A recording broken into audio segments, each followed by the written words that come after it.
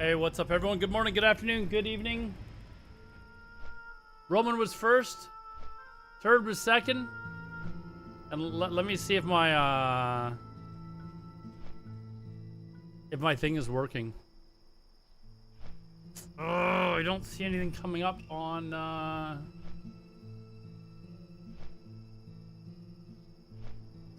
from YouTube. Why?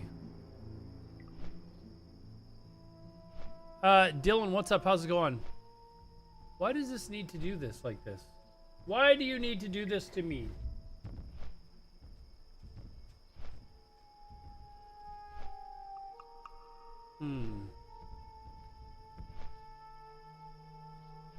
Try and figure this out quickly without having to like turn everything off and try and figure this out quickly. Maybe I need to like, I don't know.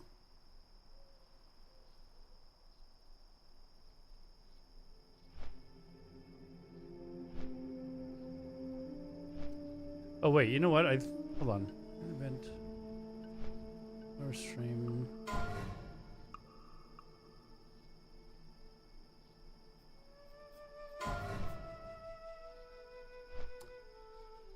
Hold on, I think I might actually know what I'm doing wrong now.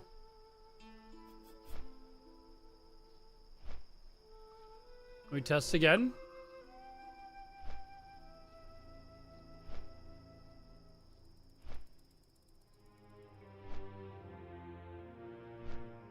I'm typing test on YouTube and it's not working. I don't know why. Why? Oh, it did work. There it goes. Okay, just a little bit. Took a little bit to get through the first one. All right, good. We're good. See that? It worked. And now I figured out why. What's going on. All right, we're off to Tanaris.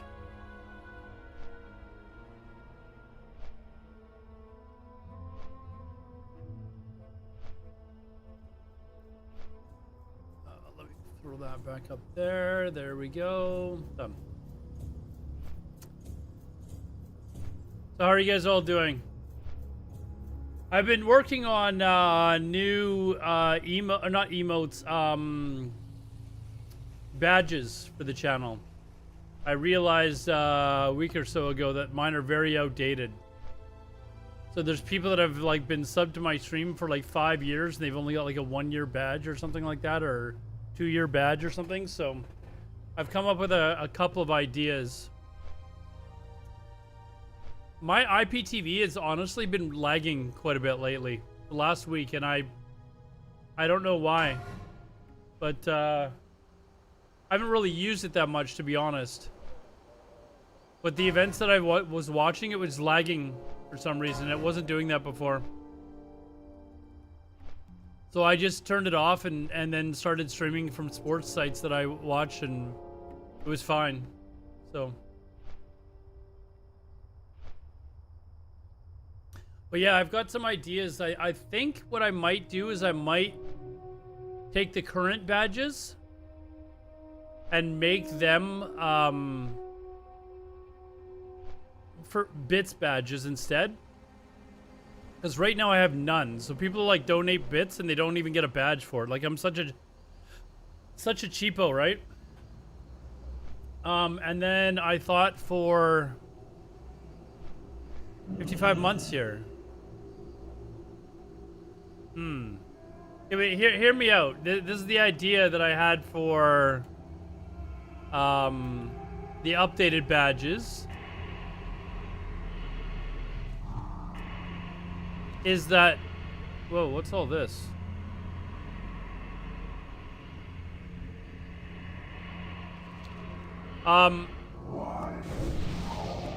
They would be badges for bosses. Like, the badge would be a boss from Classic WoW.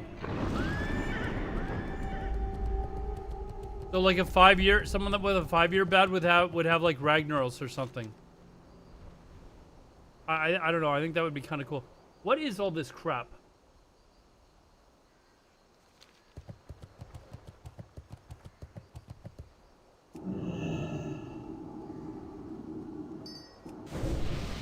Yeah, Van Cleef. Who's that? I don't know who Van Cleef is.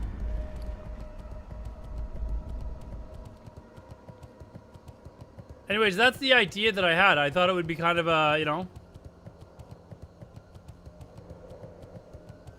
neat idea. Like every like there's 20, I think it's 24 badges that I can make. So I was just gonna start rattling off from like the first boss in Molten Core and just kind of keep going through the bosses in Molten Core and BWL or Nax or whatever. Regular Airbnb eating a double cheeseburger in bed. Where is your Airbnb? What part of town are you in? Are you in Vancouver or are you still in Kamloops? Or Kelowna? You're in Kelowna, right? 5 hours for an all-day practice. Oh, that's too bad. I was going to invite you to go out for drinks. All right, never mind. Spence, what's up, man?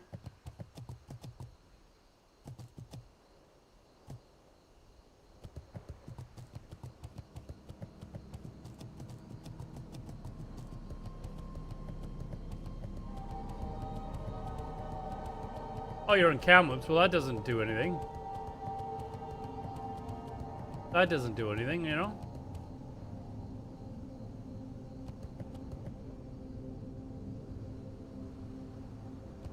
Regular's been Twitch banned for like 5 years, Roman. 5 years.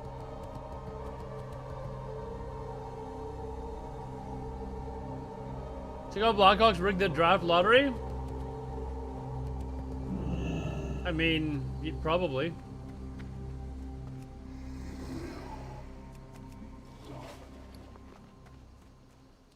Hold on. Let's actually put on some pots here and do this properly.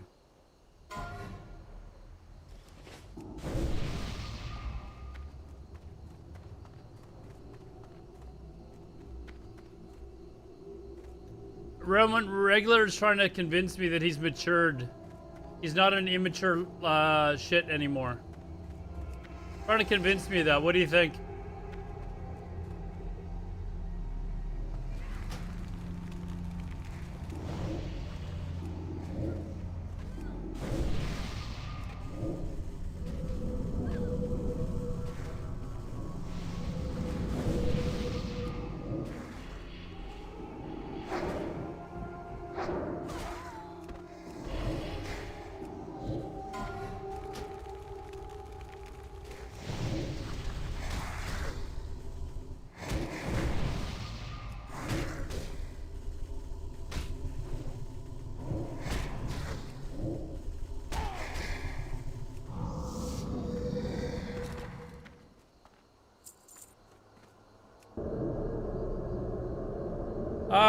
This was the really shit cheeseburger, but I really was so hungry. It tastes so good for the first 75%.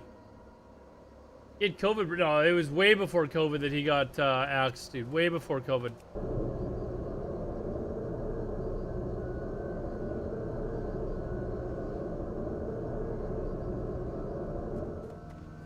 Been a long time.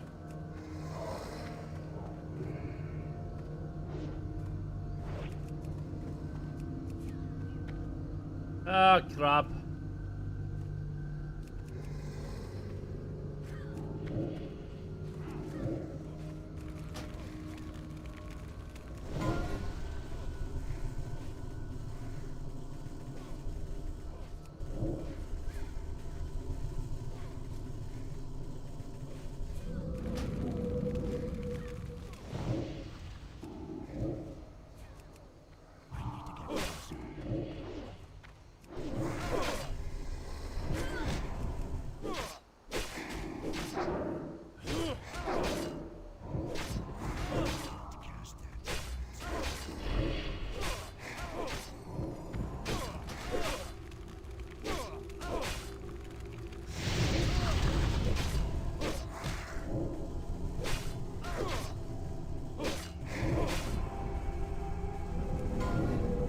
And these things are a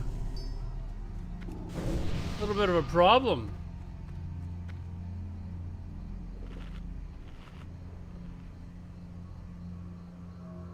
Been vaccinated either, and I've been in my household above my dad's, blah, blah, blah, blah, blah, blah. Been around a lot, actually. I think I'm naturally immune.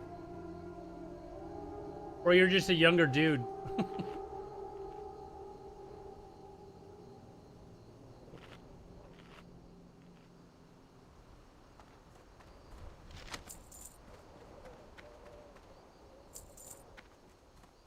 What level are these? Like, taking those two guys almost killed me.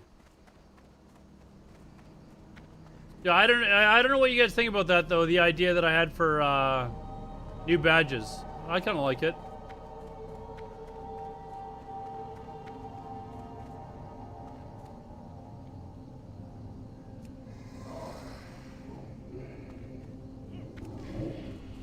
I hate that when this stupid thing.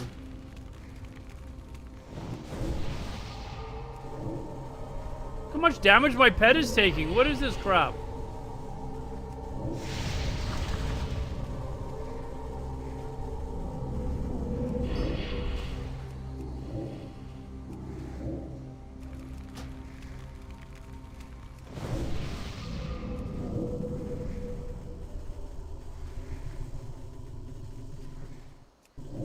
Oops.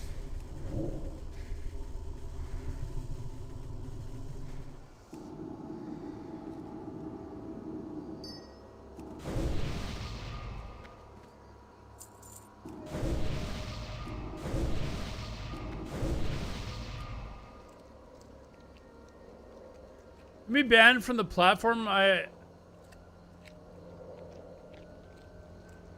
Ellery, you have me banned from the platform I can give you money on, but not on the one that's free with ads. I realized that when they banned you. I don't ban people based on whether or not they can sub to me or not. I ban them based on basically how annoying they are. Basically, that's it right there. I ban people based on how annoying they are. I'm not killing that, but what the heck? I'm not doing that right now.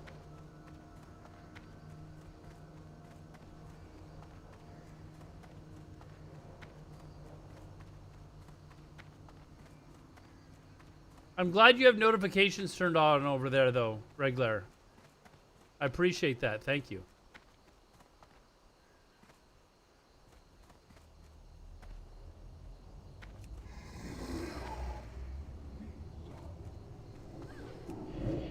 Again, it resists my pet's taunt.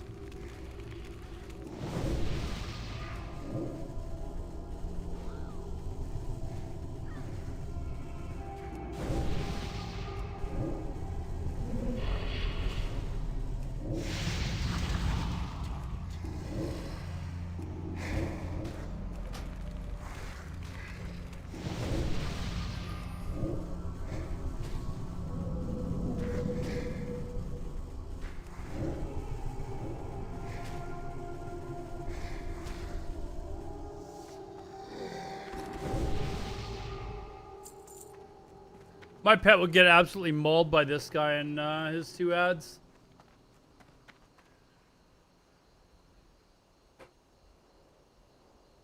No, and that's really fair and really respectable. But now, at this point, I'm practically unbanned. But not on the platform that's monetarily incentivized for you. What are you talking about? I get ad revenue on YouTube as well, man.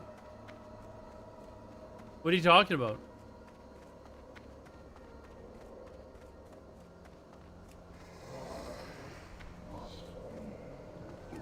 Plus, with you being there, it ups my viewer count over there and attracts more people. It's to my benefit for you to be there, actually.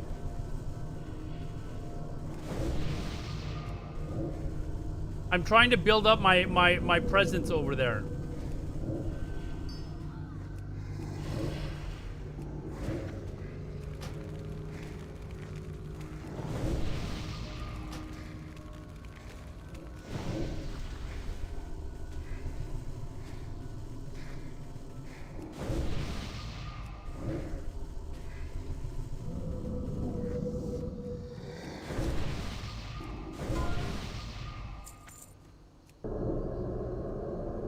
You're also pretty much the only streamer that wouldn't unban me when I got my famous guildmate streamers to ask you to.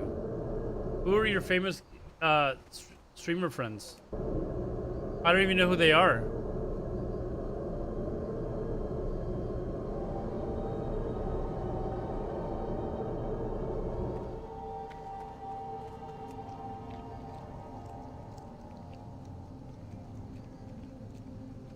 I'm a little confused by that. Yeah, who? Like Roman? Roman, I know Roman, Roman did ask, so yes, okay. One very famous streamer friend. One. I don't remember North asking me.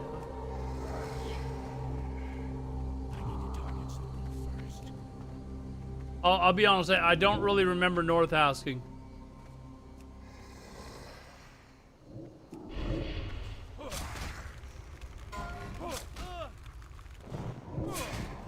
Fucking resist, man.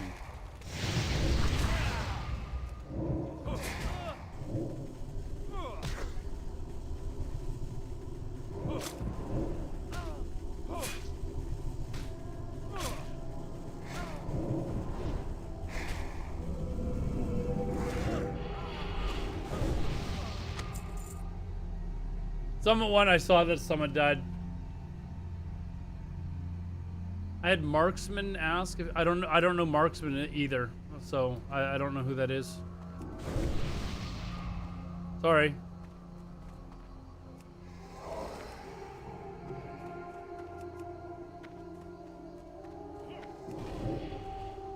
Why is this thing always freaking like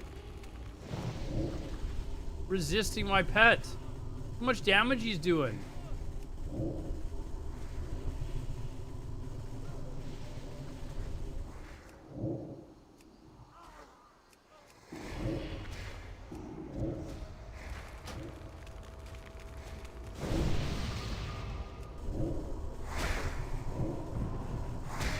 Almost 2 million YouTube subs. His name is Marksman, and he actually came into my channel and said, hey, can you unban?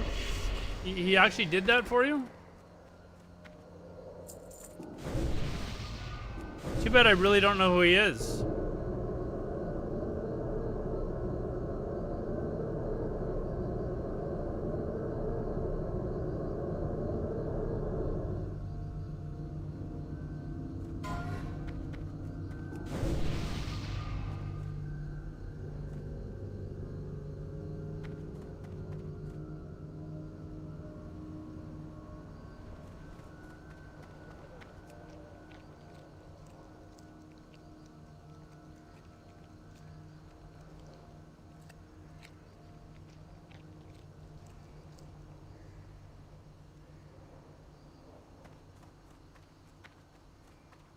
Wonder if that rogue was trying to kill him.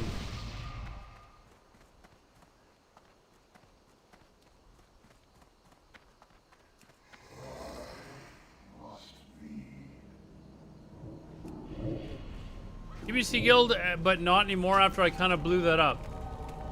So you blew up your TBC guild too?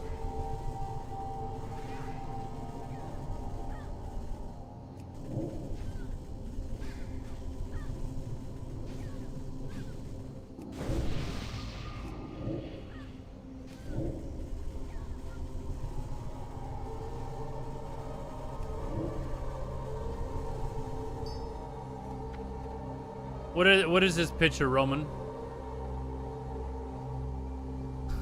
What is North still doing? Last time I really talked to him, he was just going into school to do like. He was going into school to do computer programming. Wasn't he wanting to like create his own MMO or something like that?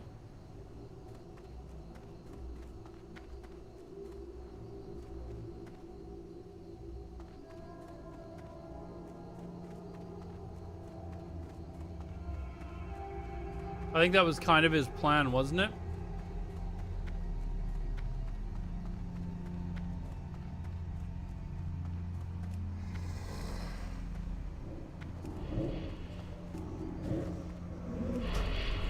Oh!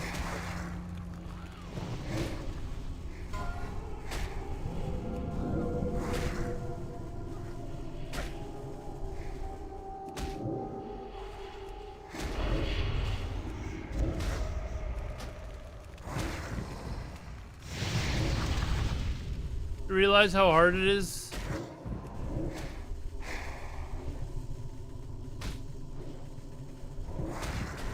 He's just hardcore raiding right now. Is he playing Alliance or I don't think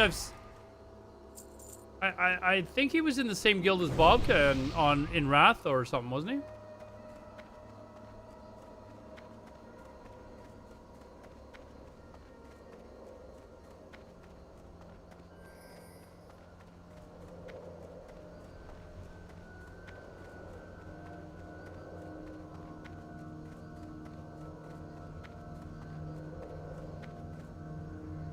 All right, see you later, Roman. Have a good one.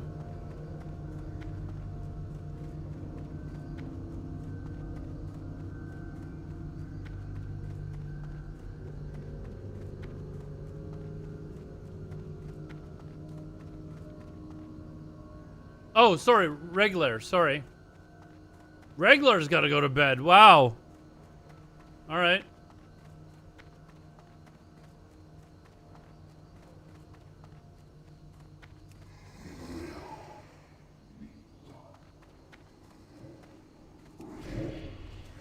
I think of the ones that I've killed, the bloody, he's resisted like 5 times.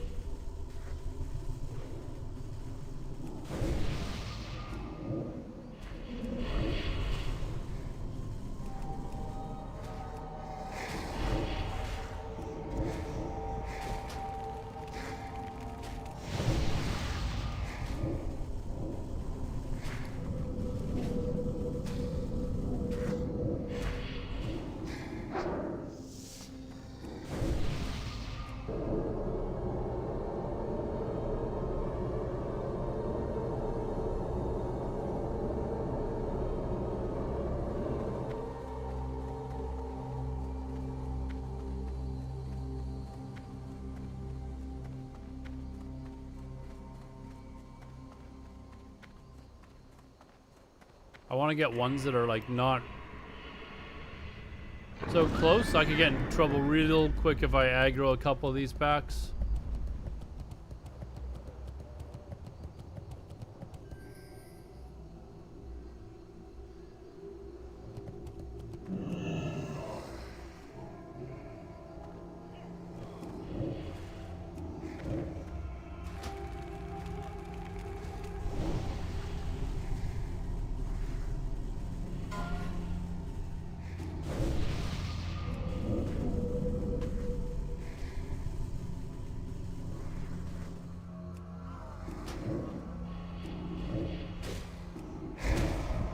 Jesus Christ.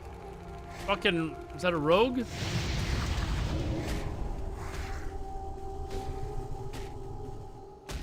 It scared me.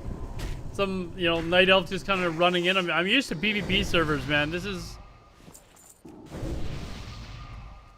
still gets me.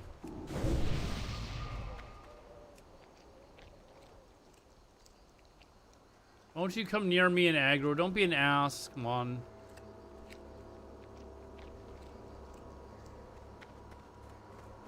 Away.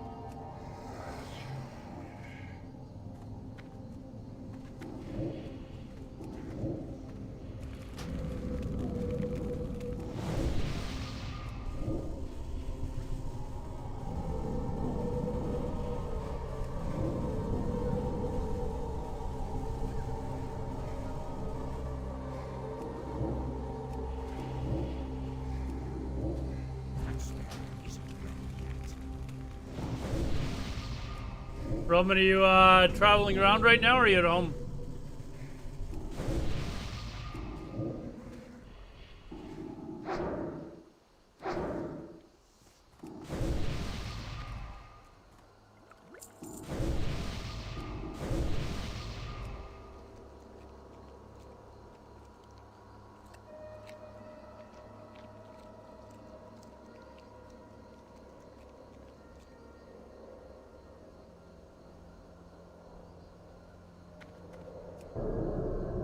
Man, I'm really tempted to try that Caliph guy or whatever his name is, but it's one of those danger ones. Danger.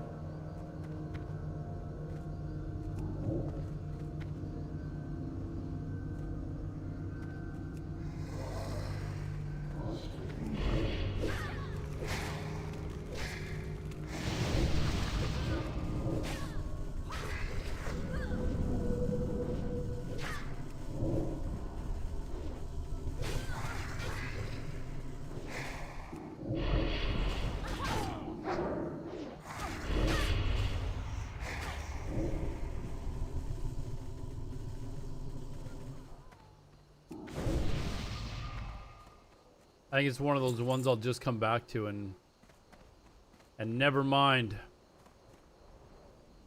Let's see. I still need 2 assassins, a bunch of rogues.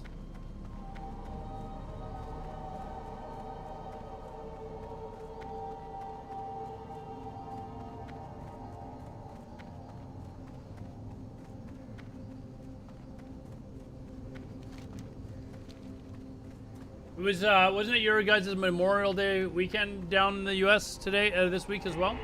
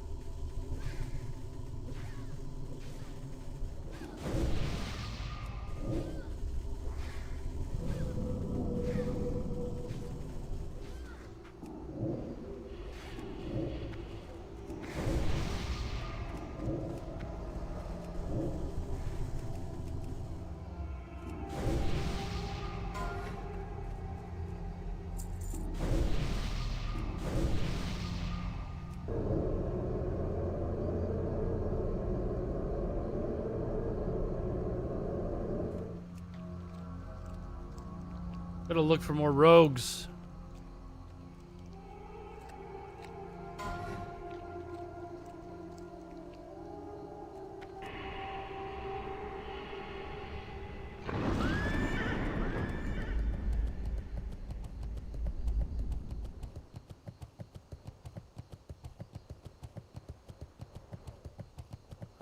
Was these the ones? Oh, they're actually stealth, aren't they? The rogues there.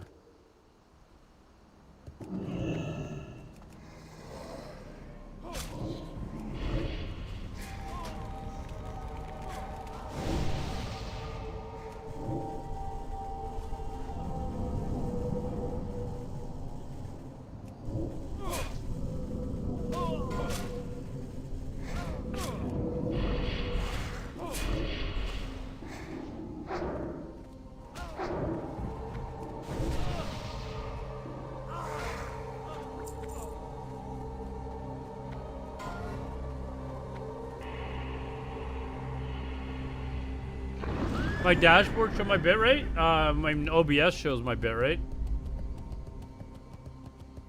Why, is there something wrong?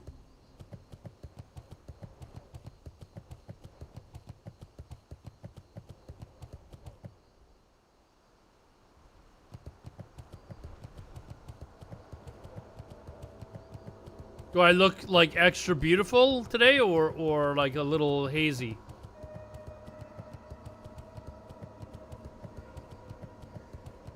Stream is stuttering hard. Doesn't show that I have any drop frames though, but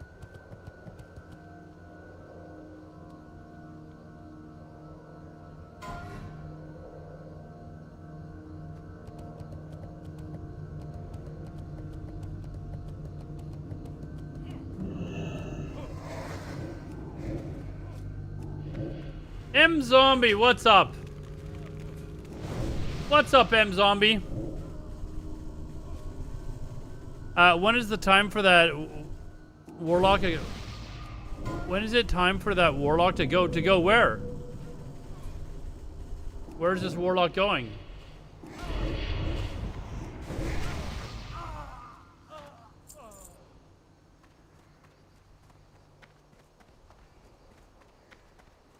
In the ground, dude, come on. This Warlock's invincible. Absolutely invincible. Don't die on Warlocks, come on. Not much. I haven't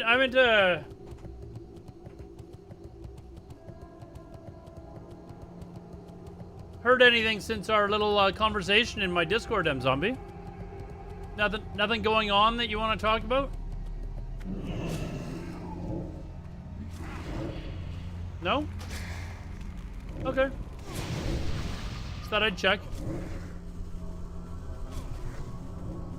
Thought I'd see, you know, if everything was, you know, okay. Rhines, what is up, dude?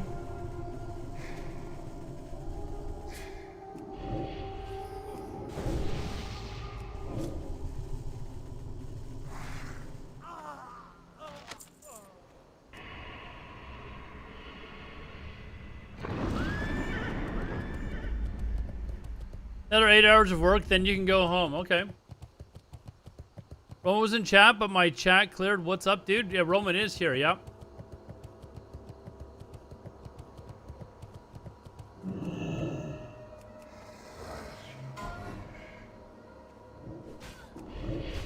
I was watching Roman's stream earlier, and I must have been mistaken, but it looked like Roman was watching some movie or something. I must have gotten my streamers mixed up, because that's illegal. 3PO, what's up, man? How you doing?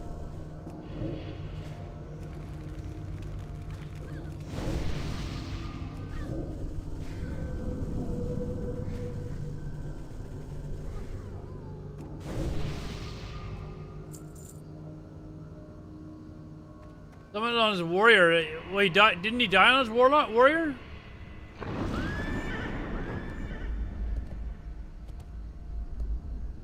How'd he die? I haven't seen the clip.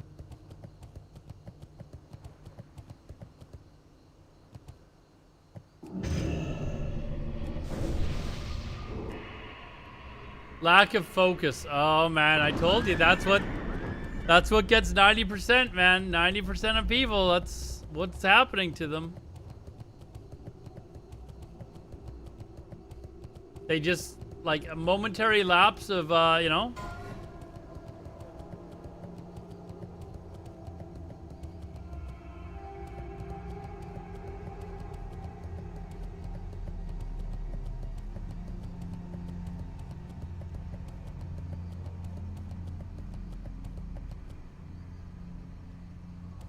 Maybe more rogues. Rogues are the hard ones to find. Ran into a 60. Where was he? What zone was he in? Oh, Epic Plaguelands. Or Eastern Plaguelands. Ugh.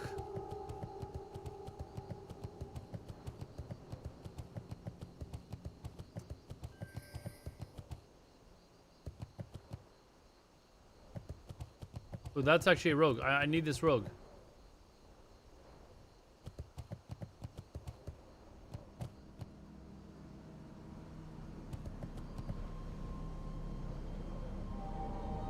Oh, someone just went and killed him.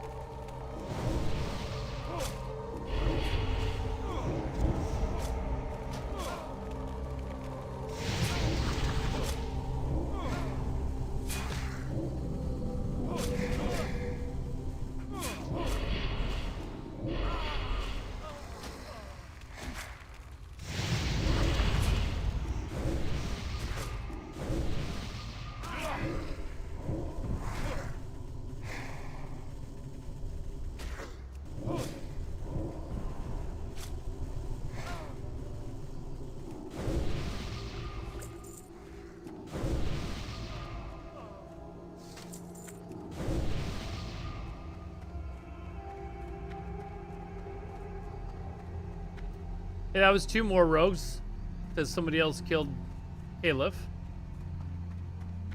I'm getting kind of cocky. I think actually I probably could have killed him. Just have one feared.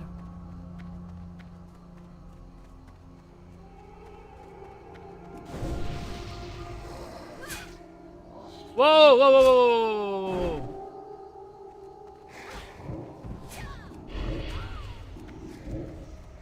Fuck. That could have been a mess.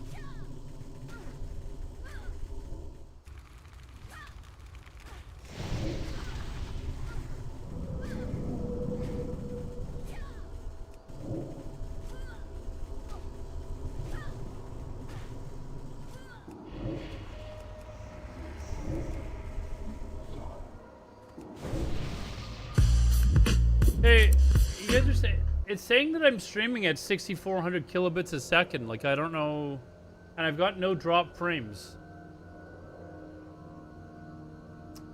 I don't know what to tell you either. Nothing I can do about it.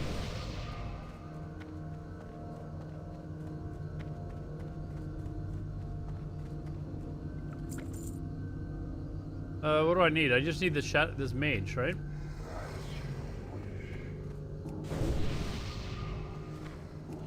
Of course it resists. And it resists the second taunt as well.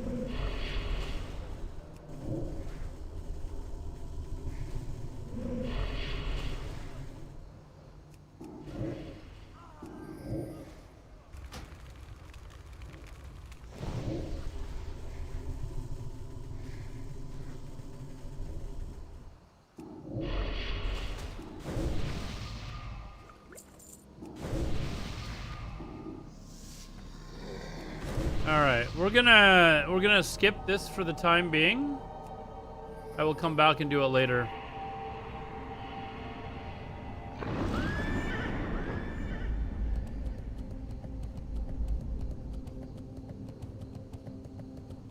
I'm gonna be smart about it. I'm not gonna go and kill Caliph at the moment.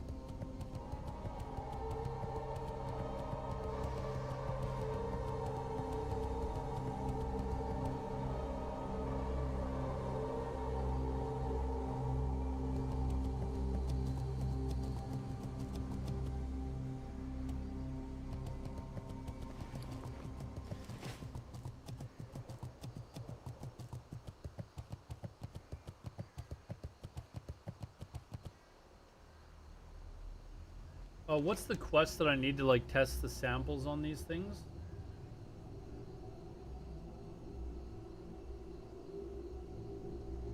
Oh, this one. I gotta do it in... Okay. I think I gotta do it in like a certain amount of time or something, right?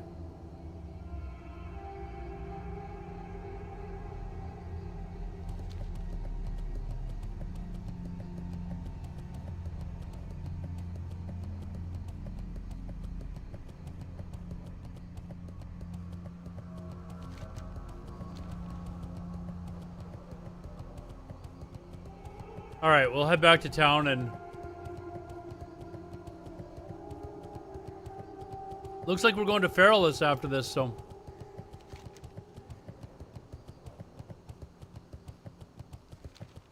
Whoops.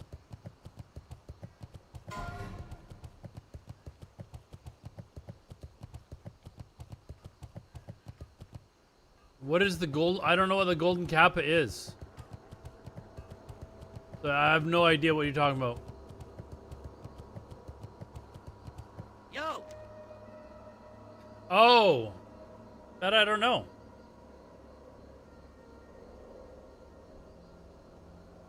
Top-notch work, adventurer. Top-notch. You've thinned down the nomad population to a point where we can actually take the fight to them. If you haven't already, talk to Spigot operator Luglunket here. He gives a bounty on any of the Waste Wander water pouches you may have run across while bringing And those it distracted nomads him. to That's justice. what killed him? No. Is that seriously what killed him? Here, you know what? I'm gonna go grab this first. I think it has to do with bits. I think if you donate a certain amount of bits, you get it. Like if you're the bits leader or something, maybe.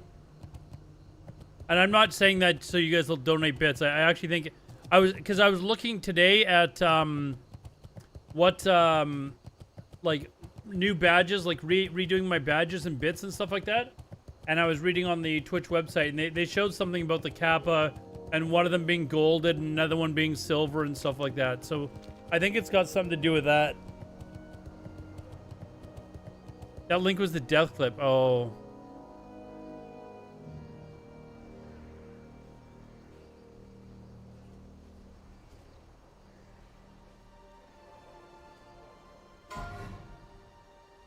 He's running. Is.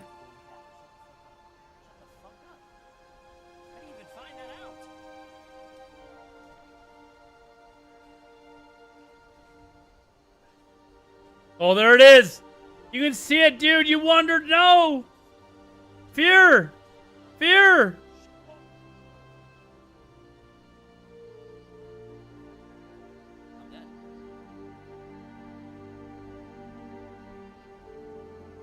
Yikes.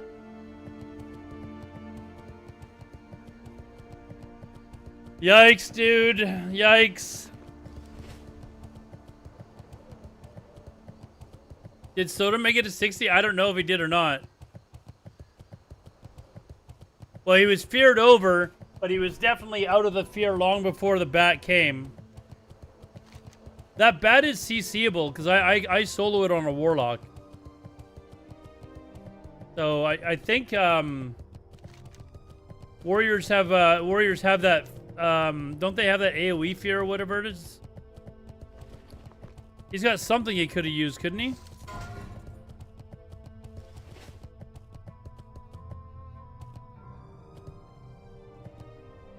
Intimidating show, yes, thank you. Just take a look at this beauty. 15 pounds of solid C4ium power. Once I get this strapped onto the side of my racer, I'll be around the track so fast I'll beat the gnomes twice. But wait, what's this? Shreve left the safety So I'm on. pretty That will sure limit the amount of power I can that draw from the booster at that any should work time. there as well. I told him I wanted it off. This is no good. You have to take this to the Gadgets and Gizmorium. As in the I Tanaris can desert, I and have can Shreve remove fear this. bomb like just over and over again that bat with my Warlock. So he should have been able to fear and just start fucking moving away, but he was already getting pretty low health, but he needed to get out of there. He's not gonna beat the bat one-on-one, I don't think.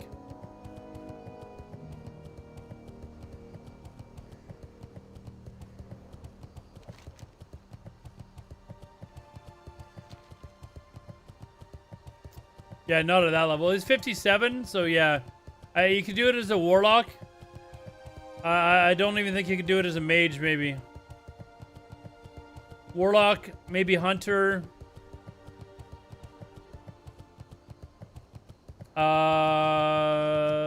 Maybe Druid.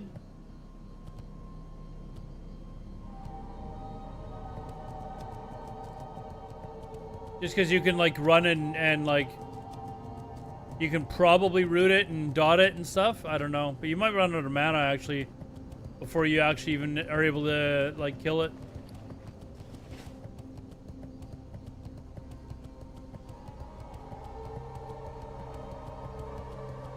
Hey, how you doing? Only Razorek would take a look at this and say that I'd somehow put some sort of safety lock on it. This booster is almost completely C4ium explosives. I already modified it so that more of its payload would be delivered upon use, but Razorek is never content unless he goes to 11. There, I did what Razorek wanted. Just tell him to be careful when he sets this off. If he makes the slightest mistake, he won't be moving forward. He'll just be a burnt spot Hardcore on the PTR, track. I haven't heard anything Would yet, be a no. shame, too, So they if haven't. that happened. Who knows if our 19th driver would be any good? Yeah, not yet, but I think people are expecting it in the next couple of weeks type of thing, right? Like, it should be along sometime soon.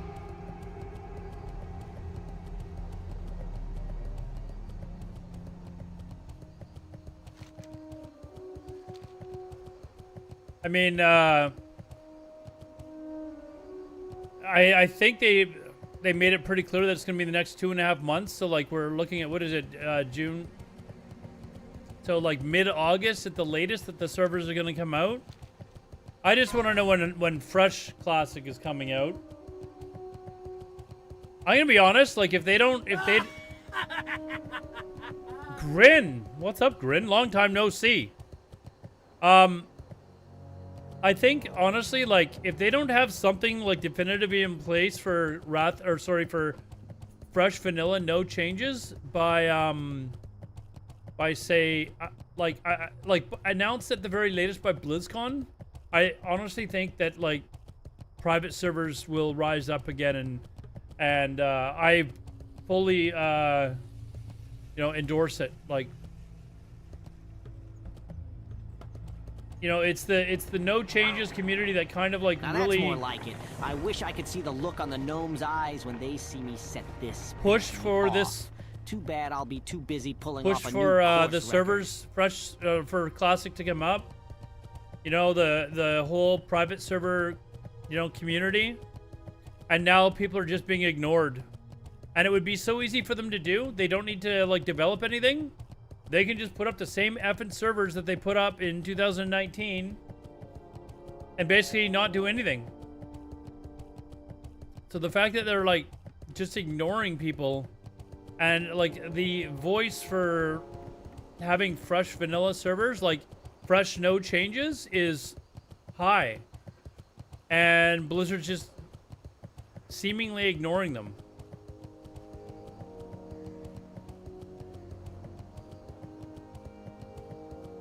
Look at the number of people playing on Classic Era, and those aren't even fresh. You imagine how busy fresh servers would be?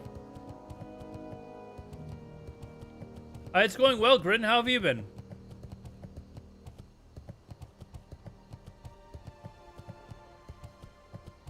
Joel Garnich, how are you doing? Welcome, welcome, welcome back.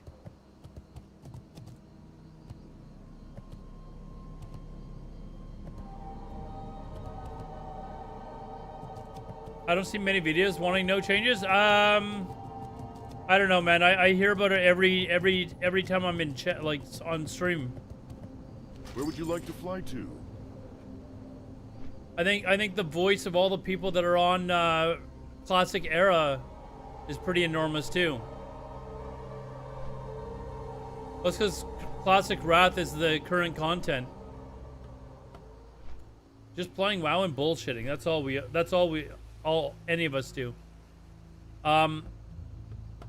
You see that the numbers were kind of like it was Ironforge.pro showed the number of active raiders now as compared to back at the beginning of Nax. It's like 50%. They've lost 50% of their players of their raider base. Hey guys, I'm gonna go to the washroom really quickly. I'll do an ad break so you guys don't get ads when I get back, but I'll be right back, guys. Don't go anywhere, please. I beg you. Please don't go anywhere.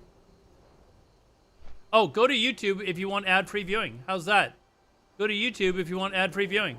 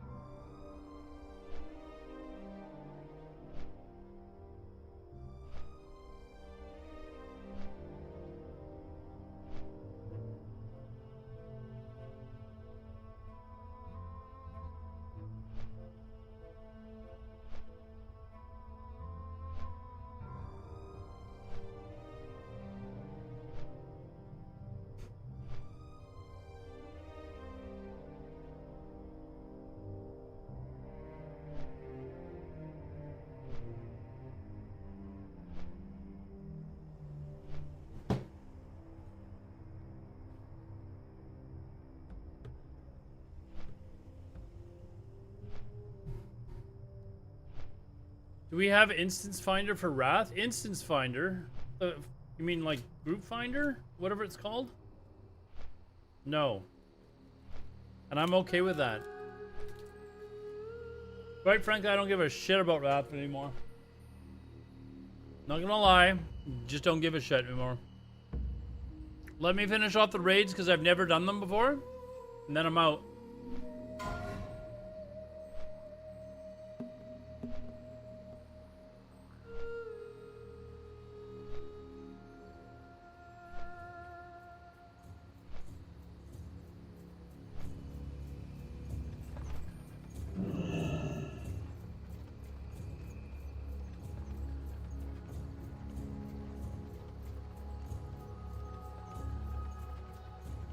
You can have emojis on YouTube as well, right? I need to figure that out. I need to actually get emojis done on YouTube too. Or the emotes, whatever.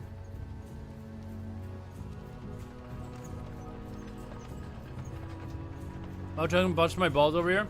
Dude, I need to actually finish off a character that's And I've heard that the Gorduni ogres that in Wrath, it was part of a sub goal that I did, so I have to like. Who knows what they are up to? But they sure are protective of that. I gotta stuff. take advantage They of don't that leave Joy's it just Journey shit. lying around.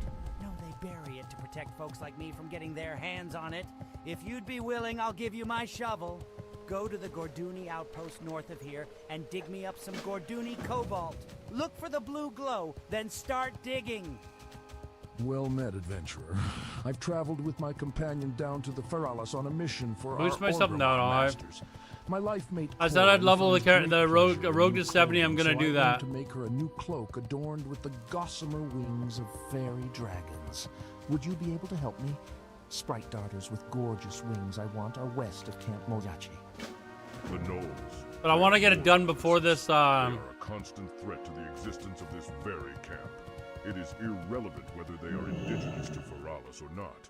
If we do not strengthen our resolve against them, we will I want to find get it done ourselves before driven Joy's out of Journeys is the over, though. region. The I don't Knoll have to worry about it attacks anymore. against the camp have become more fevered as of late. We need your aid in thinning their numbers. Claim to make 10 of their mains, and I will reward you handsomely for your effort. Though I take pride in my leather work, and I feel it shows. Quality should never be compromised. Anyone who says that quality doesn't matter would also have you believe that the Earth does not keep secrets. I haven't played and there's nothing but GDKP. Thick Yeti hides. I'm still running with my guild. Often found west. If it wasn't for running with my guild, I would have quit. I would have quit Wrath. I'd be done. One of my leather goods for a stack of 10. To you, you're set. So Belgrum sent you. You are just in time, person.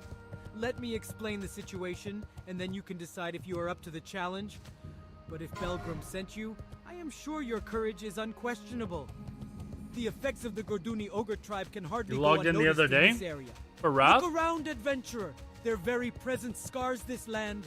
We must push them back before they expand even further into Feralis.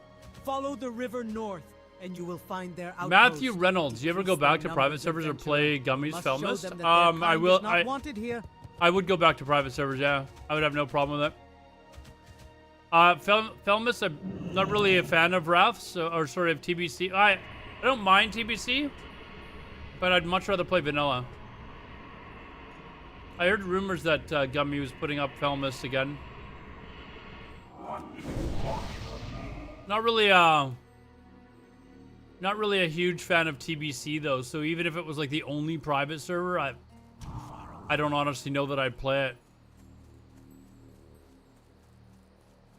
But private servers, yeah, we were just talking about that.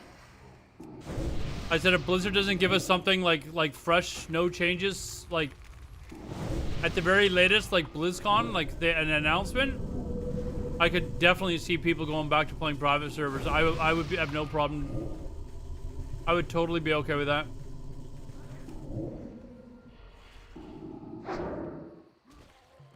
When is BlizzCon? Yeah, first weekend in November. I mean, it's ridiculous that they haven't put up a fresh, right? They see how popular Era is.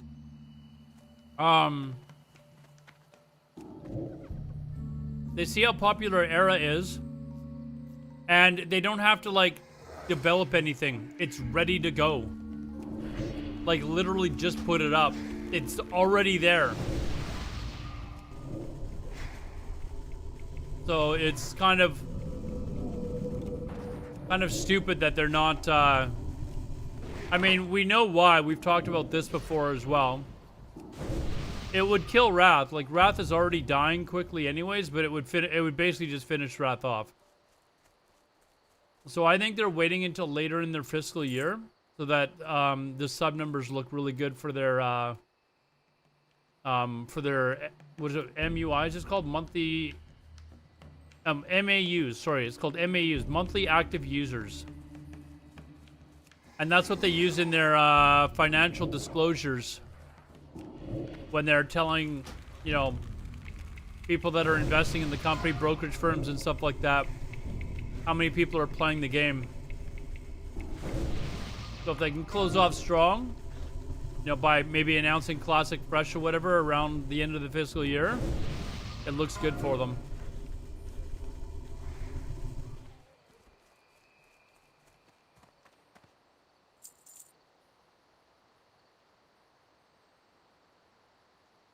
Oh, it's just an item off of them. Oh.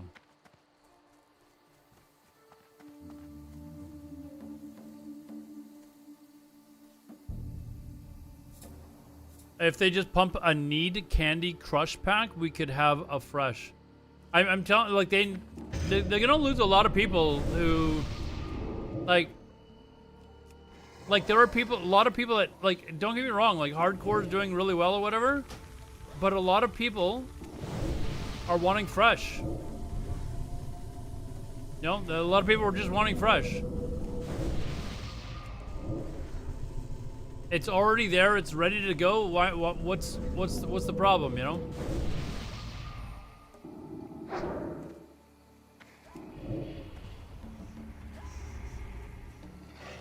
The problem is Wrath is still running. I would be absolutely. I'm not gonna lie. I would be absolutely stunned if they did Cataclysm at this point. Like, I don't think anyone wants to go to Cata. But having said that, obviously that's what Blizzard will do. Will I play fresh PvP over hardcore? Yeah, and easily. I'm playing hardcore because it's the only form of vanilla that I've really got. I play on the Era servers as well. But, I mean, everybody's waiting for fresh. Like, the reason people aren't, like, a lot of people are playing Era, and there's a lot of people that aren't playing Era because they're waiting for fresh.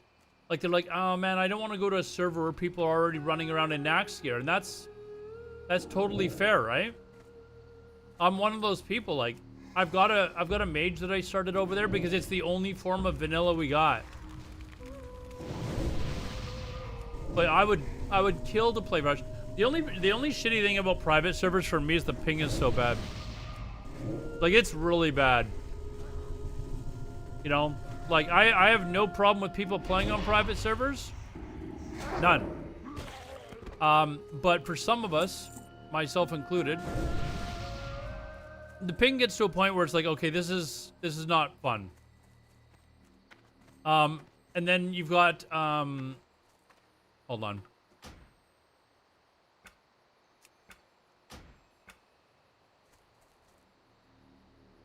The ping is not good.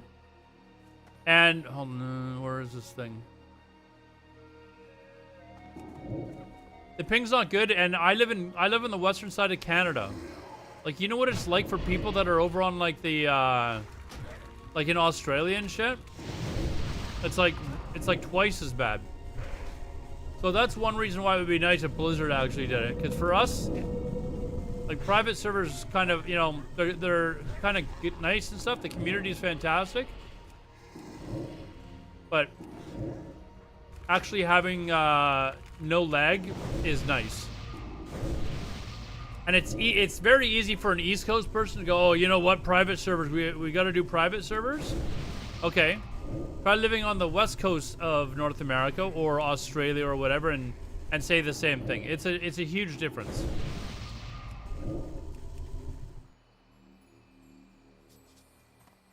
So. Or Hawaii, yes, like Roman. Or Hawaii.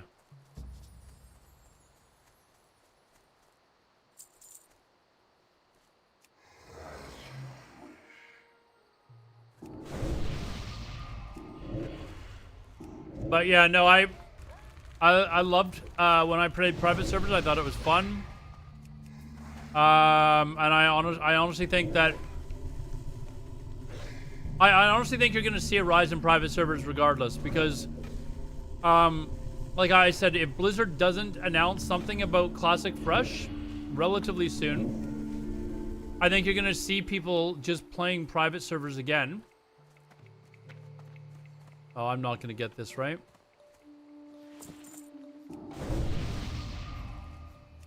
You're gonna see people play private servers again. And I think it will happen, because I actually don't think Blizzard is going to announce anything about Fresh anytime soon.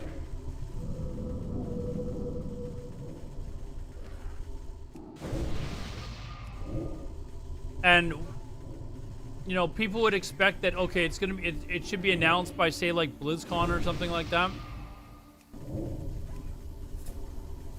But Blizzard's Blizzard, you know, that's just.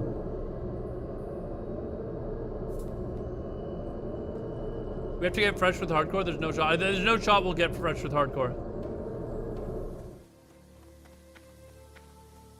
I don't think we're going to.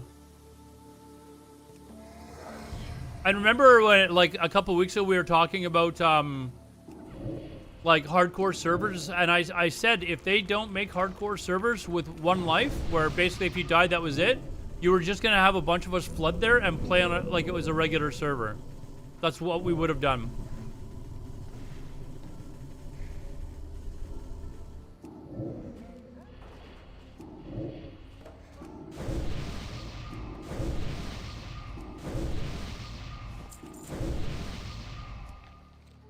So the fact that,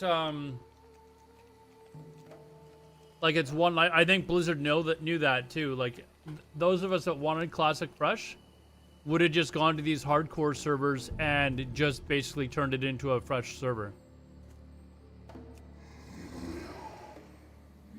So yeah, we didn't get it then.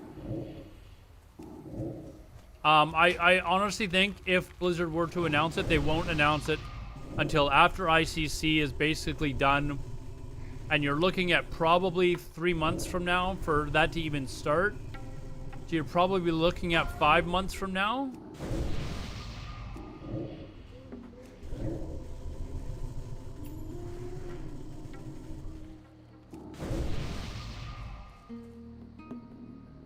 Blizzard makes no wrong decisions. They make a lot of wrong decisions. I despise Blizzard and their decision making about as much as anyone else.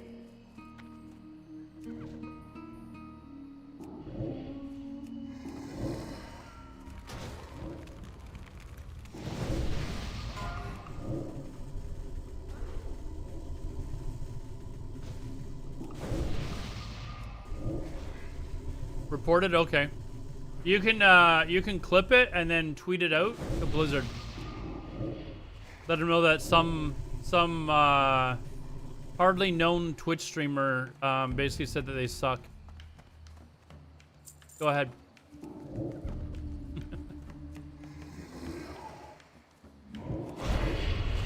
I've said for ages that Blizzard is just completely out of touch with their core base of vanilla WoW fans. They keep trying to change us into being something other than what we actually are. Like, they keep actually trying to, like, implement things that we don't want. And the more and more they do it, the further, further and further away, this customer base kind of moves away from them. Am I under any NDA with Blizzard? No. Any NDA with Blizzard? I'm trying to think if I actually ever have been. No, I haven't. That was pretty easy. I think you're talking about the clip with somebody mentioning that he was under NDA or whatever. I can't believe that he actually even said that. Like, I've never been under an NDA with Blizzard, but I think the first thing that you would know if you were under an NDA is that you can't say that you're under an NDA. You know, like, isn't that part of it being under an NDA? Is that you, like, actually cannot? I'm trying to think.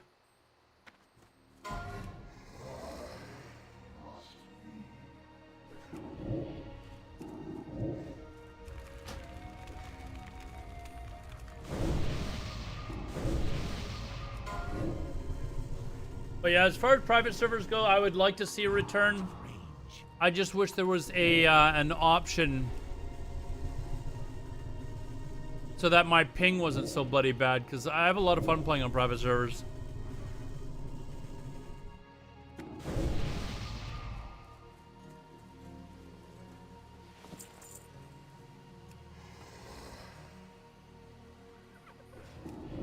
Rule number 1 of NDAs: don't talk about the NDA. Yeah, I think that's like in the contract, isn't it? Don't talk about this to anyone. That means don't go into Mitch Jones's stream and talk about how you're under NDA. Now, I don't really know Tactics very well. I've only like spoken to him like once or twice. He doesn't seem like a bad guy. I think he just screwed up. You're in Vancouver as well? Yeah, me too, man. Don't get me wrong, Matthew.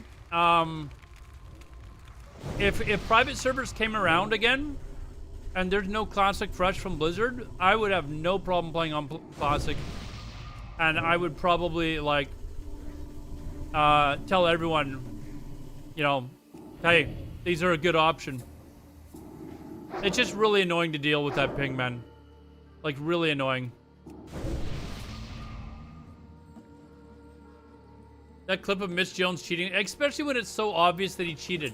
Gee, how did you get a 10-slot bag, Mitch Jones, at level 1? How did this happen? And then trying to deny it, man. Trying to deny it. Like, dude, why are you denying this? You did it.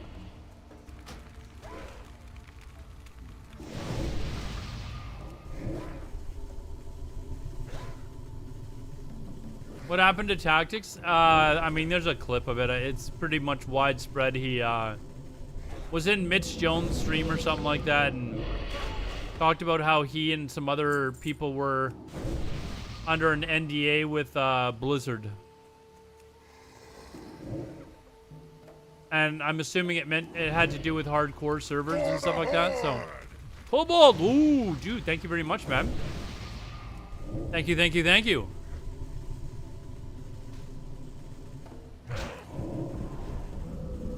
So, I mean, maybe he was under the impression that he just couldn't talk about the stuff that they specifically talked to him about. With being under an NDA, I don't know, but if I was ever under an NDA, I would assume that it would mean don't even mention that you have any, like, you're not talking to anyone. As far, like, you're not even under an NDA, like, you're not, you know, but I don't think Tactics is, you know, is a dumb guy. I think, you know, he just kind of had an oopsie, maybe. I don't know. Like I said, don't really know the guy very well. Seems like a nice enough dude. Probably now understands that he maybe wasn't supposed to say that, but I don't know how much of a big deal it is for Blizzard either, right? Like, it's up to Blizzard to determine, you know, if it's really that big of a deal for them. Maybe they're like, ah, don't worry about it, dude. I don't know.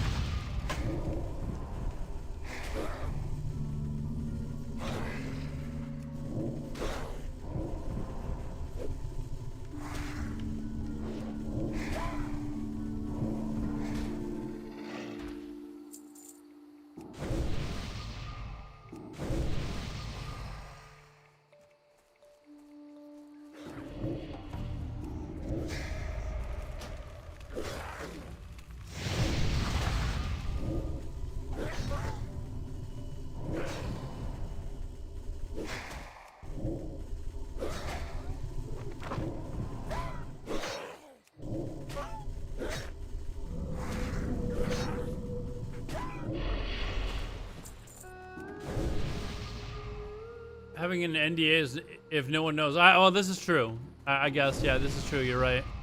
You got to be able to brag about, you know, being important enough to have an NDA. But talking about it also might determine whether or not you get another one, right? I bet hardcore servers last 3 to 4 months. I think they'll last longer than that, to be honest. Like, I think this is actually like some people are just having a really good time doing this sort of thing. So I could see them lasting longer, but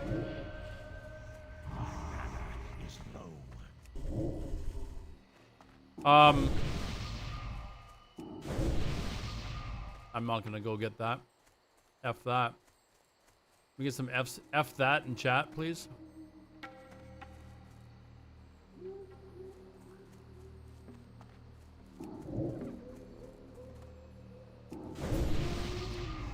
Whoops.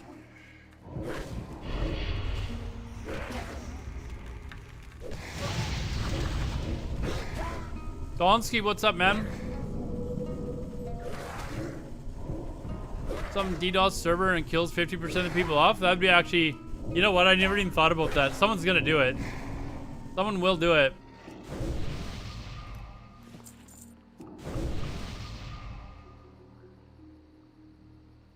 I've said a couple of times on stream that I don't have really a problem with griefers. I think it's part of the game. It is what it is. But I also understand that I'm definitely probably in the minority when it comes to that sort of stuff.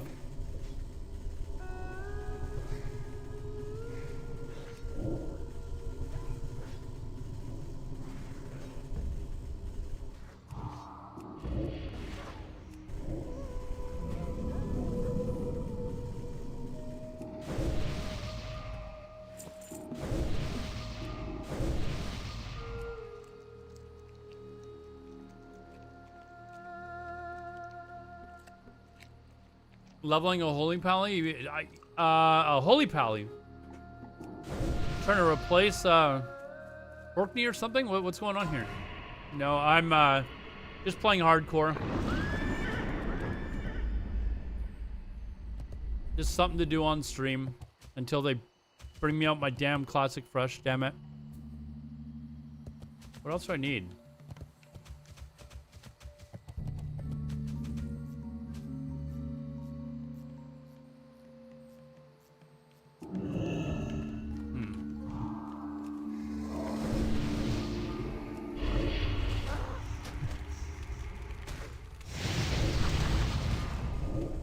You know what? Who was it that brought up the point of being DDoS? That is actually interesting. I'd never even thought about the whole DDoSing thing. You know it's probably gonna happen. Like relentlessly.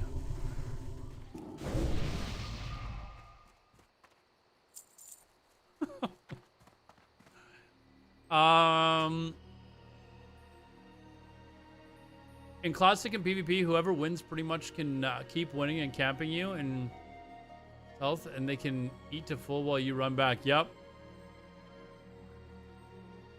We'd have Tuesdays where we couldn't raid. We didn't. I don't know what guild you were in, but...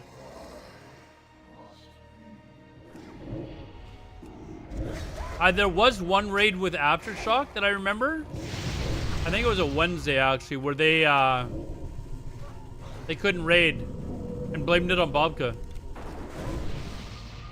That Bobka, man.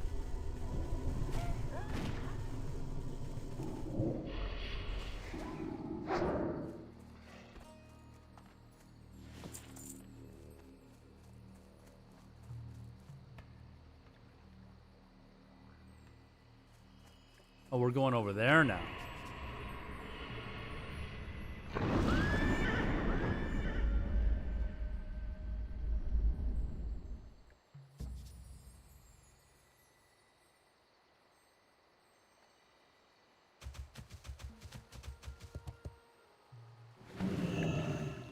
Leveling that, leaving that guild sooner. I don't know. I made a lot of friends in Aftershock. I was also I was pretty much raid logging though for the, you know, quite a bit of the last portion of the game of vanilla, right? I was doing my own thing on Heartseeker, and that was fun.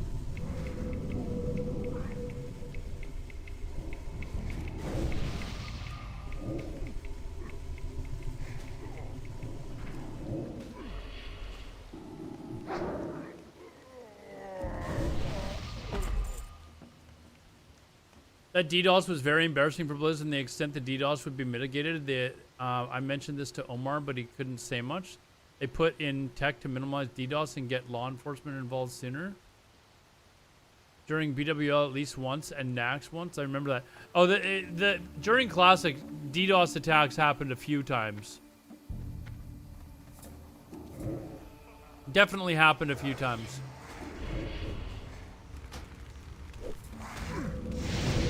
I believe it happened while Asmongold was trying to raid at one point, wasn't it? If I remember correctly. Yeah, and it was only Fairlina when Asmongold was trying to raid.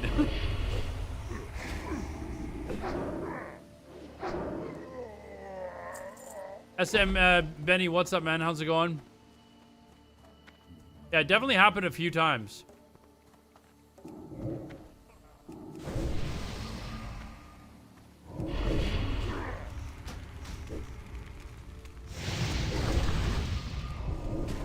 Man, you know that DDoS thing is totally gonna happen too now, don't you? Someone's gonna do it. Imagine them, like... I don't want to even put ideas in anyone's head, but if I can think of it, the people who would actually DDoS are gonna think of it. You know there's gonna be a hardcore raid where they're going into like Molten Core. Everyone's got their character to level 60. They just pull Ragnaros and DDoS strikes and knocks everyone out of the server. Yikes.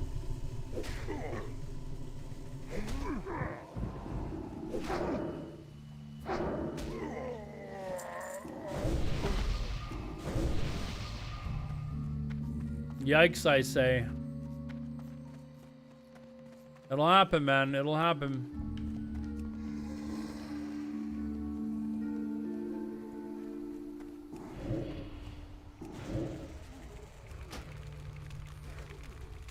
Warriors can claim loss of millions of dollars. Yeah, but people that actually know what they're doing, can't they actually hide like their IP fairly well so that, you know, I wouldn't even know how to I know what the idea is behind how DDoSing works and stuff like that, but I'm sure that people that actually know what they're doing wouldn't get caught.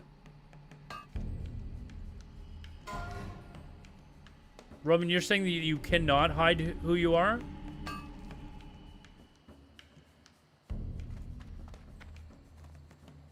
I need to get closer. Like, could you not just do it from like a Starbucks or something like that? Like, you don't have to do it from your place, do you?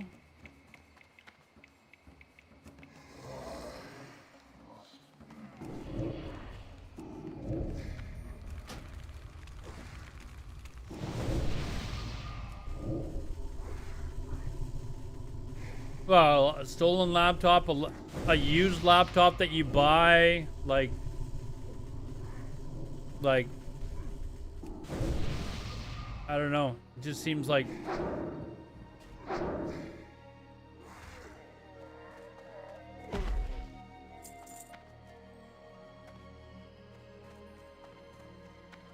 It just seems like if somebody really wanted to get away with it, they probably could.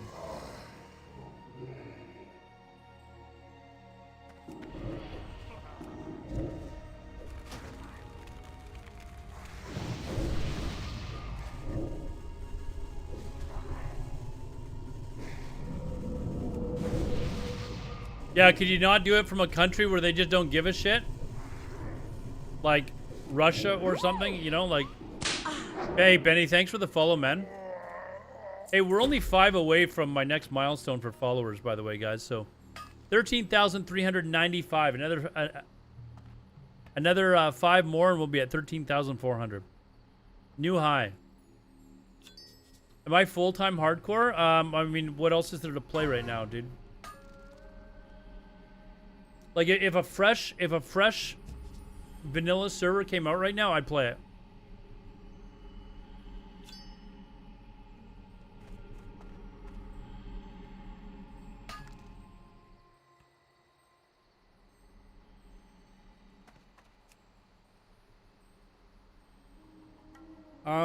Countries that don't give a shit means laws are loose.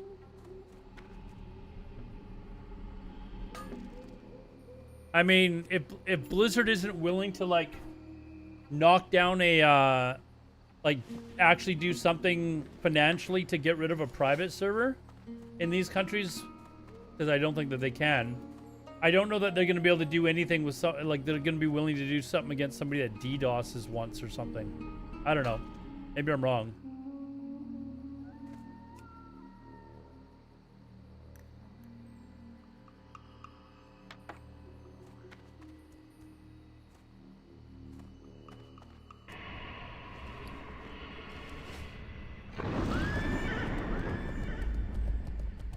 Yeah, Putin's doing it for sure. Putin is doing it.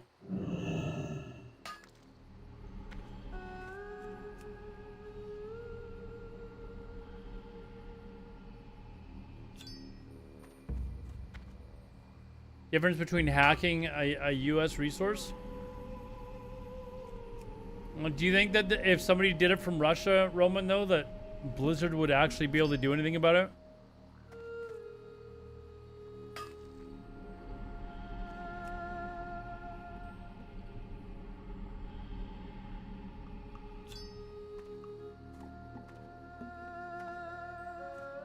What happens if layers in the hardcore realm, like that clip that we have of you and I, Roman? Where you and I were in that, I don't know, place in Fellwood. And suddenly shit hit the fan. Because it layered while we were inside the dungeon. Suddenly we had all these mobs all over us. Only rely on law enforcement and federal authorities. But that's what I mean, though. Like, if somebody DDoS Blizzard from Russia, do you think that their authorities are going to do anything? I just don't. I don't know that they are.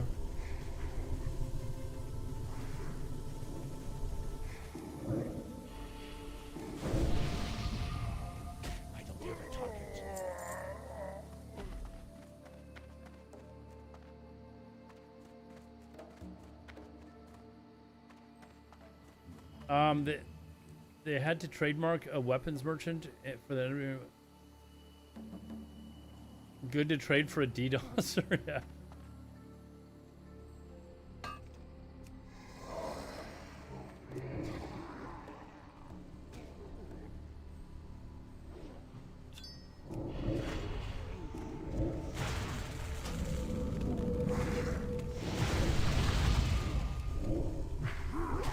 And they let her, got her to come home. But isn't there like a Marine that's over there or something like that that got,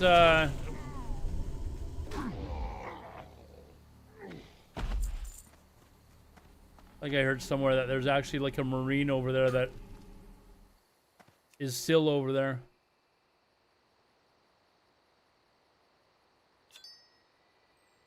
Yeah, he can't dunk. He should have been a little bit taller. Silly man. What was he thinking?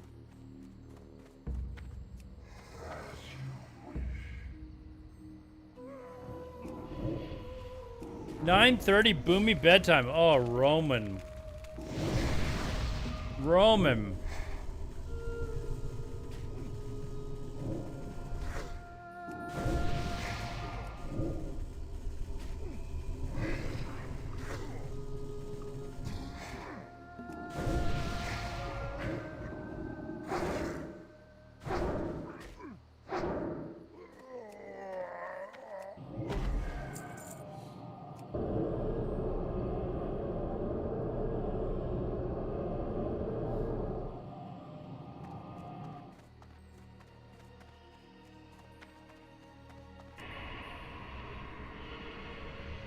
They got a journalist now accused of being a spy from the Wall Street Journal. Yeah, this is what happens in war. They'll just make up bullshit. Bullshit excuses, man.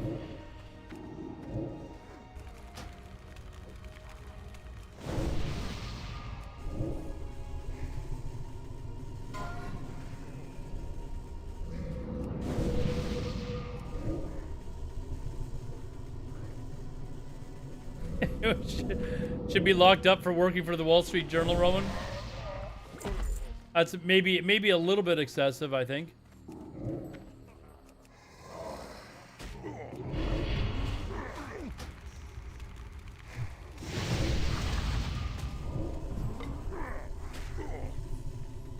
No, I don't know much about the other people that are still in Russia, but if you're not Russian and you know you're an American in Russia right now, you might want to think about leaving the country.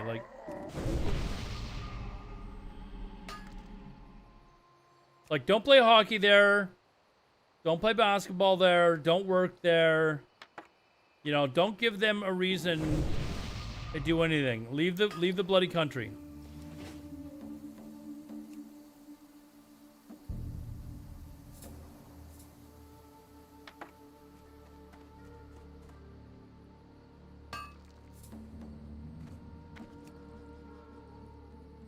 Same for Russians in the USA.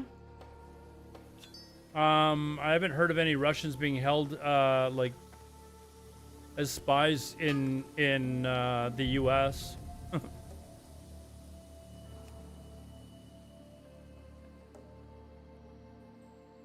Except for, you know, weapons, you know, the weapons dude, I guess.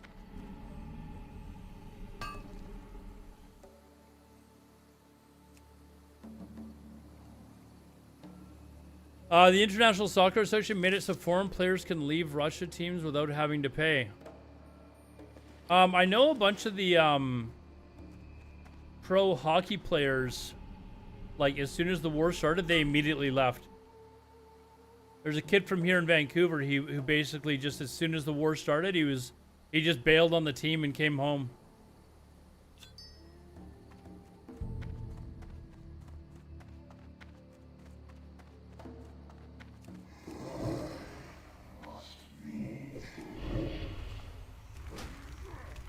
Old Draenor, what's up, man?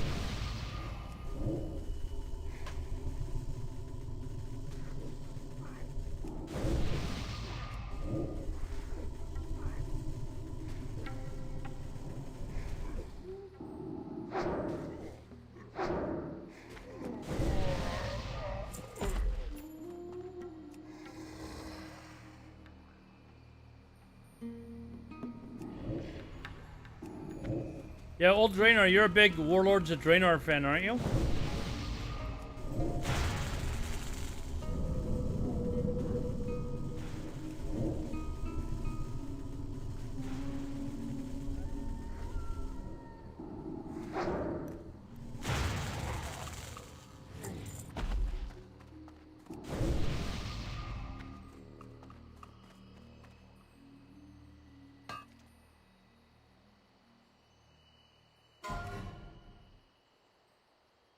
Gucci, what's up, man?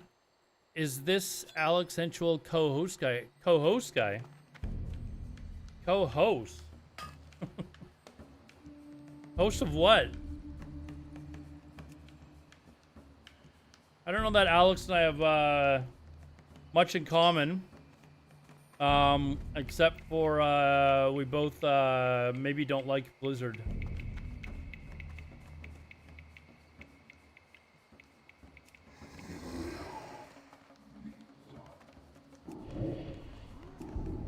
Uh-oh.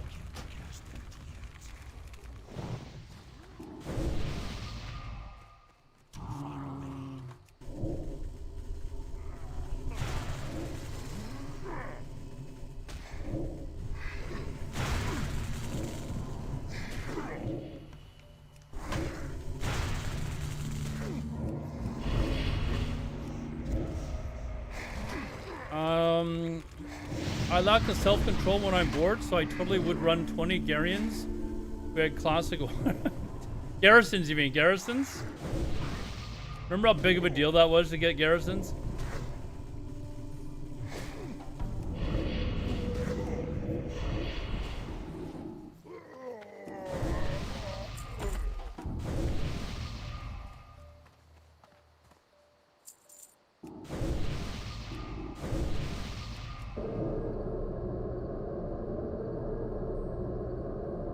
I saw the most insane rogue bot video on YouTube got posted 2 days ago and saying how the anti-cheat can't detect anything like that. Well, I mean, the anti-cheats actually got a try. We've talked about this for months, guys. How Blizzard deliberately doesn't do anything to bots until they're actually profitable to keep them coming back. Like, everyone knows this.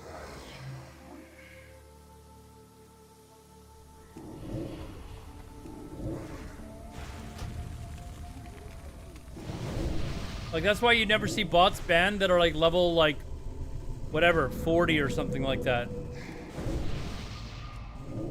They wait until they're, or, you know, they don't go and look at where all the blood DKs are farming, and then ban them before they actually start farming a serious amount of gold. Like, they don't do that.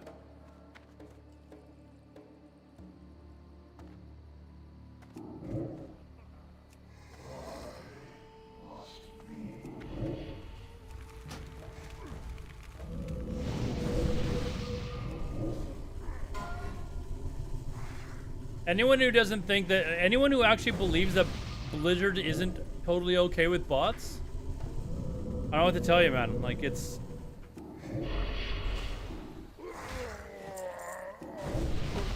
fairly clear that Blizzard likes them being there. They own the bots? Well, I mean, at the very least, they're collecting revenue from the bots. Like, you ever heard of bots getting banned before they were max level and actually farming gold? No. You ever, you know, bots, you see bots that are running all the way up from wherever to get to like Scarlet Monastery and stuff like that, how easy it would be to put a guild master, or a game master, like at Scarlet Monastery and just ban them as they come? Oh, but what, they don't do that. Why? I wonder why. Like, think about it. It's pretty clear.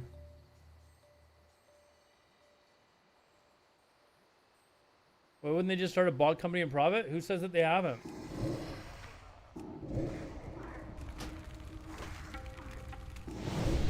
Like, before the token was announced, I used to say on stream all the time, would it surprise you guys if Blizzard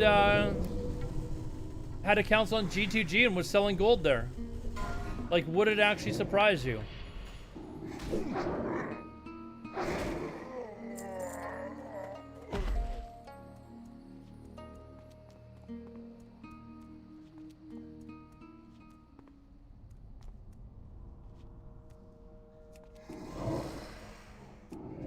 That wouldn't surprise me either. Like, as a businessman, I'd actually almost be disappointed that they didn't do it. You don't see Blizzard being that organized? I don't know, man. They've, like, everybody just seems to, like, take everything that they say and, well, of course. Blizzard said that we banned 72,000 bots in the last 2 weeks. Got really no proof of it. Ooh. We're getting loots here.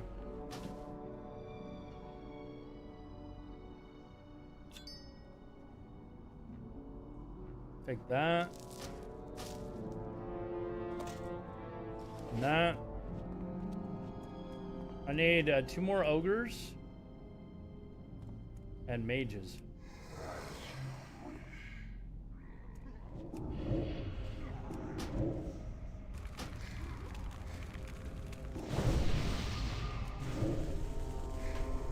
You got a 7-day ban in hardcore? How? How?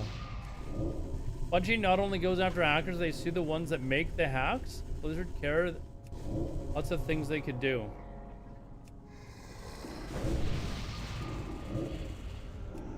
But they don't. Blizzard refuses to spend, and they keep talking about all these resources, these people that they've got on it. Never see any of it, do ya? Kind of weird. Don't see any of this. Blizzard said that they don't make it. Well, okay. Okay. I mean, that's just insulting to think that people would believe that shit.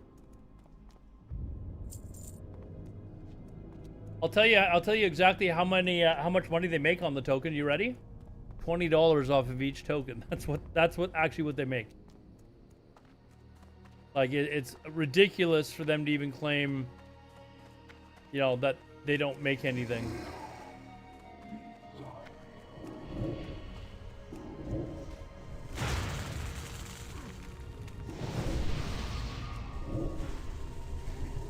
Blizzard doesn't want to pay for, no, Blizzard deliberately doesn't want to pay for extra employees. You know why? Because those employees would actually do something to get in the way of bots actually being able to perform. And they would lose money on revenue. Because if you actually killed bots or banned bots before they could make enough gold to pay for their account, they'd stop actually making new accounts. And that would take away a ton of revenue from Blizzard. And also keep in mind that the people making these decisions get paid yearly bonuses with stock options. Like, if you were an employee of that company, and got paid in stock options, how would you feel about bots? All that extra revenue, would you want the bots to be there, or would you be like, you know what? I kind of like having a bigger bonus at the end of the year.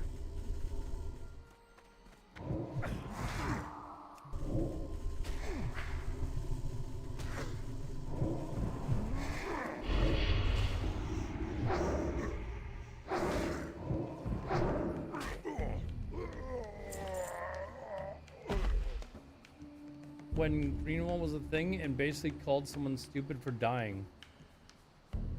Then gold amount of token goes down, meaning more people buy. Then Blizz makes more. I think if the gold amount goes down, less people buy. Would that not make more sense? I don't know.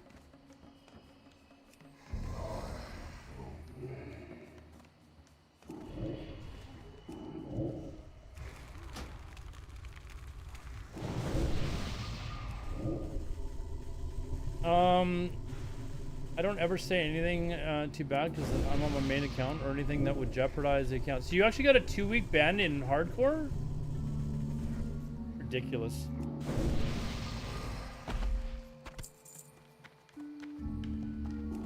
Oh, 7 days. I hope for a NOS fresh server. I would love to see a NOS fresh server.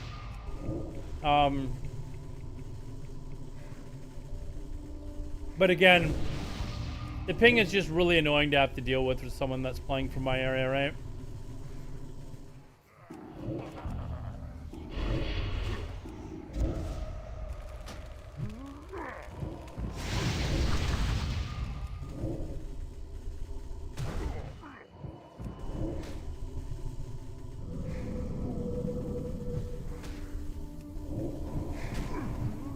Well, I mean, they don't allow you to do other stuff anymore, Ryan. You can't slash spit anymore.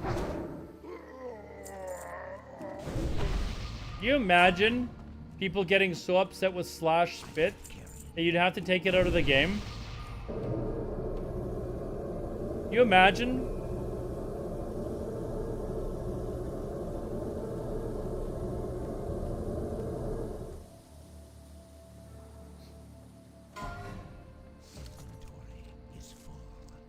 Like, I would honestly be embarrassed if I was somebody that got so offended by slash spit that I actually put in, like, some sort of a, like, I don't know, ticket or something. I don't know what, like...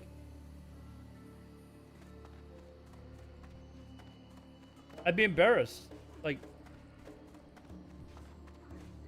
Dude, remember, can you show your Warlock talents? Yes.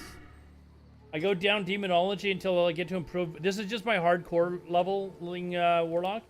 So improve Voidwalker. So you get better torments and they're a little bit more beefy and stuff. And then I just go straight down Affliction.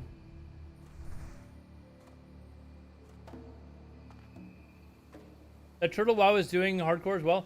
I don't really pay attention to Turtle WoW. I'm not really interested in, you know, any sort of like WoW, like Classic Plus servers. I only want to see fresh. I don't care about like any of these servers that have made adjustments to the game. I have no interest in them at all. So yes, I've heard of Turtle WoW. I understand some people like it, but not really my thing.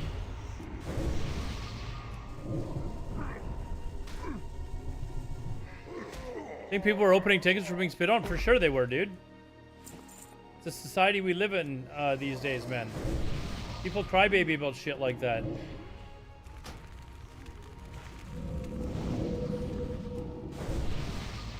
It's actually annoying. Like it's actually annoying that there's people that, you know, they get so butthurt over crap like that.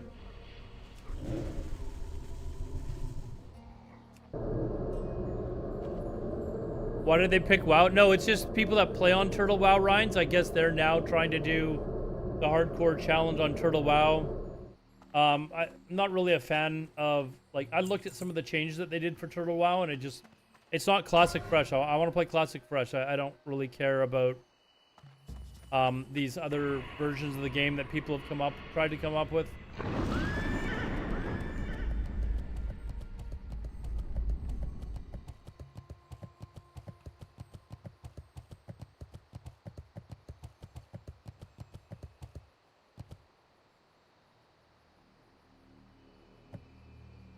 Why the fuck did no one say goblins in Turtle WoW? Yeah, there's all sorts of things that they've done, dude. They've, like, given buffs to certain classes. Like, there's things that they've done. Shit, I need the ogres, man.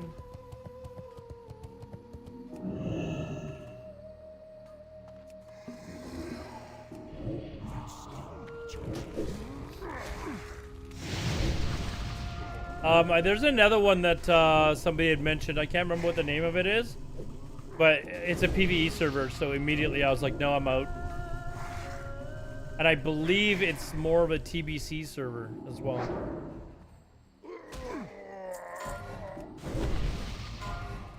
If I remember correctly.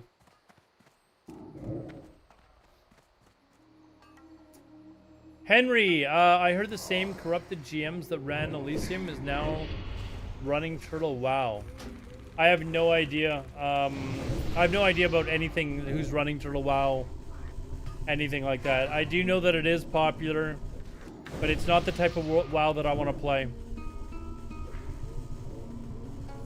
No, it's not Felmus. It's not Gummies.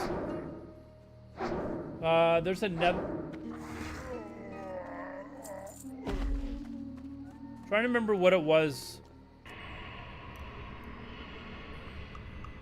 It's Shenna? Oh, come on. No, I'm definitely out then. Definitely out. Except the Goran Dunny scroll. What? Where's that?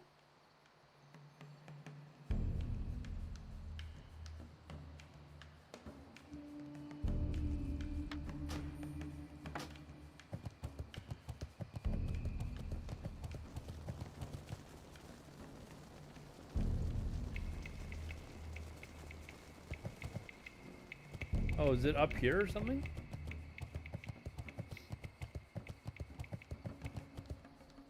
Is it inside here?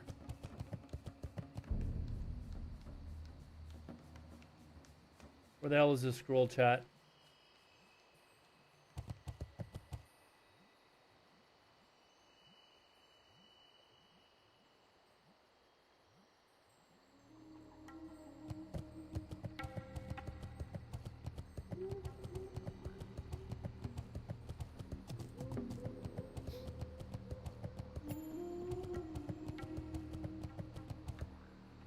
Alright, so it's not spawned here. I gotta go somewhere else.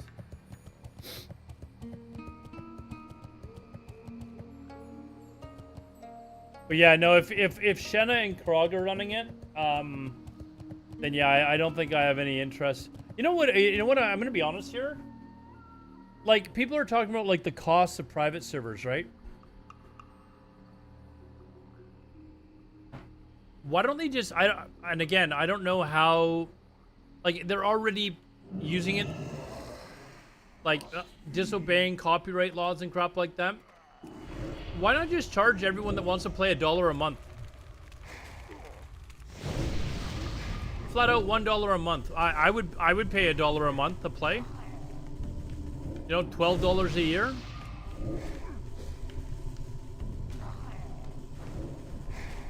Make multiple servers.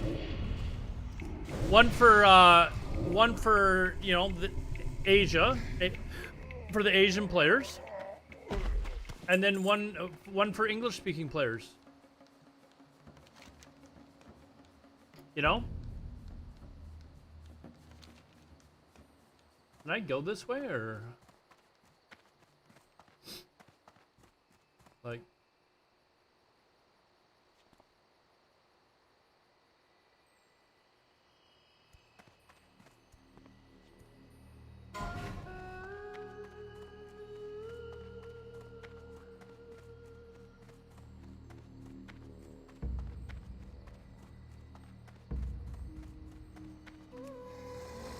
Yeah, would you guys pay $1 a month for like a decent private server?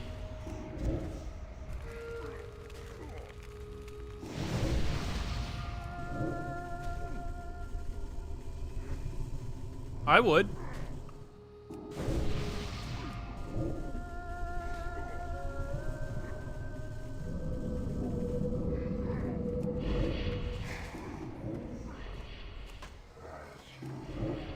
I don't wish that you'd pay 15. I mean, yeah, I mean we could go that far, but I mean, the whole premise of this is that, you know, the people aren't trying to do it. You know, let's be honest.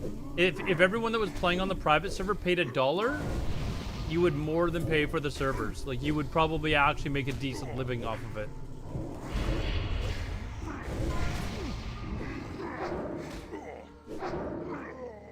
I'd pay the same as I'm paying Blizzard right now. I would too. Like, in all honesty, I would be like, yeah, okay, sure. $1, here you go. You know, I don't think I've ever been over here. I'm not gonna lie.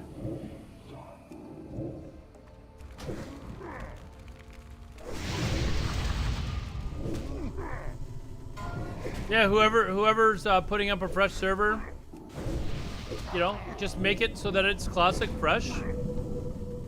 You know? Throw some money at, you know, people that are actually smart enough to develop this shit. I'm not.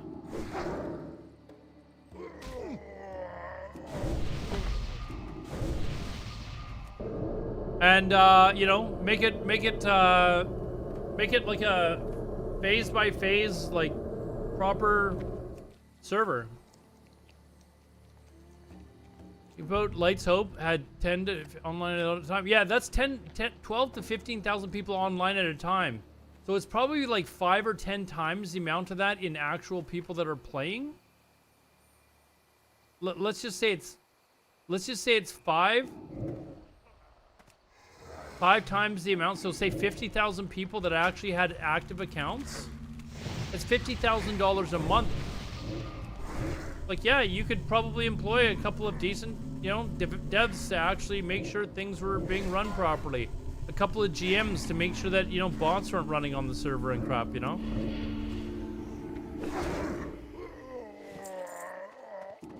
Don't do these shady things that, what the hell, man? Don't do these shady things that, you know, cause people to hate you. Like, you know, selling rank 14 accounts and crap. Just charge everyone $1 and say, hey, listen, like, this is why we're doing it. This is what the money's going towards. Yeah, don't take the donation money and go on a vacation to the Black Sea. Yeah, that would be another one. That'd be another one, yeah.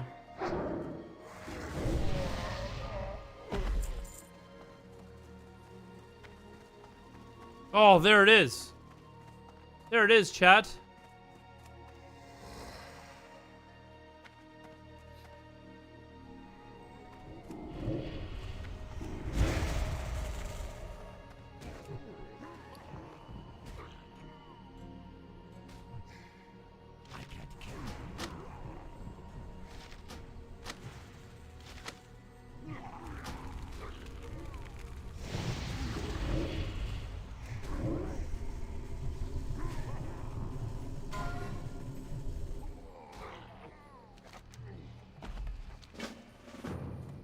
Took a long enough time.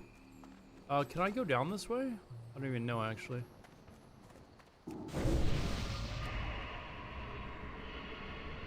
I have a private server, will cost you €10 a month, and by the way, I'm going to Thailand. You know, like, to be honest, like, if they're willing to put the server up in their name, as long as the server's being run properly, you know, it's like basically a full-time job for them. You know, if I find out that once a year that, hey, you know what, they went on a small little vacation, okay, you know, I'm okay with that. Just give me my damn server. You know, just give me my damn server. That's all I want.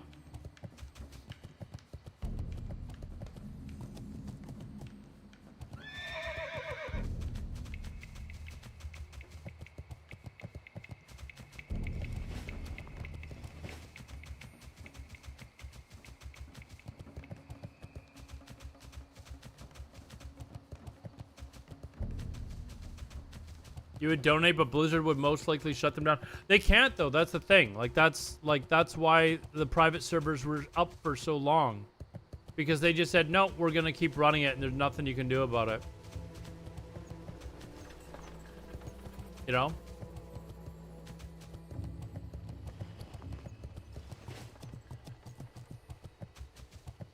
So that's why there's so many of them that are up now. Like, we could go log on to a private server right now, and there's nothing, like, absolutely nothing that Blizzard's able to do about them.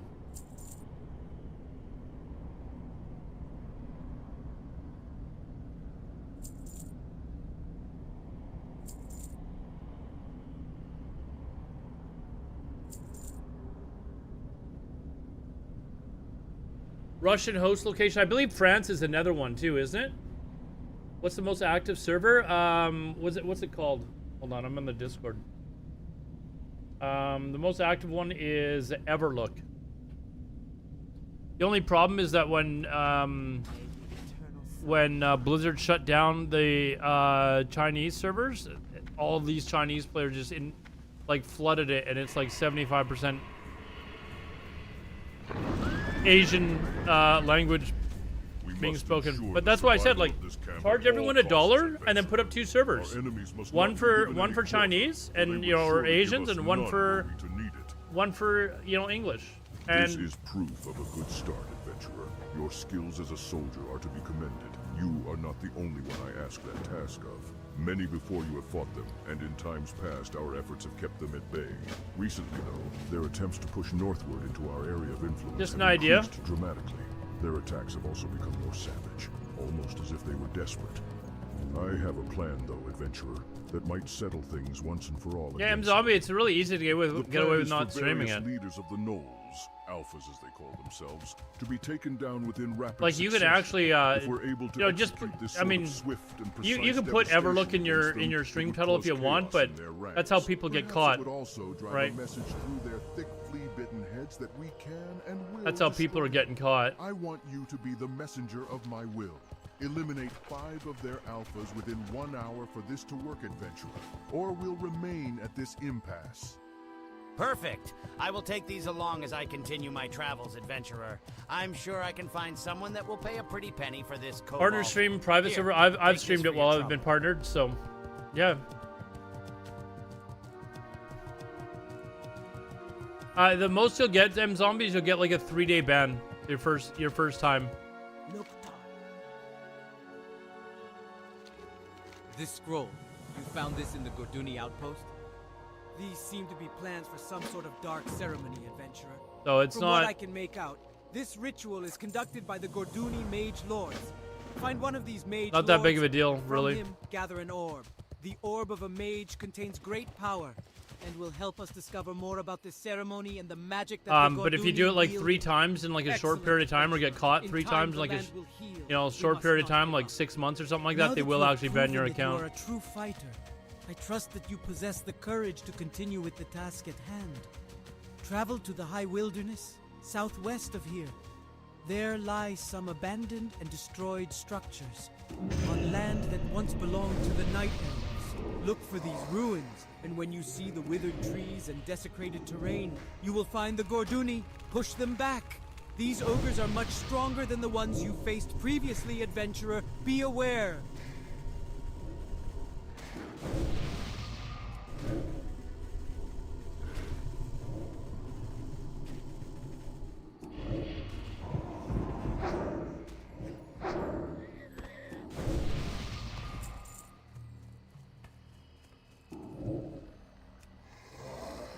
Actually, YouTube is much more, they're much more,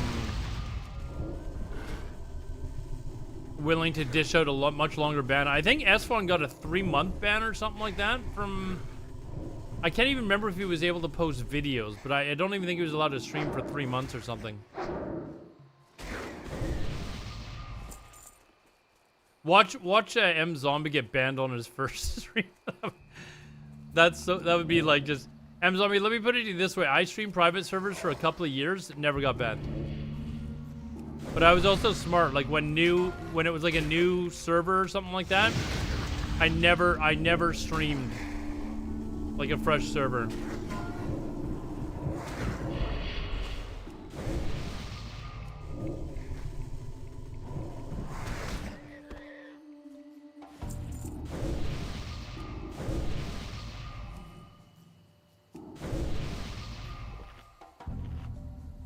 So don't stream a fresh server launch. Don't stream like new phases. Like if Blackwing Lair drops or something like that, don't stream like that weekend.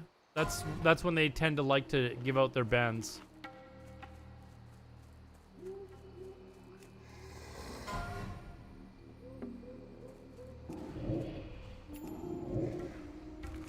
Always felt like private servers would destroy your computer. Not any more than Blizzard would.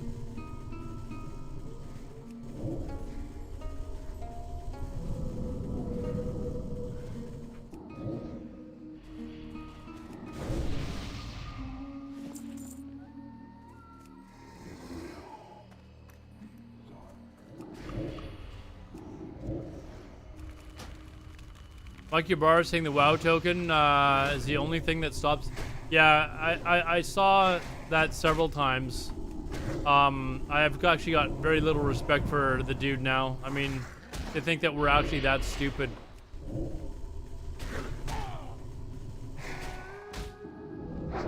And the thing is there's probably people out there that actually believe it's like the garbage.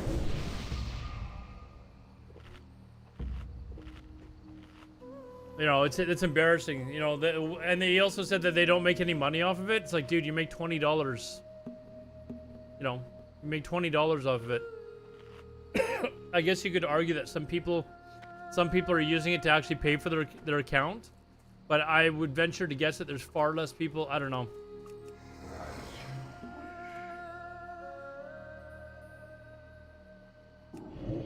Even if it's the same number of people, they're still charging $5 more for the WoW token than it is just to pay for the month, you know? So they even tried to work that in so that they could make money off of it. Like...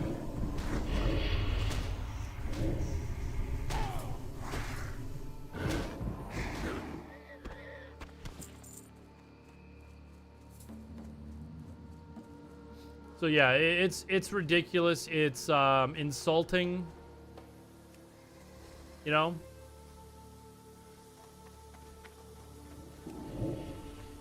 Insulting that, you know, they would, you know, try and act like we're stupid or something. And yet how many features have they put into the game that actively allow bots to run smoother? You know, giving them boosts. You know, new accounts, you can make a DK right away, which just happened to be really fucking amazing at, you know, at farming gold, you know, just stuff like that. It's just like, come on, man.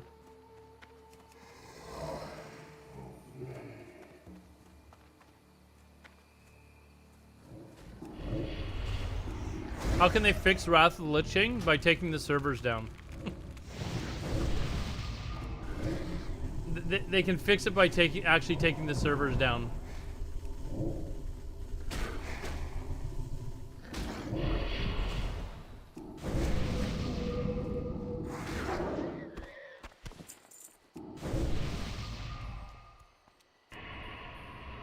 You ready for this PTR? That'd be interesting to see how they run it. You won't believe how many stupid... Oh, no, I do. I know there's a lot of stupid people out there. A lot of very gullible people that believe a lot of shit that is said on the internet. You see it all the time. You know? You see it all throughout life. People that are just sheep and believe everything. Not looking forward to... I want... M Zombie, I'm looking forward to it in the sense that I want to complete it to say that I've actually done ICC before. But now that I look back, I think I actually have done ICC, but I'm not... Because I do remember some of the bosses. I'm pretty sure if I did one, I probably did several.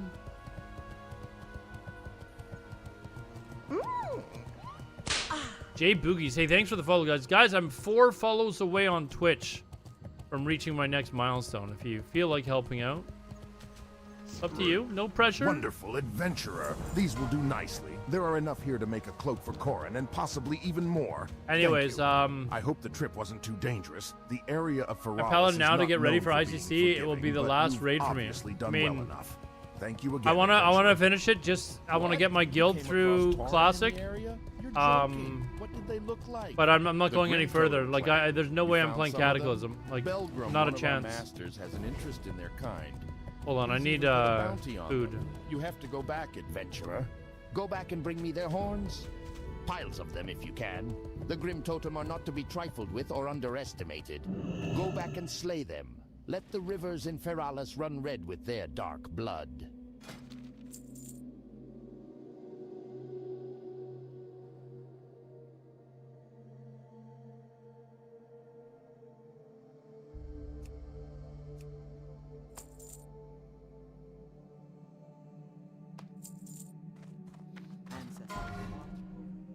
You want to do? Yeah, we want to get through all the content and stuff like that before they nerf the raid. But I have no desire whatsoever to play Cataclysm. You've never done it, and you've got no urge to do it now. It was just one of the things that as we were going through, like, you know, some of the really bad expansions, like WoD and MOP and stuff like that. Like, I had regretted never actually trying to get into raiding. I do remember, like, and we've talked about this on stream as well. Like, I started to really dislike WoW in the middle of Wrath, which kind of coincided with when they brought in Dungeon Finder or whatever. And then I finally canceled my account midway through Cataclysm, or not midway, 6 months into Cataclysm.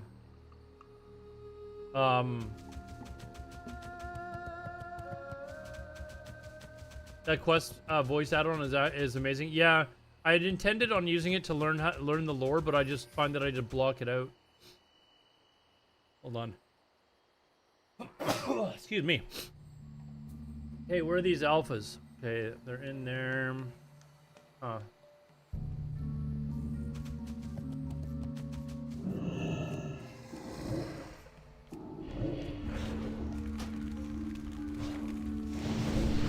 So, I never did any raiding first time around with WoW.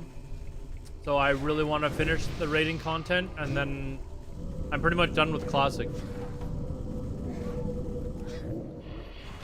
Unless, like I said, unless they come up with like some sort of absolute fresh PvP server, like fresh Classic, no changes. I think myself and a lot of others will either just outright quit, or we'll go to private servers or something. I don't know. Can't speak for a lot of others, but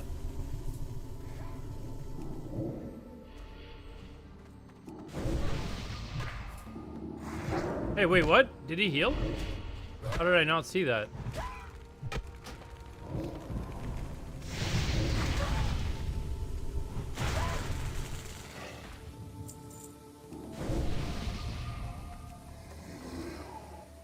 Will die out if they don't allow auctionals and trading.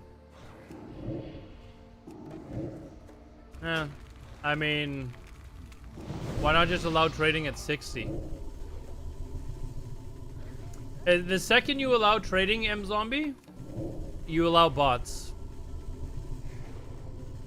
That's the thing with trading, right? As soon as you allow trading to be an option, Alodar, Lord Keeper of the Horde, yes. That's what a lot of people call me. As soon as they allow trading, bots are suddenly a problem.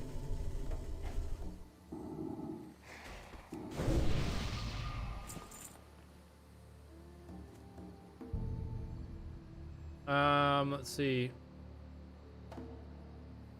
People with normal jobs. I don't know that it'll last like years, but I think it'll last more than a few months. Gummy is hosting Felmus in Canada? Really? Be interesting to see how he does that. See, I mean, hasn't Gummy put up Felmus like once or twice? He's put it up once for sure. Hasn't he put it up twice, and both times like he like bounced? Like he stopped running it because he was worried that Blizzard... Like, what's changed? This is why I'm like not gonna play Felmus, because I'm like, what's changed from this time to, compared to the last?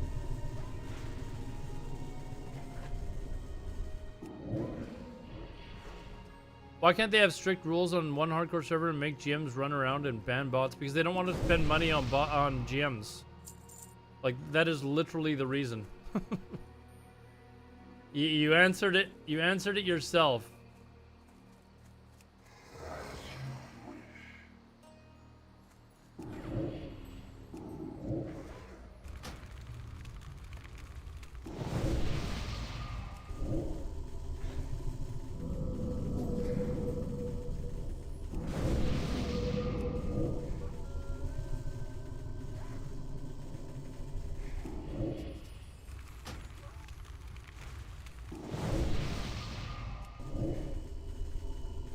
Felmus 2 went down after 6 hours? Man, I thought that was Felmus 1.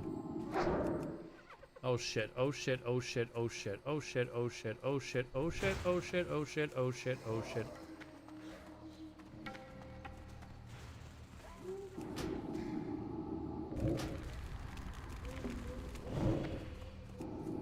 Oh shit, you know what? Nope. Bet, come with me. We're out of here.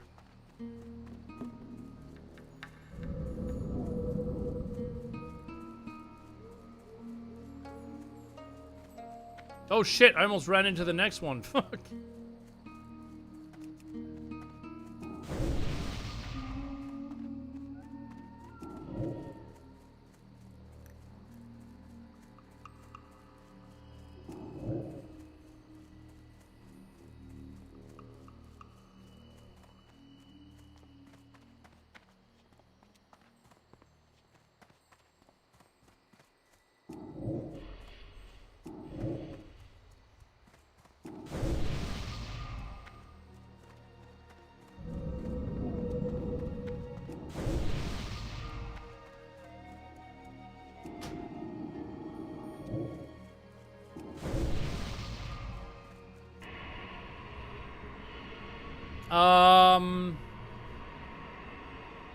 I would do that for free, yeah, but the problem with them allowing like regular people in the community be GMs is you know there's gonna be some abuse, right? Like the very first time a GM goes and bans someone, you're gonna have posts on the forum that GMs are abusing their powers, like immediately. So it's unfortunate, but it's true.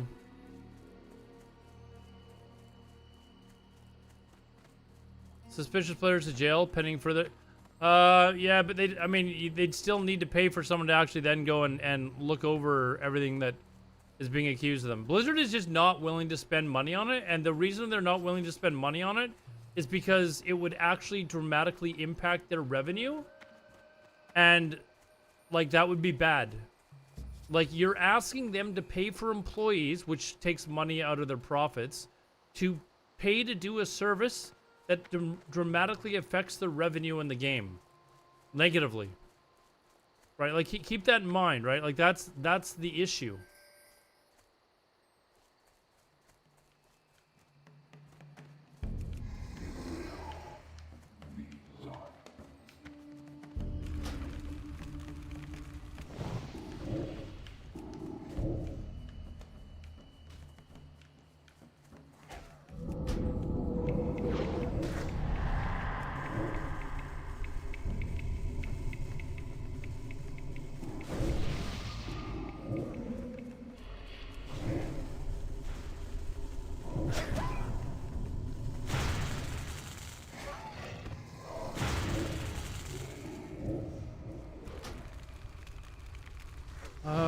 see. Blizz most likely have their own bots, making us buy... Why would Blizzard make bots to buy gold, dude? They could just create the gold in the game. They don't need bots to create gold for them.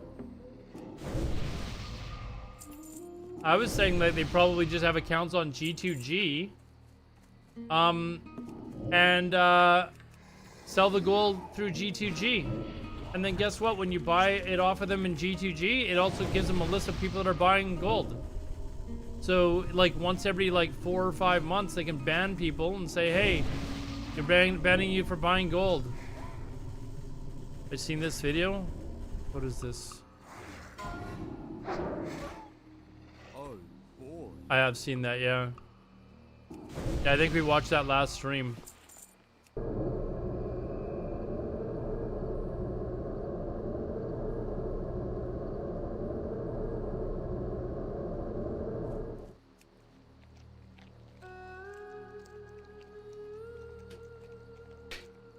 Like, Blizzards are always wanted to make money off of gold. Why would they not have made accounts on G2G? If you ran the company, you know, you're not really a WoW player. You're just like some CEO and you want to make a bunch of gold, a bunch of money. Would you think about it?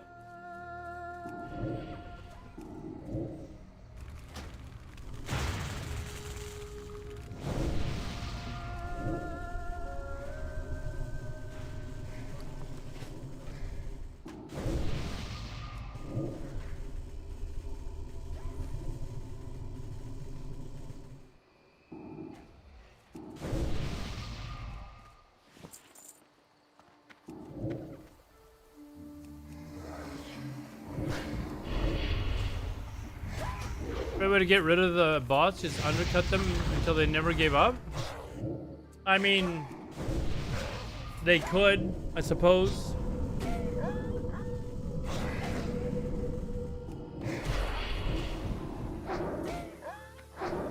No, why don't they just buy 2,000, you know, $2 worth of gold off a bunch of these bots, and then follow the gold trail? It's, I mean, I'm not a, you know, private investigator or anything like that, but I feel like that would be, like, one of the first things that you do. You'd look at it and say, okay, we're going to buy 2,000 gold off of this, account in G2G, and then find out where the gold's coming from when it goes to, my character in-game, and then just, through a paper trail, find out where this account is getting gold from. And then just ban everyone. It would actually seem like it would probably be an easy thing to do. Which is why people are like, this is BS. There's no way that, you know, there's no way it's that hard.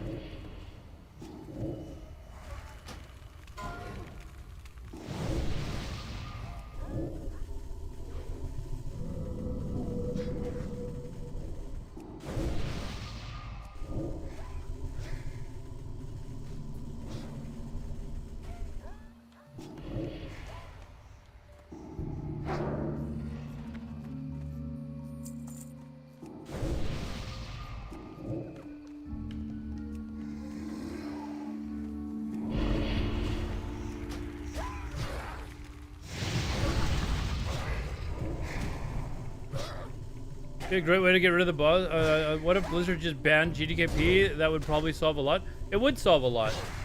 But Blizzard's always got an excuse for why they don't do this shit.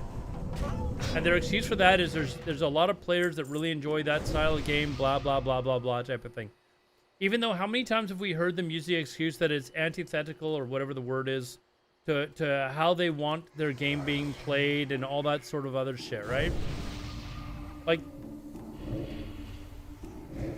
this is not how, you know, we intended the game to be played, blah, blah. They'll do it for that, but when it comes down to somebody, like, actually doing something to hamper their precious little bots, oh, suddenly no, it's a problem. Corey Jones, what's up, man?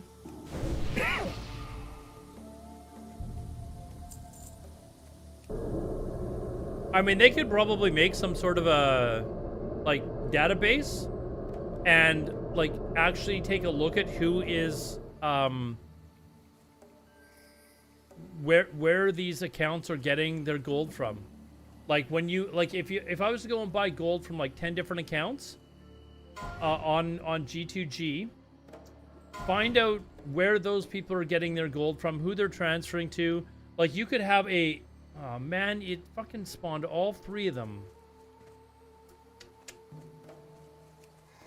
That's not what I wanted it to do.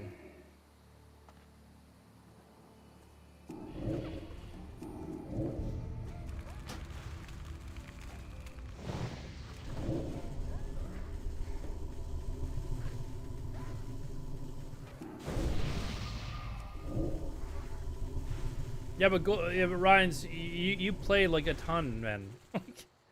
Like, come on, man. You're not the average player. Like, you're not even close to being the average player of WoW.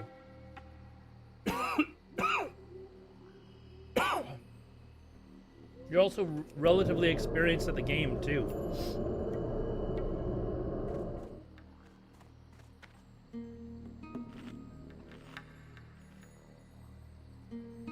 There's a lot of other hustlers, but there's way more people that are not, man. Like you're not in the majority in this respect, right?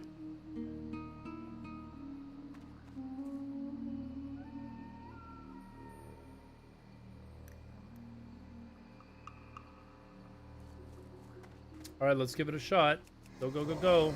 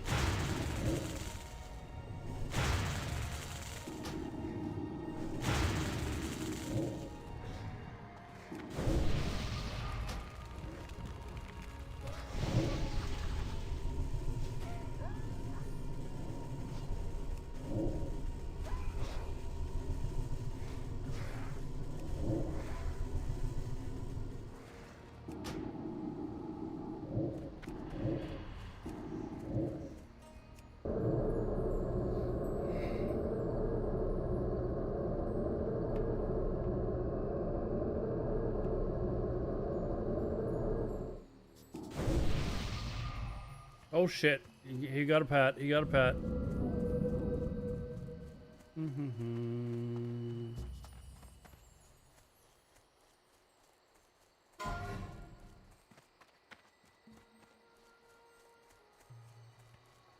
And they're healing.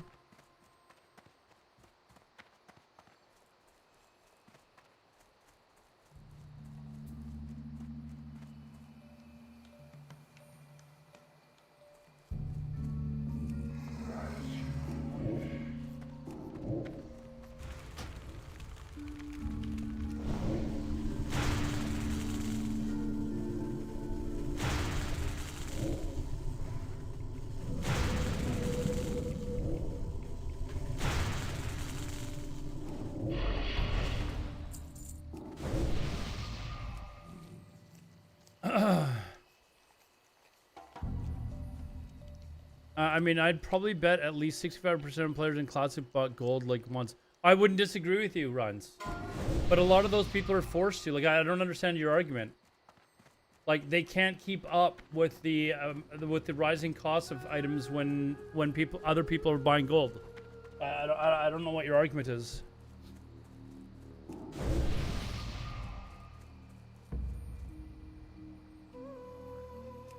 A lot of people do RMT in order to make gold so that they can pay for their main characters, man.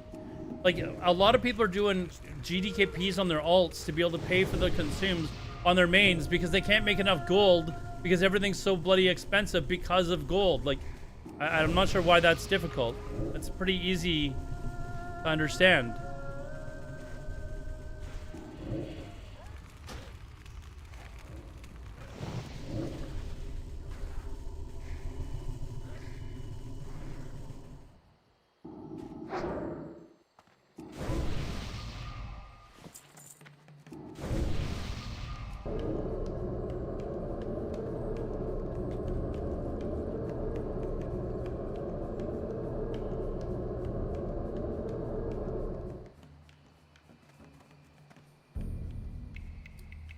How could you stop RMT? Get rid of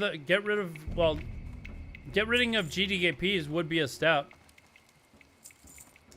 I think on hardcore servers, like, I'm all for them not allowing trading. Like, that's just me, but I'm okay with them not allowing trading. I know I'm probably in the minority here, but as soon as you allow trading, you allow bots. Plain and simple.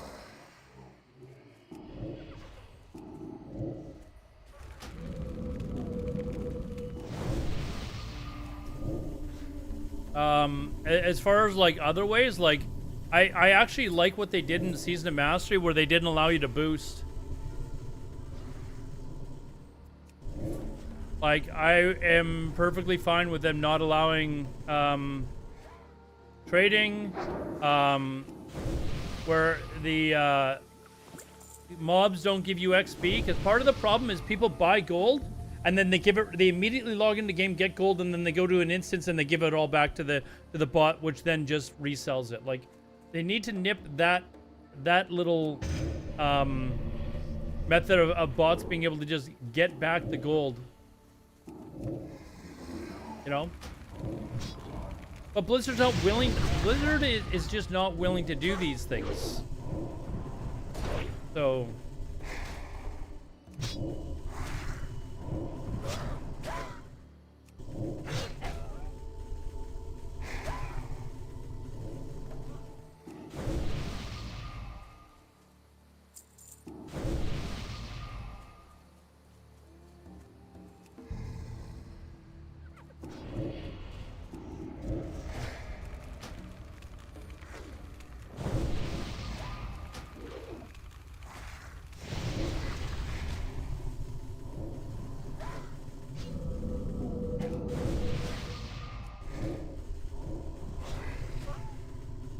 am I allow certain items in hardcore to be traded?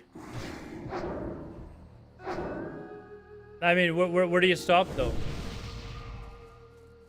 As soon as you allow the trading of gold or items, unless it's very specific items, you're only allowed to trade this. You allow bots.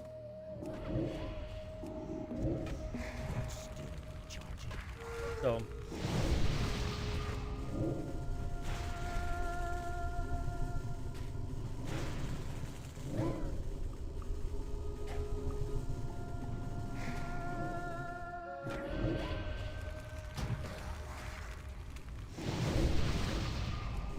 That's where it's hard. I mean, it's a little bit of a slippery slope, right? If you're willing to allow trading in hardcore, then you're accepting of bots, basically. Is like you're going to have to accept that bots are going to be there.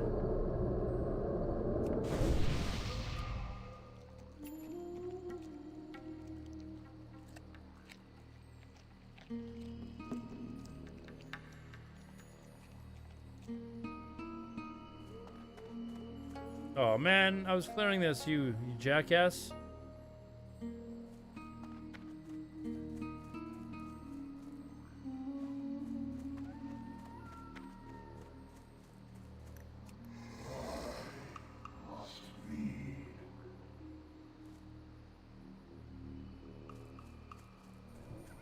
Increase the number of professions allowed on each character. I guess that would maybe be an option. Allow people to have 4 professions rather than just 2.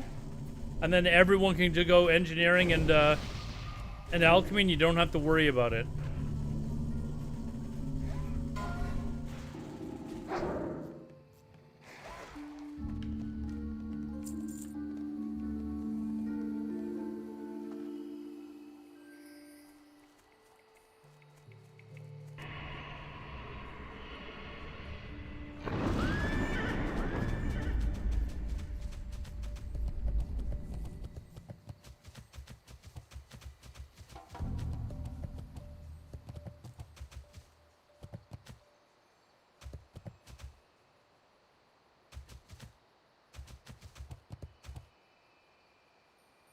Let's see more of these up here. This thing's saying there's more up there.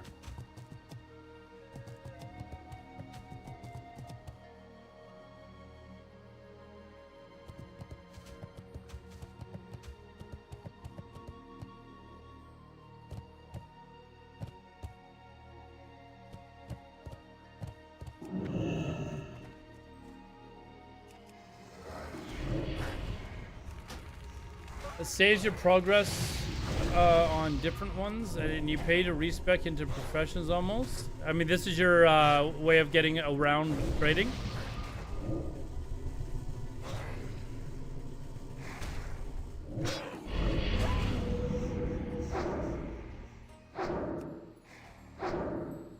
Can't we just get classic fresh so we don't have to, like, you know?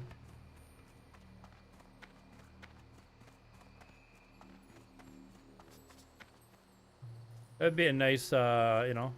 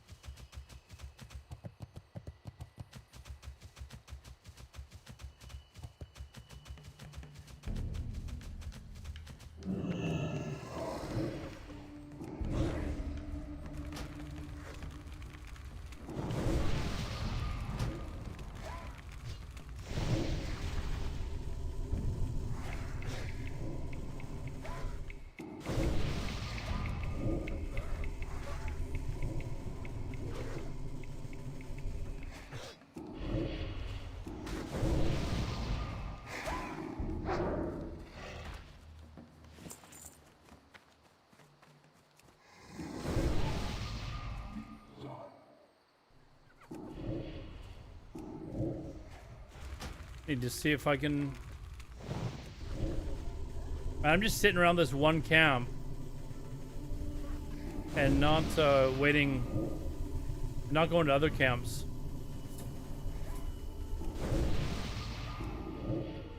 There are other ones that, like, don't have two mobs protecting it all the time, sitting around. Okay, now we got just this one more over here.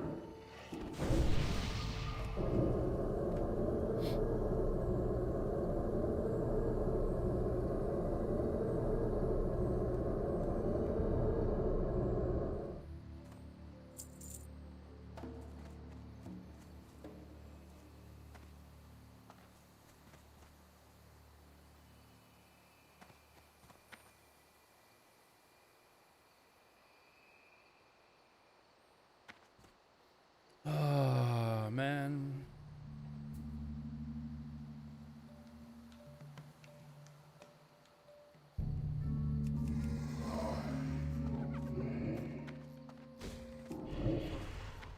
Wait, what? How did I not pull the other ones? How did that actually happen?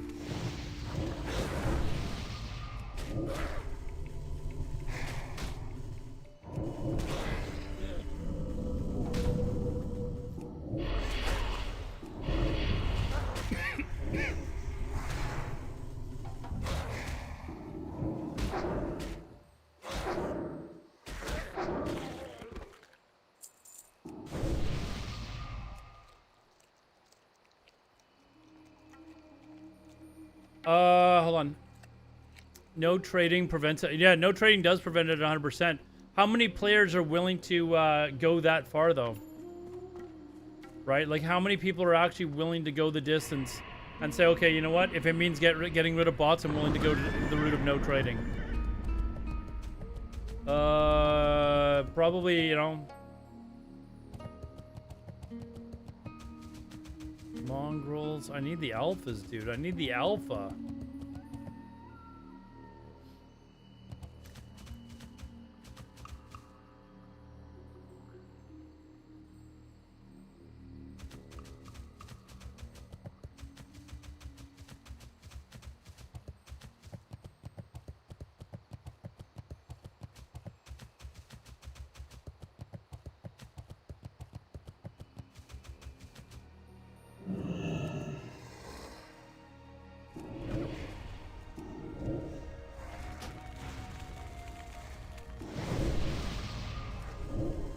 I think this might be a bad idea, actually, me coming down here.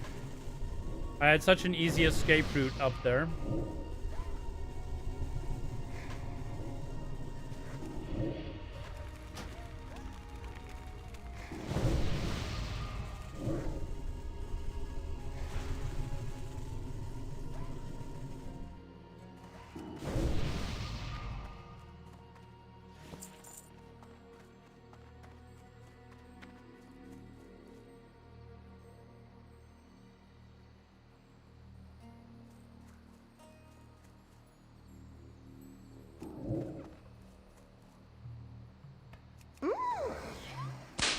T-Tam, hey, thanks. Oh, that's one more. I think I just need three more followers in the next follower goal. Thank you very much, man. Okay, this one was easy. Why don't I just stay here?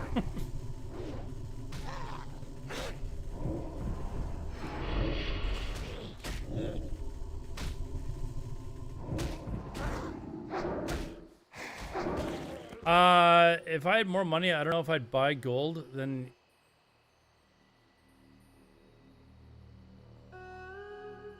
Oh, even friends could... Oh, I know people in-game that have sold gold to other people in, like, our guild, and... Like, I know what's going on. Like... What am I supposed to say? Please don't do this? And then they just do it behind my back, right? Like... I don't, like... I wish we could get rid of all gold buying. All of it.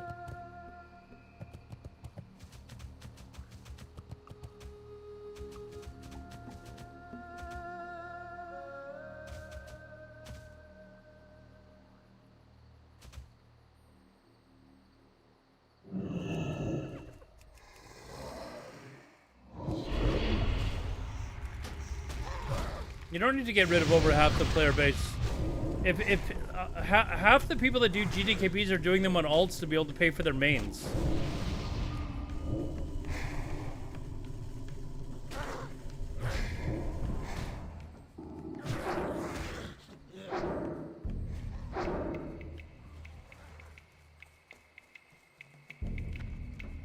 Consumes and Wrath of Lich King aren't that bad. True, but people would rather...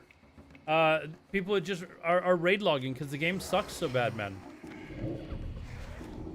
And when consumes are like that much more than they normally would be without GDKPs and people buying gold, you're suddenly not making enough to actually pay for it just on raiding and doing a few dailies and stuff like that. I just spent like 6,000 gold on consumes yesterday, actually. Basically filled up my bank so I don't have to, hopefully don't have to really spend any more for the rest of the expansion.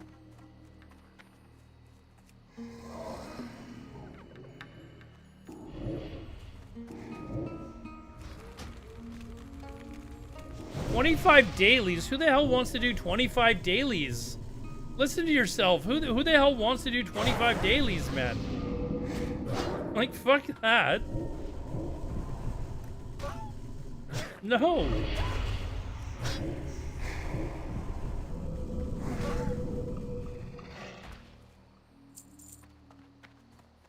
Ew. Like, no, thank you.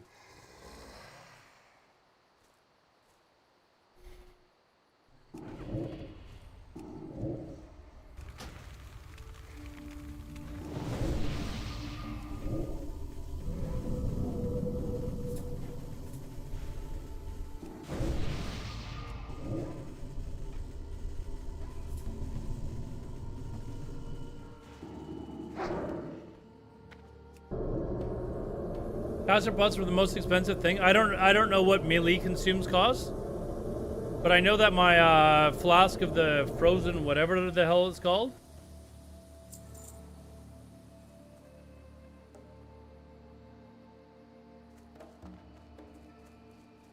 was costing me I think it was 10 gold a piece, probably double, and that's doubled over the last couple of weeks, by the way. Used to be 5.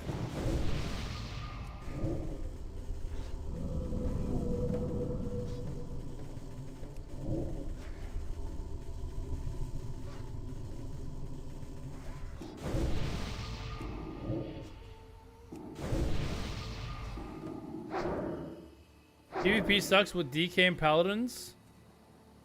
I mean, there's a lot of reasons why it sucks. It's not just for that.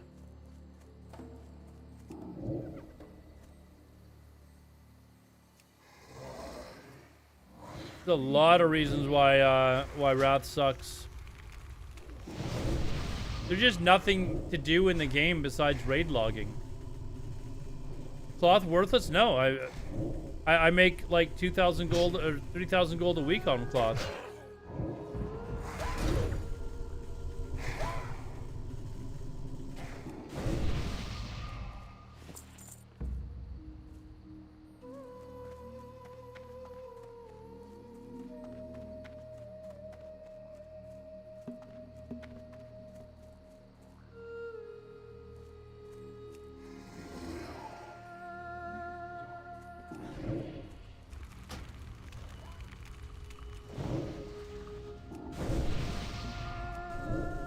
Arena's just DK Paladin over and over and over again. You know what? I've done a lot less arenas than I had anticipated that I would do. Starting right from when TBC came out. I think I've maybe done a total of, I don't even want to estimate, maybe 50 in total.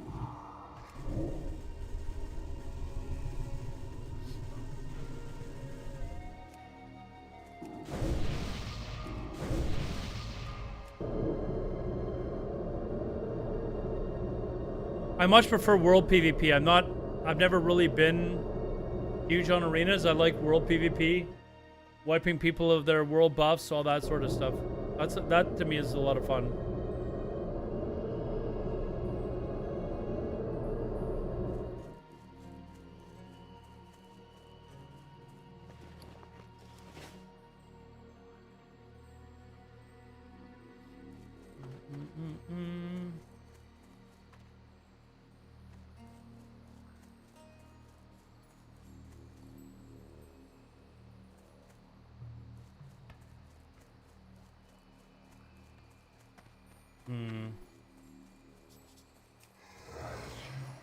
I don't think it's gonna go all the way up here, but I'm gonna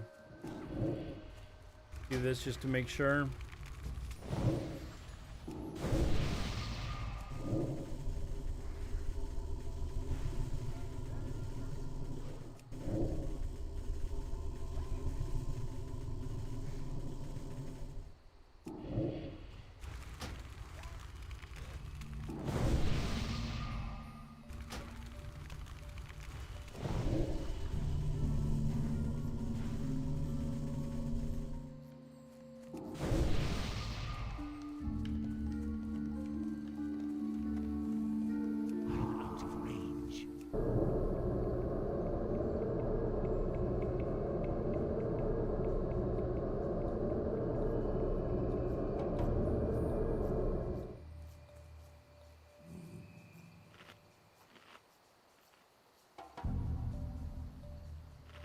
Flame Leviathan is one of the worst ever encounters. I mean, I heard so many people like talking about how great, hold on.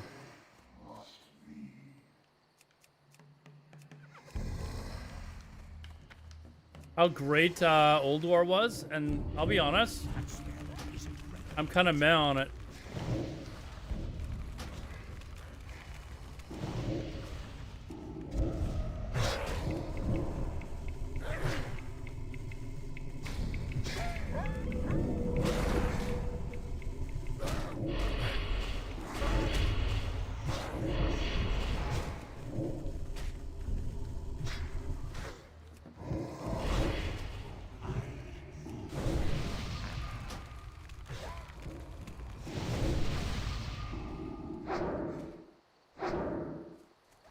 I guess the other encounters besides Flame Leviathan were okay, but maybe it was hyped up so much. I was just like, oh wow, I can't wait to do this, you know, the best raid ever in World of Warcraft. And I mean, as far as I'm concerned, Nax 40 like destroys it. Nax 40 is so many times better than Alodar, it's not even funny. Blackwing Lair is better. No kidding. It is actually better.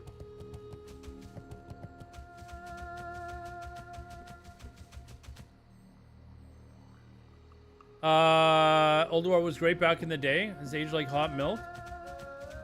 I guess, but I mean, Nax 40 is still a fantastic raid, so not many people even stepped foot inside Nax 40 back in the day, so it's kind of hard to compare, right?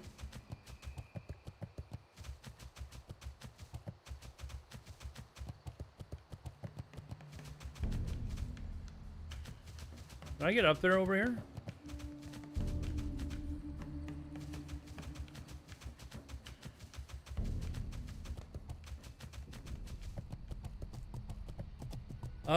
Not many people hardcore rated in TBC. I'm looking, it peaked and they felt like hardcore rating.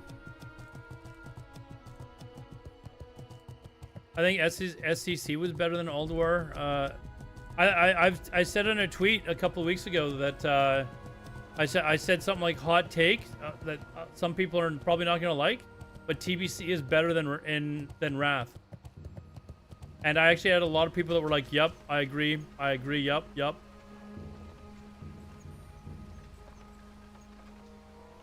Hold on, it says for me to hearth.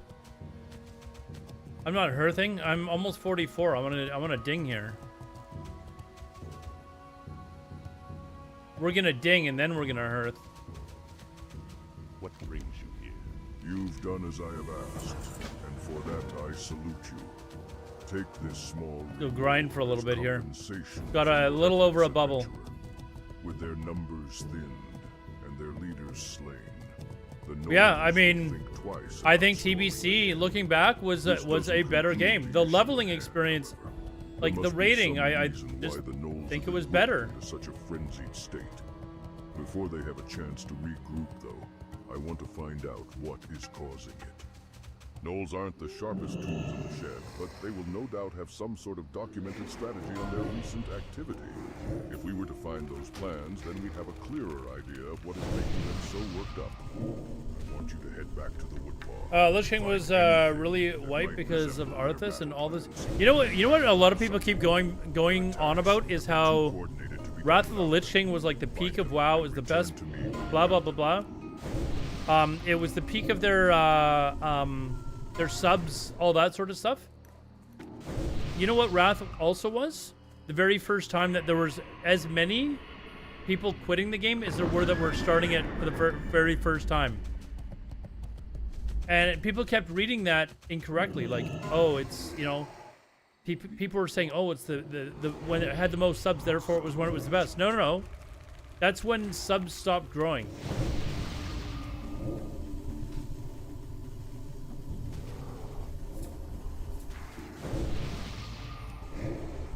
Followed by TBC. Yeah, we've talked about like TBC and compared to Classic. Vanilla is way up here to me. Before Classic was launched, Vanilla and TBC were like kind of close together, with Vanilla being a little bit ahead. Now that I played it again, it's Vanilla way up here, TBC down here, and Wrath is down here. Like,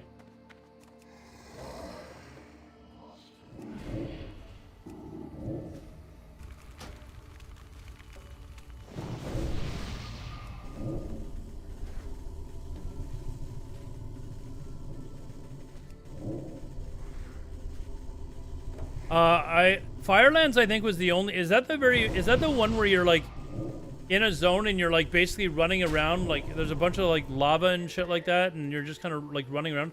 For some reason, I want to say that I actually did that raid. Yeah, I've done that raid then. I don't know. I didn't really find it that difficult.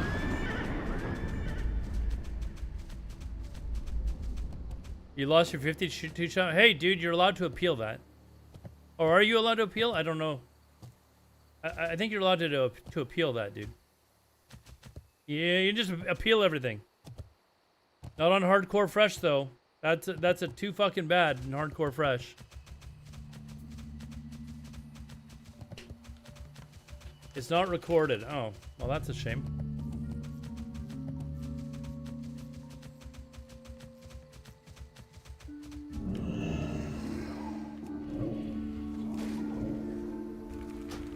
TBC PvP server without flying would be really close to vanilla.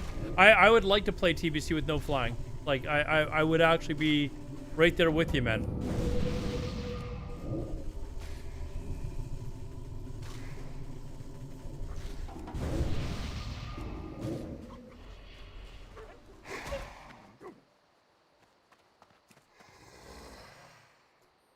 Like people wonder why daily quests and world quests became a thing. Wrath of the Lich King was an assload of daily quests. Oh yeah, it was terrible. I hate. I'm not a fan of daily quests. Wrath of the Lich King probably has over 50 dailies, probably. There's people that go around and actually do this crap every day. It's like, how do you do this?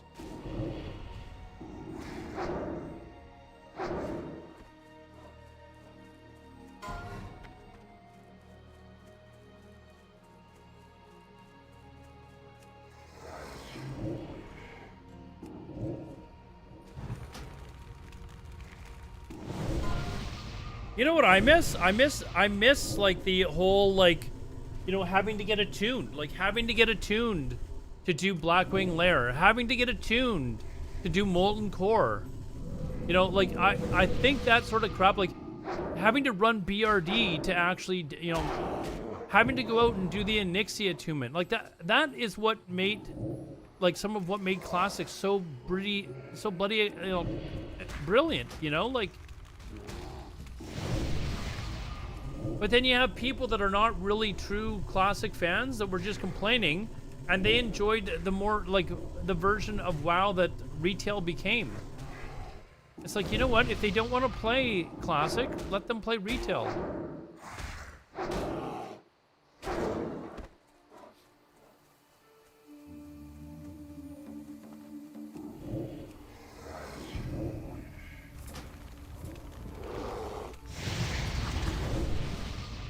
When someone shows up at the orb and can't get in, let's kick him now.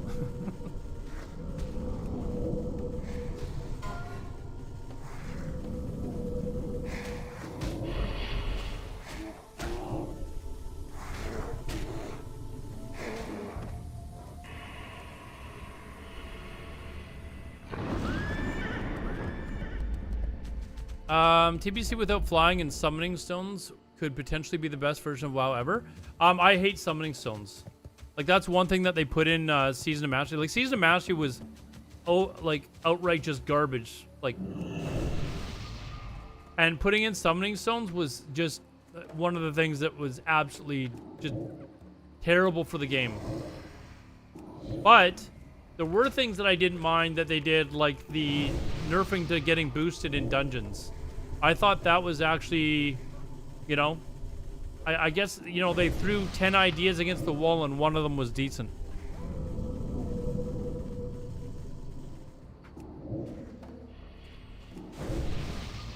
And the reason why I like it is because of how much it punishes bots a little bit.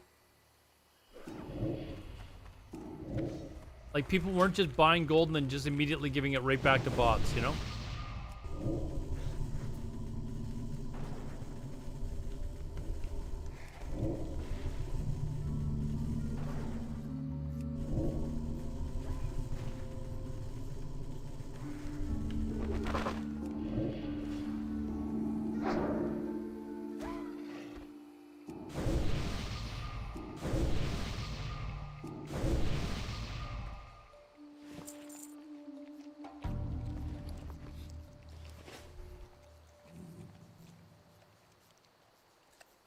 Classic also forces PvP with the ranking system. I mean, if you want PvP gear, it does, yeah. I mean, you don't need PvP gear for raiding. If you strictly just want to raid, you know, you don't need PvP gear. A lot of the people in the world fighting over, well, that they do. You do fight over resources. You fight over world buffs, you know, locations. You're competitive against other guilds that are trying to do better at, you know, with speed clearing or whatever. So you go and, you know, kill them so that they don't have the world buffs. Sylv HC, thank you very much, dude. Appreciate that.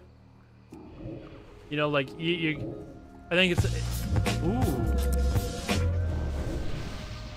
Thank you very much, man. You know, like, PvP is definitely, you know, you've got a reason to go out and actually PvP because you're competitive against other guilds. You go out and wiping another guild on the opposite faction in TBC doesn't do anything. Doesn't do anything at all, right?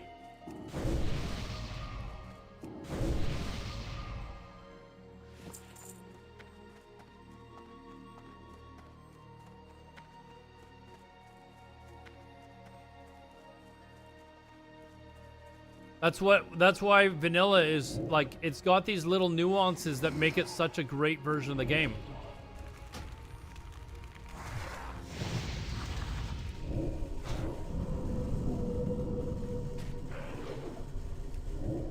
So a lot of people are putting, but if they have Chronoboon, it doesn't do anything either. Chronoboon is a absolutely terrible addition to the game. Terrible addition to the game.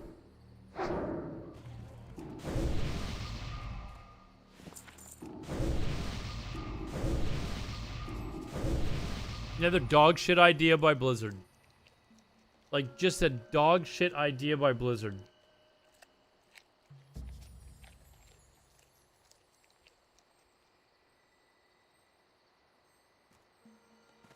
Who the fuck asked? You know who asked? Warm, wet grip? PvEers who are playing on PvP servers. That's who asked. That's who asked.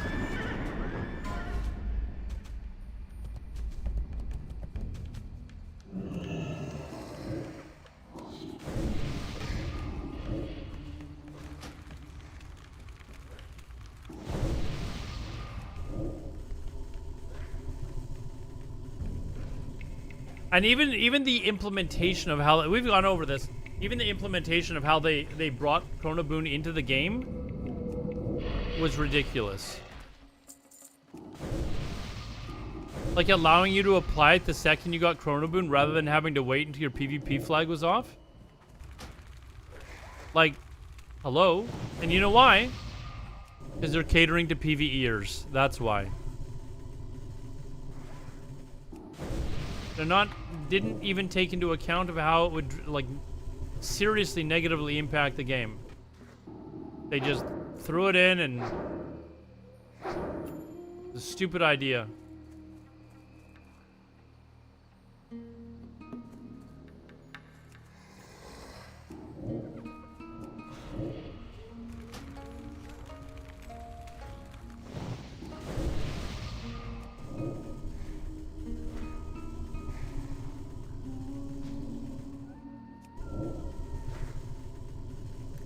To not be able to ultra static more gaming, all business model only change no batching in the no batching I could, you know, they should never brought batching in. That I think even they would look at that and say, you know what, we made a boo-boo here. This was a dumb thing to do.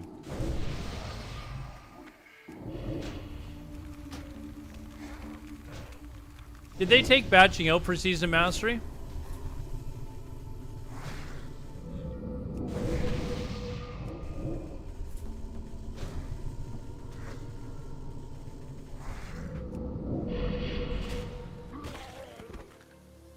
I think they actually took batching out for Season Mastery, or they took it out for TBC for sure. It was a great thing to push as an idea, but once we saw how it played out, it was terrible. Exactly, it was. You're right, it was, and they should have recognized that and said, you know what, this was bad. They took it out in TBC, okay.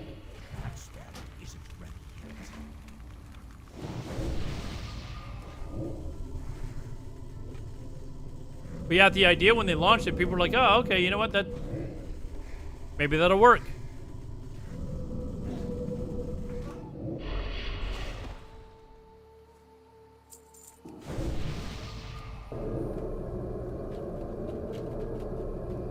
Let me ask you guys this. How many of you are like, you want fresh, no changes, period? Like, how many of you would be like, no changes, and then, like, maybe you would like to see some changes, but you would be perfectly happy with no changes?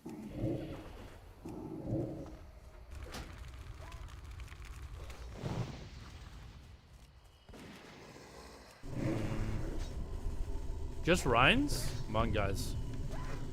Come on.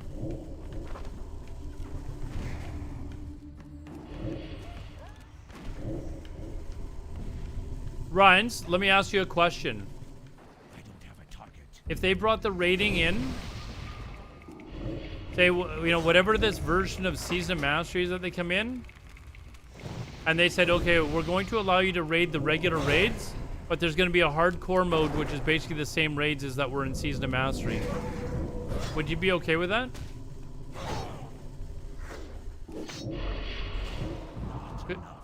Could you live with that?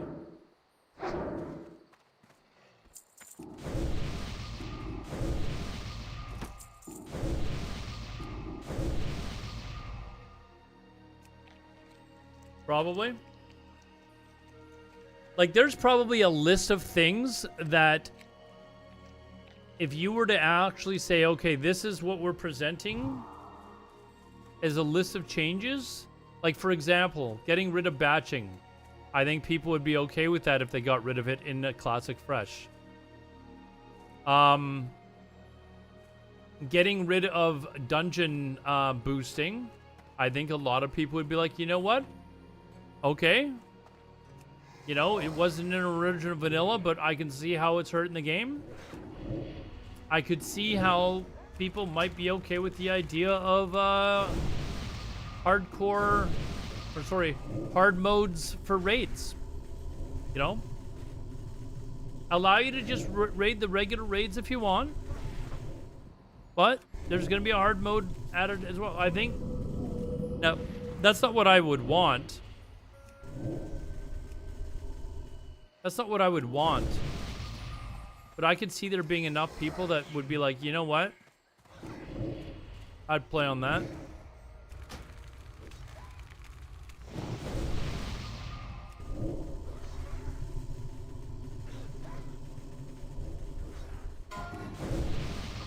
Yeah, Chronoboon, no, absolutely not.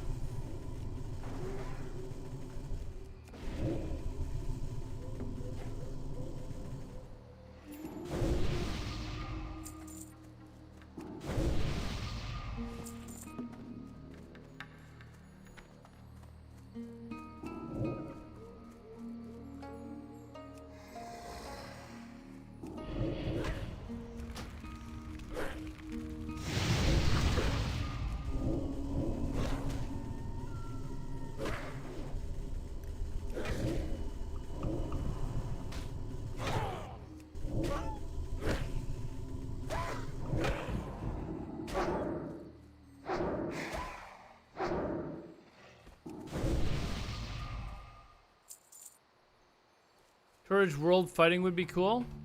Well, I mean, just even stuff. I mean, they have the world bosses and stuff, right? But those are such an immense lag fest that I don't know that you can really ask them to do any more. I think World PvP is fine in Classic the way it is. I don't know that you need to really encourage it any more than it already is. You can go out and find it any time of the day that you want, right? As long as they leave the world buffs in.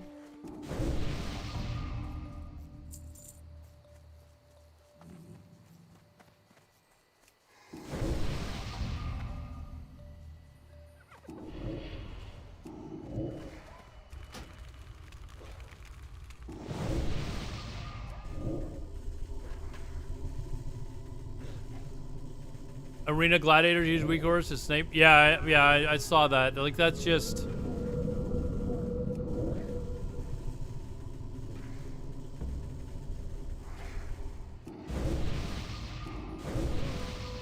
Yep, definitely saw that.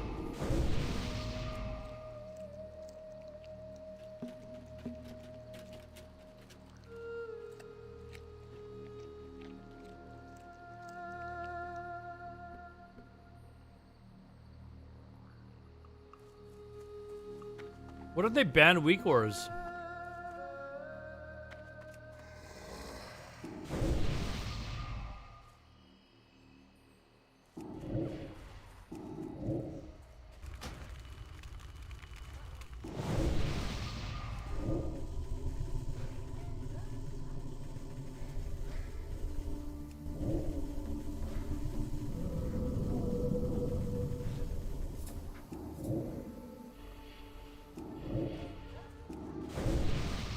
There were teams that only played 4 in the morning. Yep, I mean, it's all about getting that title, right?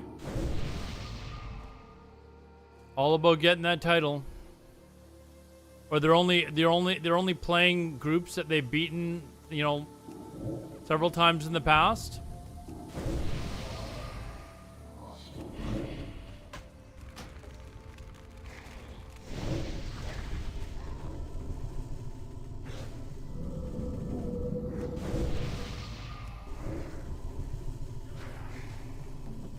Check Twitch, they queuing. I mean, that's basically what it was, man.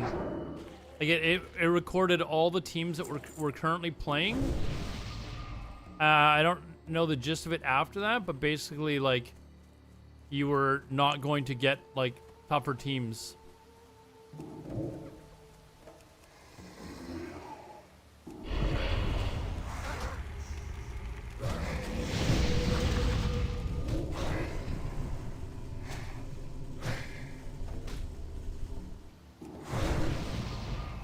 Even if Thien got it, but he played between 8 and... I mean, even if Thien. And, I mean, he's not known as a great player at all anymore. But Wrath is getting Dungeon Finder and ICC. Oh, probably for sure. But at this point, you know what? Like, I just don't give a shit about Wrath anymore. I really don't. Like, I'm angry that they added the coin, or the token, sorry. But after Wrath is, like, ICC's done, I'm out. Like, I'm tapping, I'm done. And if they haven't announced, like fresh, no change vanilla servers, then I'll go back to private servers. Fuck Blizzard.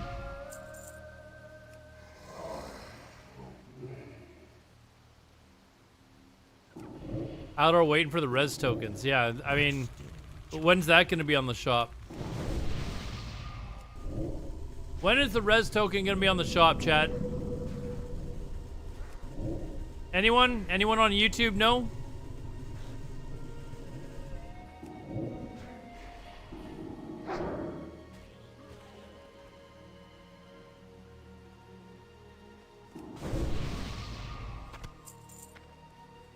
Are there actually any decent videos that have come out about WoW lately? Like, I do a lot of like review videos and stuff like that. I'm not kidding you. I have a real difficult time actually finding any quality content out there.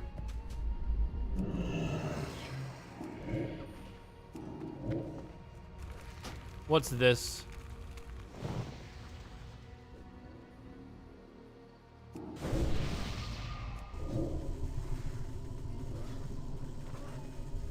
Six days ago. I don't know if I saw this.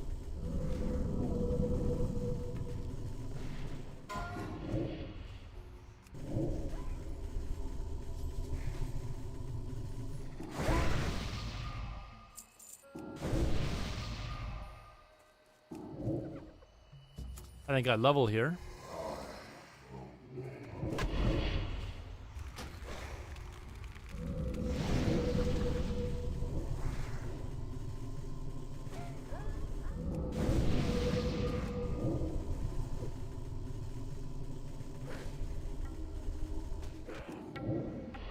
Oh, couple more maybe.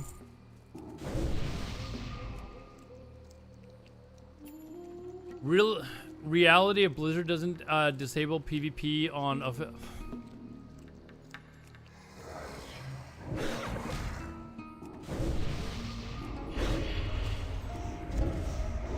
yeah, I'm gonna watch it. Just give me a moment here.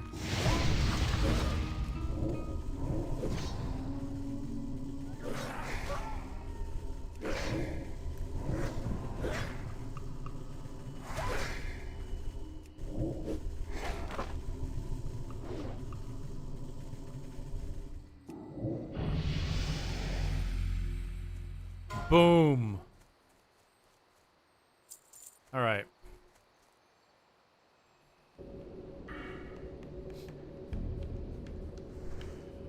Let's go train.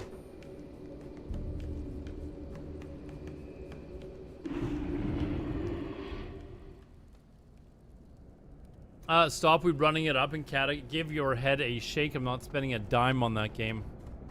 I will not spend a dime on Kata. I promise you that right now. You are always welcome here. Not a dime. Let's commit to each other, chat. Not a dime. Okay, not a dime in Kata. Okay, that's gonna be the motto of the stream. Not a dime. Then watch all of his vids. I'd never heard of him before either. When you use Quest Helper?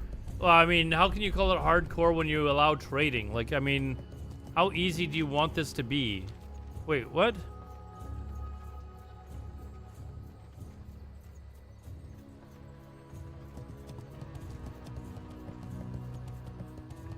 I thought it was taking me to...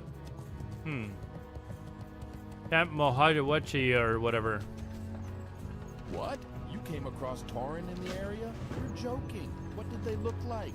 The Grim Totem clan. Yeah, You we're not found doing some of that. them? Belgrum, one of our masters, At the has an moment. interest in their We're kind. going to go and He's get even trained. put a bounty on them. You have to go back, adventurer. Go back and bring me their horns. Piles of them if you Let me can. just make sure that the I Grim got... Totem are not to be trifled with or underestimated. Go back and slay them. Let the rivers in We're going to Ferraris Org. run red with their dark blood. We used to go into Org.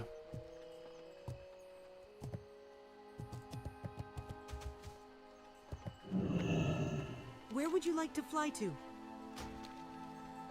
We shall.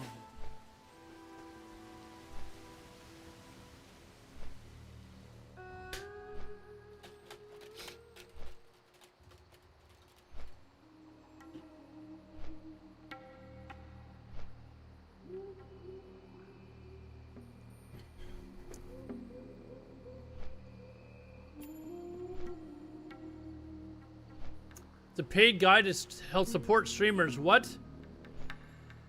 No, Questy's free. Questy's free, man.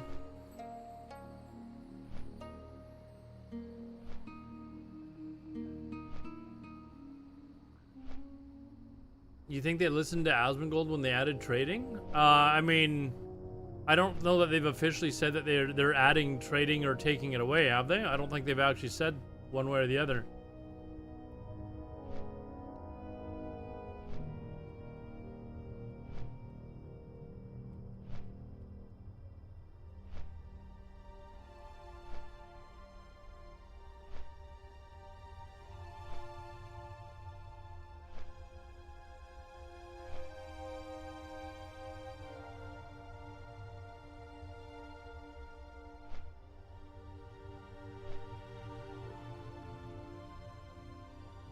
I just don't understand why Blizzard can't have a server, like 3 servers per region. 1 PvP, 1 RP PvP, and 1 that is PvE. And just have them auto-recycle every 2 years. You know, you can transfer your character before it recycles to the classic era realm, but other than that, it just recycles every effing 2 years. And make it 2 years, not 18 months, because honestly, like give people like a 6-month break to kind of recuperate, refresh themselves, and go at it again. Like why is that so difficult? That's like 9 servers, 1 Oceanic, 1 set for Oceanic, 1 for EU, and 1 for NA.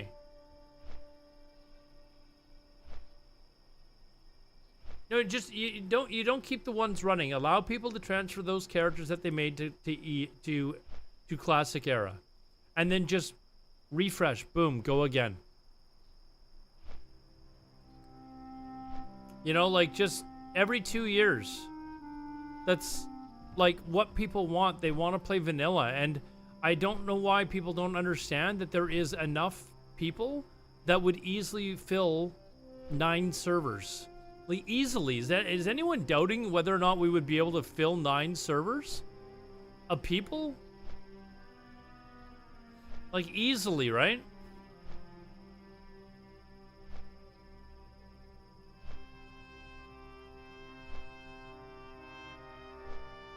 Somebody should make a video. Somebody should make a video that says, Blizzard, you know, like you've got the content creator and they're sitting there looking at the camera and they're like, Blizzard, listen, we need to talk about what the classic community, like the actual classic community that loves playing your vanilla game, over and over again really wants.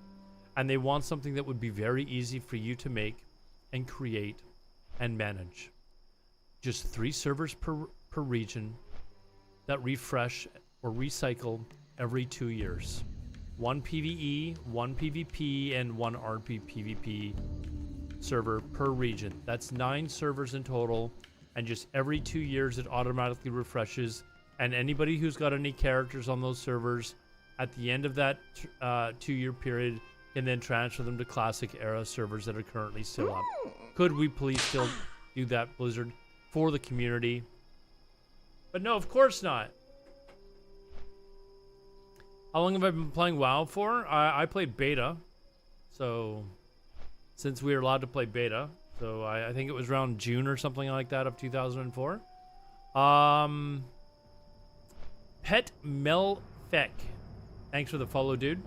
Chat, I'm 2 followers away from reaching 13,400. I'm not trying to give you any peer pressure or anything like that, but 2 more followers would give me a brand new high. That wasn't caused by, you know, smoking weed or, you know, doing drugs or anything like that. So, you gotta watch the new Wrath of the King Abyss video he made too. Oh no. Maybe we gotta.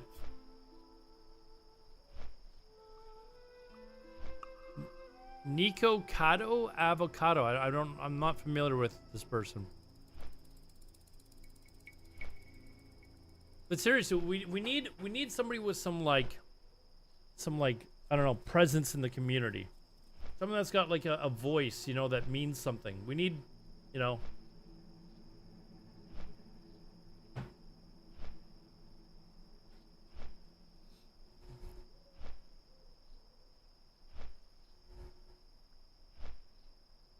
Watch the new Wrath of the King Abyss video he made too. They all went on the no changes bandwagon. Alex Central. I've heard Alex Central's around again. Whoops, I've already got that one. I don't have the other one that you're talking about though. Okay, we're at Wheat, and thank you very much for the follow, dude. I appreciate that. Is a YouTuber who went insane due to bullying or some shit. Oh my god.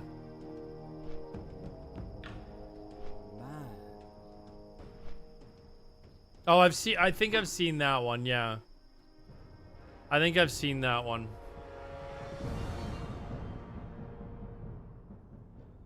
They have community council? I wasn't invited to that. You know, you don't get invited to being part of the Warcraft community council if you're not 100% pro Blizzard. Like if you're and like I'm not well known amongst Blizzard, especially the people that I used to know at Blizzard don't work there anymore. Like, don't work there anymore. So you can, you know, and, you know, there were some people that had a bit of a name with themselves at Blizzard. So you can probably guess who I may, you know, the 2 or 3 individuals that I may be talking about. And I knew them. I'd actually met them. So, but, from the devs that I've talked to, the, you know, 2, 3, 4 of them that I knew, I don't get the idea that I was known as somebody that was, what's the word for, like, bootlicker maybe or something like that? Like, always, you know, like a yes man, like, yes, you're awesome, yes, oh my god, you're great. Like, I don't think I would ever be looked at as that type of a person. Brown noser, yeah, that could be a word as well. This pendant was crafted with great skill and precision, adventurer. No orc would covet such a jewel, but many humans would. I will have this pendant studied. In time, let us hope that its mysteries will be revealed to us. It will take time for our scholars to study the pendant you brought us, but for your service to the Horde, I would like to offer you a small token. Thank you, adventurer. Your acts bring honor to you and to us. A shill? Yeah, that would be another word. Those are all good words. I've never been known as that in life, and I don't think I was extremely well known amongst the developers, but I have had conversations with them. And I don't get the sense that I would be looked at as somebody that was just, willing to say Blizzard is awesome. I haven't had anything good to say about Blizzard in a long time. Nobody actually cared for this game, and the soul of this game works there anymore. I mean, one of the people that I knew relatively well, like I'd actually had a meeting with the guy, like in person for like an hour with a couple of other people, was Brian Birmingham. And, talked to him on a few occasions outside of BlizzCon and through Twitter and stuff like that. Definitely like a dude that I think actually cared about the game. But I thought the same about Ian Hazukosis when I met him too. You also got to keep in mind that a lot of the decisions that are being made are, oops, I got a train, are above their heads. So they're being told by their bosses that, hey, we want this pay to win shit in the game. It's going to generate a shit ton of revenue. Right? So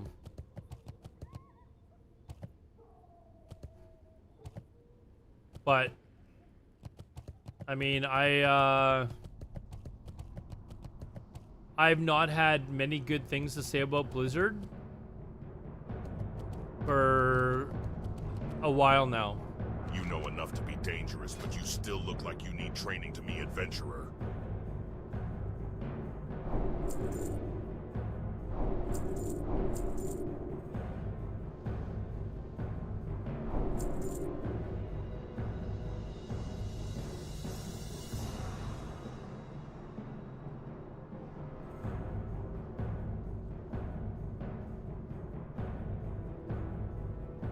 I mean, I'll train it. What the hell?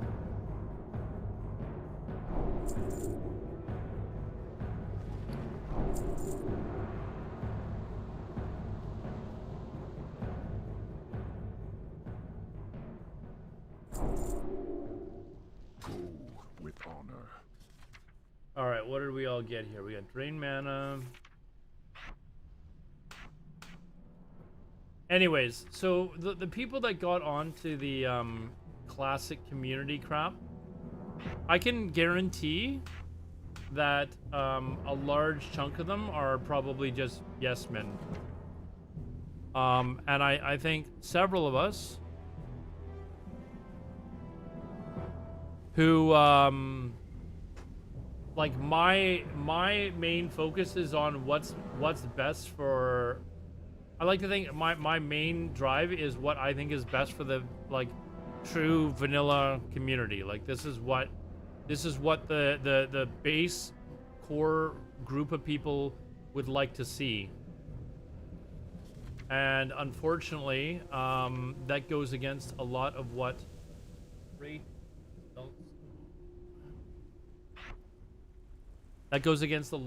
Blizzard would actually be willing to do in the game, or the direction that Blizzard wants to take the game. Like, I don't actually think Blizzard, like Blizzard, it almost feels like Blizzard is, hold on.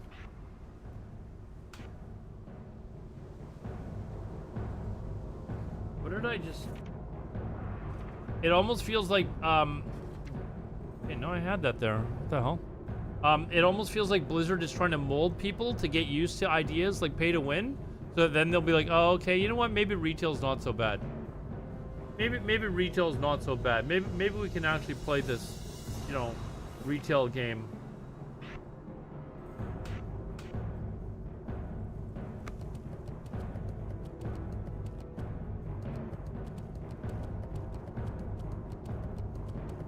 Yeah, they didn't even mention tokens. Like, what a bunch of gutless cowards. They just appeared. Like, oh, how did that happen?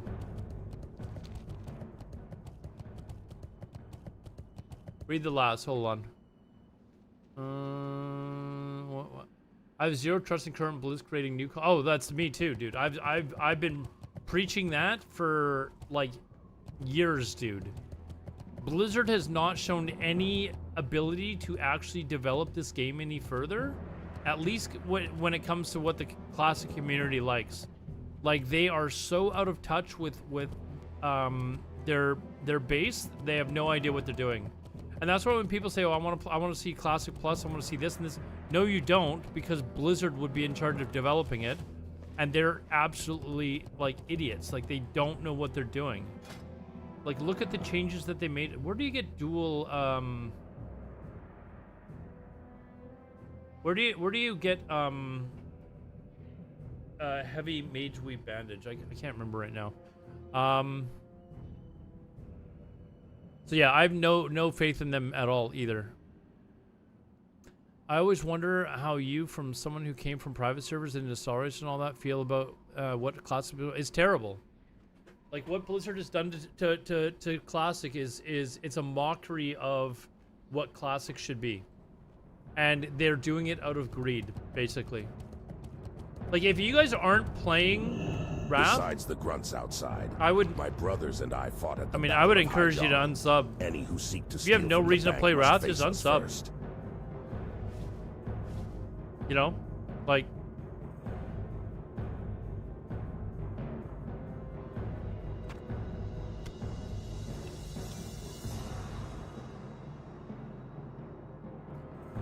I just think that the version of the game that we've got is such a farce. Hold on, leave that there.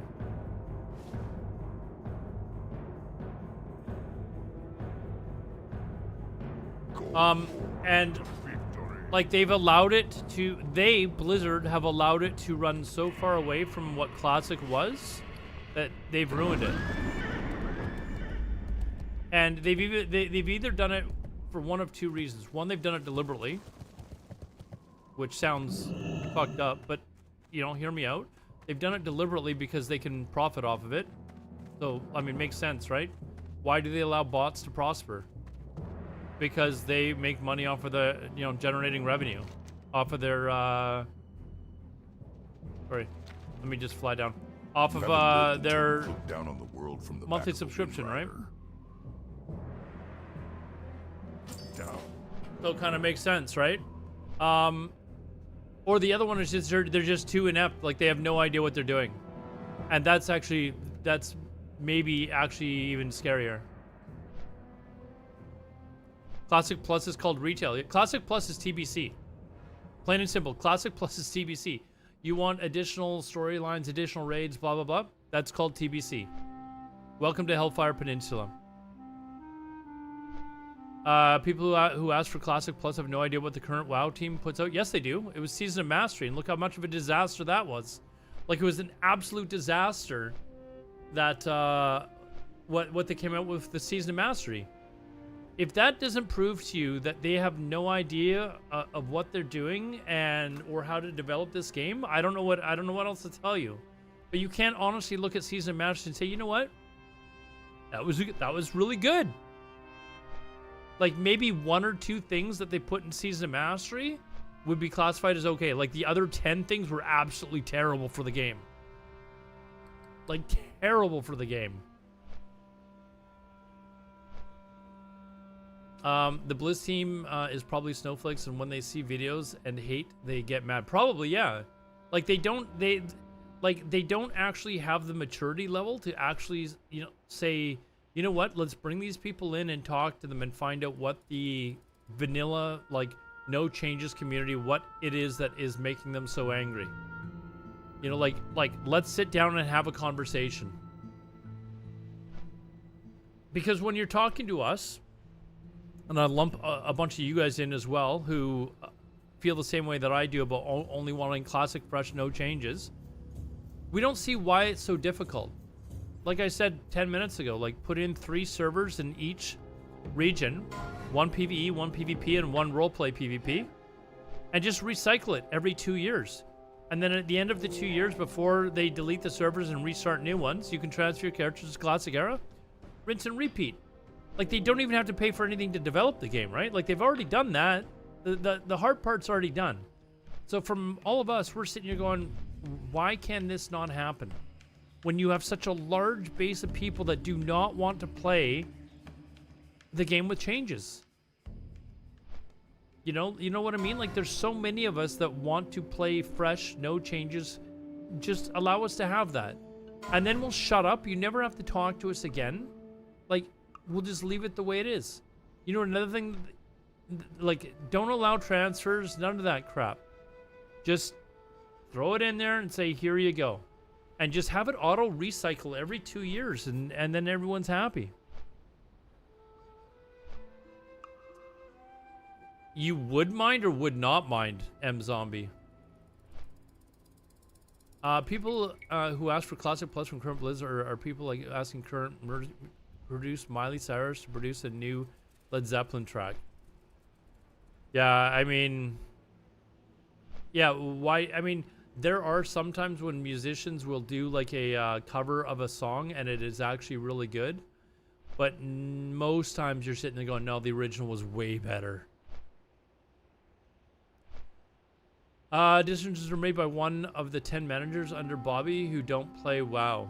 Well, I mean, you got to keep in mind, legally, as a corporation, they are trying to generate as much revenue as possible. And it's gotten to the point where, like, they will try to lure us away from actual private, like, actual, like, Blizzard servers where you are forced or are extremely enticed to buy gold, to buy the token and all that crap.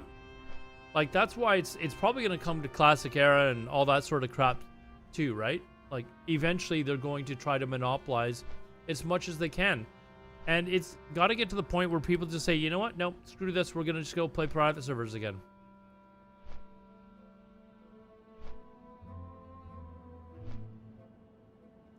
When they say Classic Plus, we think of adding new content, quests, dungeons, raids to Azeroth.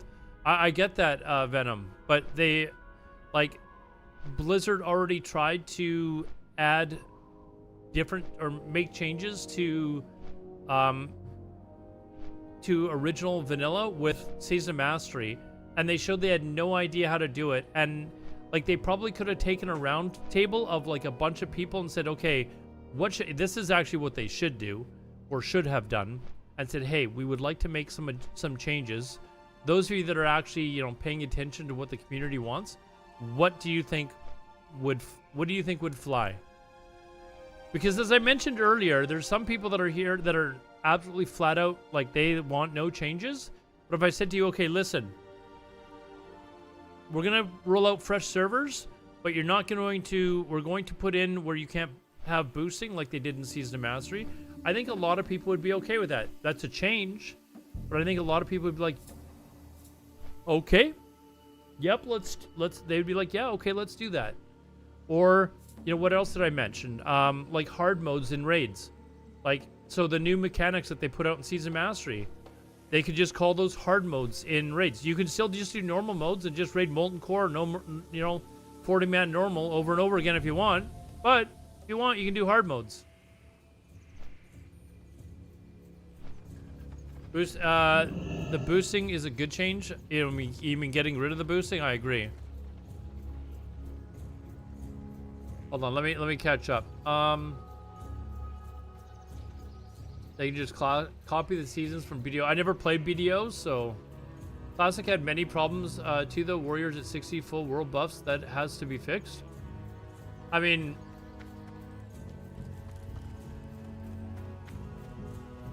I could see why you would not. I mean, I never played a Warrior, and I don't want them fixed. Because you know what you're going to ask? You're going to ask for Blizzard to either nerf Warriors or boost every other class. And usually people are saying, we need to boost every other class. Like, I've got people that are coming in here, and they're like, I want to see Boomkins do as much damage as mages. Oh, but they can also heal, they can battle res, they can do all this other shit. But mages are just DPS. I want Boomkins to do as much. And that doesn't make sense, right?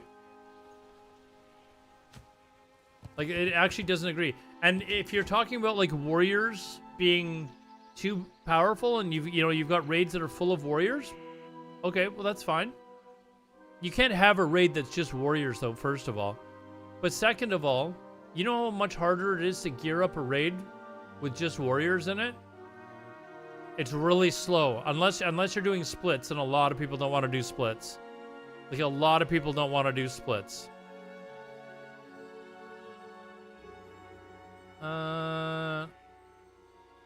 I think if Alodar levels the character on Turtle WoW, we can never go back to vanilla. No, I've looked at the changes. I have no interest in Turtle WoW. It's absolute garbage as far as I'm concerned. I have no interest in playing Turtle WoW.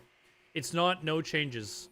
I do not want to play a style of vanilla that is not no changes. I'm fairly firm on that. What is Turtle version? Just look up Turtle WoW Zombie. You can look at the changes that they made. I think it's I don't like it at all. But I see that there are people out there that do like it. But a fresh well done private server will have more people playing it than Turtle WoW. Same as like a fresh Blizzard server would have 1 billion more people playing it than Turtle WoW. Like way more people playing it. I'll be right back, guys. I gotta take a pee. Be right back. By the way, if you want ad-free viewing, you can watch me on YouTube, all right? I really don't mind losing the ad revenue on Twitch. If you want to watch ad-free, by all means, I am dual streaming on YouTube as well, as you guys can see. So, by all means, head over there. I'll be right back, guys. I gotta pee.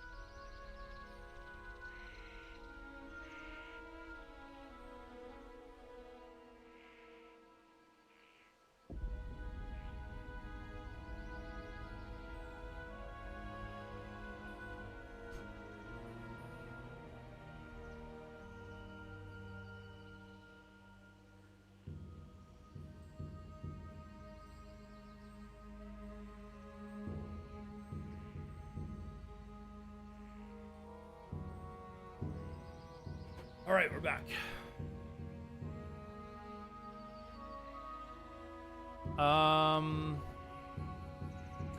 Miss your take on Warriors at 60 Twitch ads. Yeah, Thierry, if you want, YouTube does not give ads. If you're back, Alex Sensual, really, an anonymous gifter is gifting a sub to Alex Sensual. I'm sure he'll be happy to see that. As much as Alex and I have maybe butted heads in the past, I think that's one person would agree with me on my take as far as hating Blizzard and wanting fresh vanilla.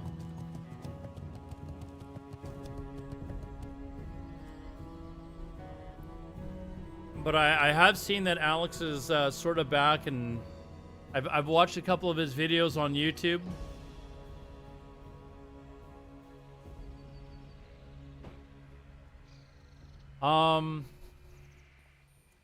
Guild chats on hardcore, you'll see how many love Season of Mastery. I mean, if so many people love Season of Mastery, why was there like literally no one playing it at the end? Like, there was like 2 guilds rating Nax, dude. Like, not that many people like Season of Mastery, okay? Like, they lost like 95% of their player base in a month. Like, it bombed hard. It was completely dead, yeah. Like, you could run around and you could not find anyone playing.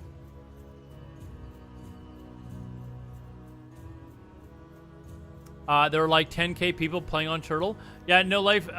There could be, but like Nastaris had 15,000 people, Elysium had 15,000 people, and Lights Hope, Northdale, and then what was the other one that's always, somebody earlier was saying that they start a new fresh server like every 6 months. I can't remember the name of it. But they've got a huge following. Like, there's tons of vanilla. No, well, not Everlook. There's another one. They've been up for years. They used to have like 4 or 5 vanilla servers.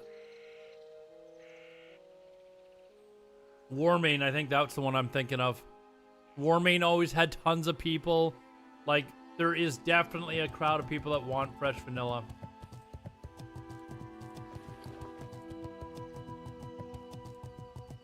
Oh, Chronos was the one I was thinking of. Yes, Chronos.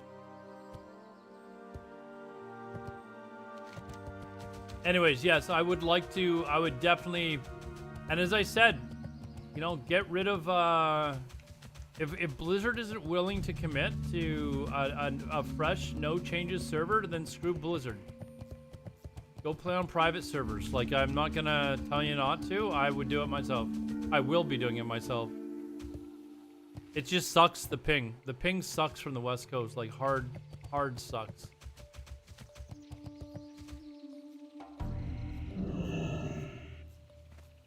Whoops, I don't have a pedo. Let's take a moment here. Devs already said it's going to be a new season of something, so basically no chance for classic era. Where are the servers located in Europe? France and or Russia. I think it's France, actually. Yeah, it's a good ping for you. It absolutely sucks for me, though. Like, it's easy for somebody that's playing on the East Coast to say, "Oh, you know, let's just play on class or on private servers." Okay, you've got a ping of 60. I've got a ping of 180.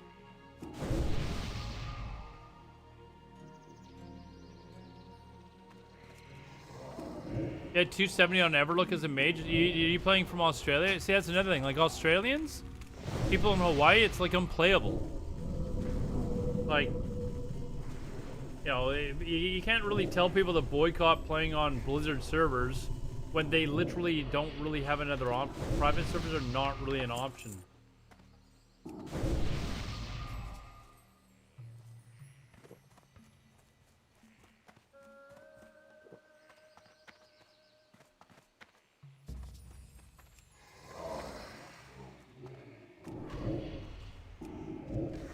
Blizzard can't be trusted to make anything good. We waiting for nothing? I would agree with you. That's why I said, like, if they haven't announced something by, like, BlizzCon, fuck them. Just go play private servers. I don't know what I'll do. I don't know, like, that I would still play vanilla. I'd probably just have to suck it up and play on private servers because, but with the ping, it's just kind of a miserable experience.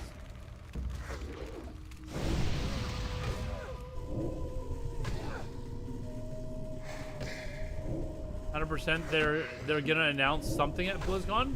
Yeah, but what is it? What is it gonna be? Is it gonna be? Is it gonna be something to do with Classic Fresh? Is it gonna be something to do with Kata? Is it what's it gonna be? Like, Hardcore's already gonna be out at that point. We know that.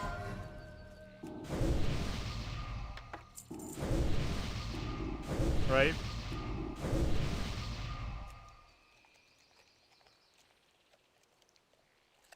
You know what's going to be announced this BlizzCon is the next expansion. It is the second year, so they will be announcing the next expansion this BlizzCon. So there's that. Angry Gravity, thanks for the follow, man. Appreciate it. Oh, I lost a follower, so we're still one short of a new high. I probably said something that made someone angry.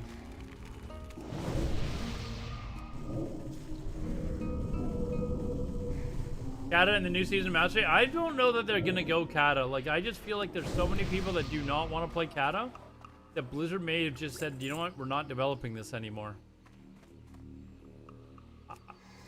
I'm not gonna lie, I kind of hope that they do come out with Kata, just so I can watch it flop in their face.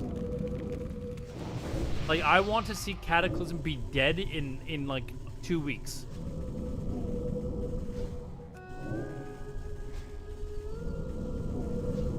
Think about mob. What about mob? I don't think the classic community gives a rat's ass about mob. Like, I think it's honestly two totally different player bases. People playing retail will probably play mob, sure. I don't think Ryan's is playing mob. I'm not playing mob. I can play pandas and stuff again. No, I'm good.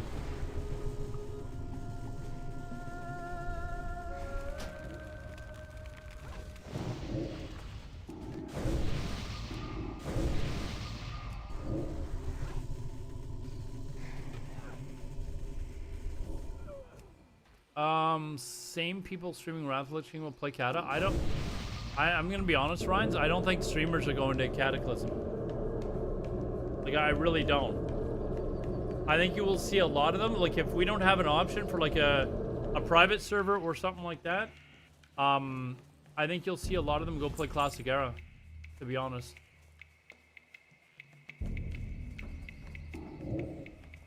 I think that's what you'll actually probably see. Them just playing. No, I think they'll play Classic Era. That's what I do. If there's not a private server for me to play on, I'll play Classic Era or something.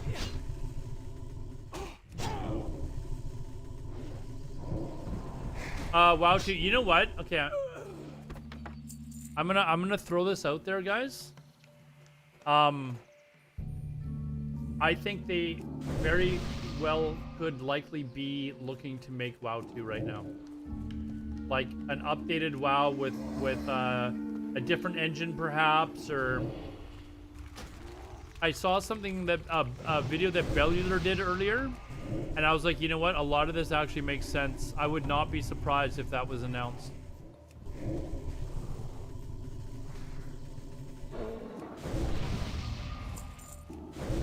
Go watch Bellular's video, Ryan, and then come back. Okay?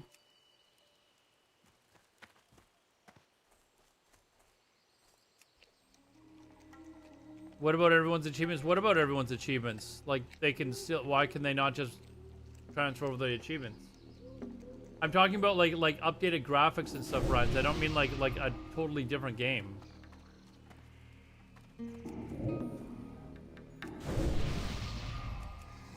Like, you know, in the sense of like Unreal Engine 5 type of thing.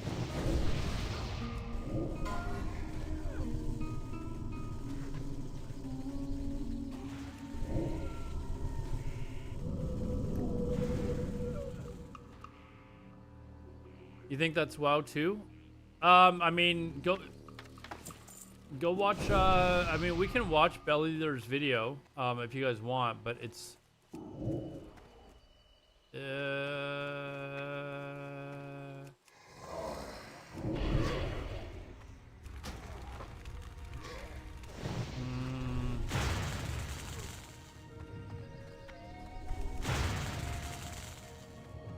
Let's just not take any chances here, although...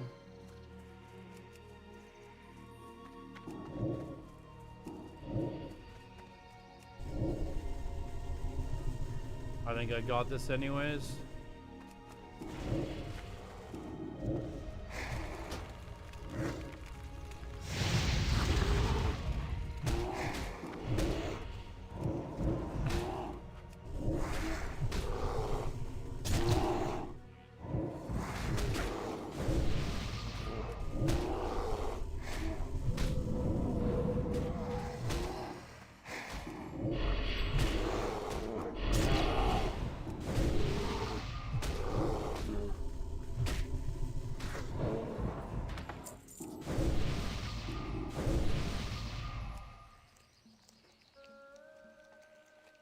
When is the next BlizzCon? First week in November. Stylized graphics. Yeah, I mean, we can watch the Bellular video if you want. He actually makes a really strong point. And I know Bellular's more of a retail guy, but he's made some videos in the past where he's pretty well informed with what's going on.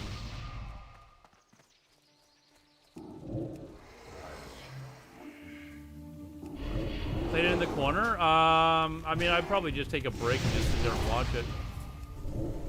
Whoa, whoa, whoa, whoa, whoa. Thought you meant a whole new game? I mean, he's basically saying that they're coming out with WoW 2. He didn't say one way or the other. I feel like it's just a revamp of the world. Let me just finish this quest and we can watch the Bellier video.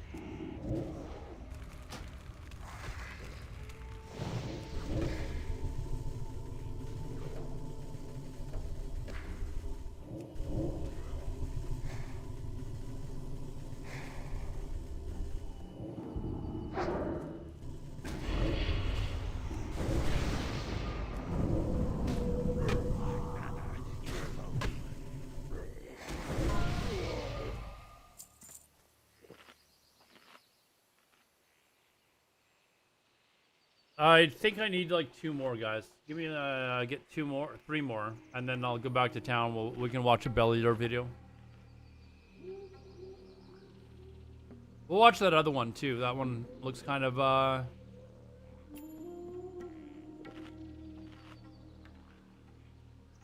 You know what's funny, actually? Hold on.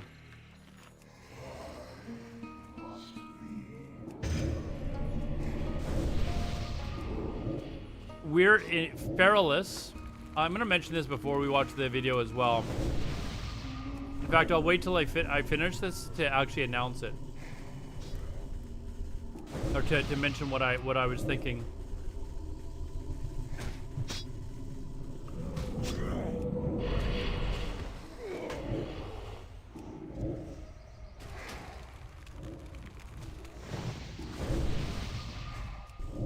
Tonight, dude, I'm gonna game a bit and then call it. Alright, see you later, Villian. Thanks for stopping by, man. I really do appreciate it. And also, guys, those of you that are watching on Twitch, if you're getting ads and stuff like that, and, I dual stream on YouTube. Okay, so take that for what you will, but dual stream live at the same time.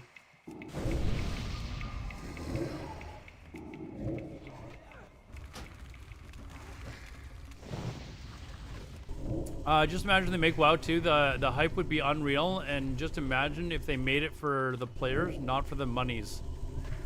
What do you think the chances of that happening are, men? Slim and slimmer? I think the chances are about as slim as I am, which is not very, okay? Not very. Okay, let me go turn this in. We'll watch the Bellier video. What spec you running? Can I check your talent tree? Yes. Radu Miu, I don't know if you're new here, but I thank you for watching on YouTube. So what I do, just because it's hardcore, is I go down Demonology to improve Voidwalker.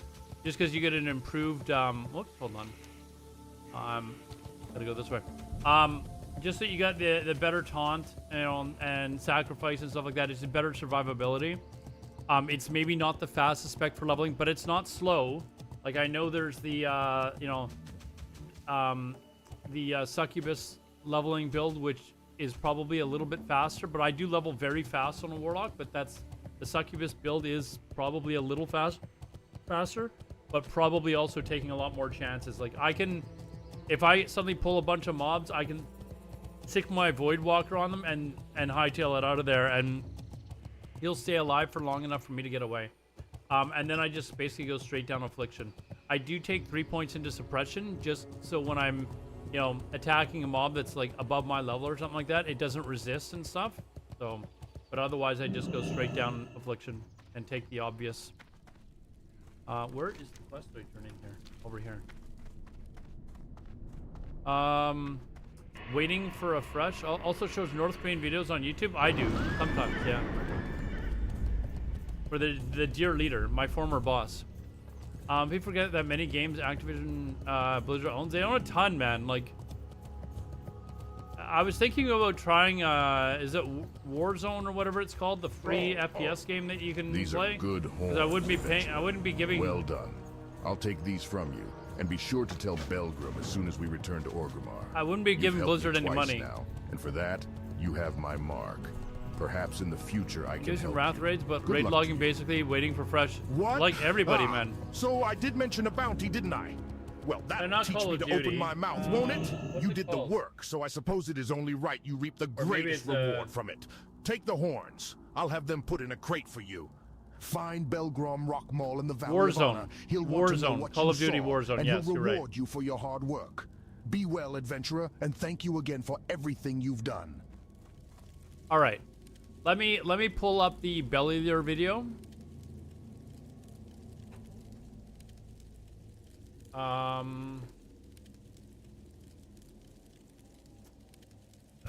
Was it under Bellular Gaming?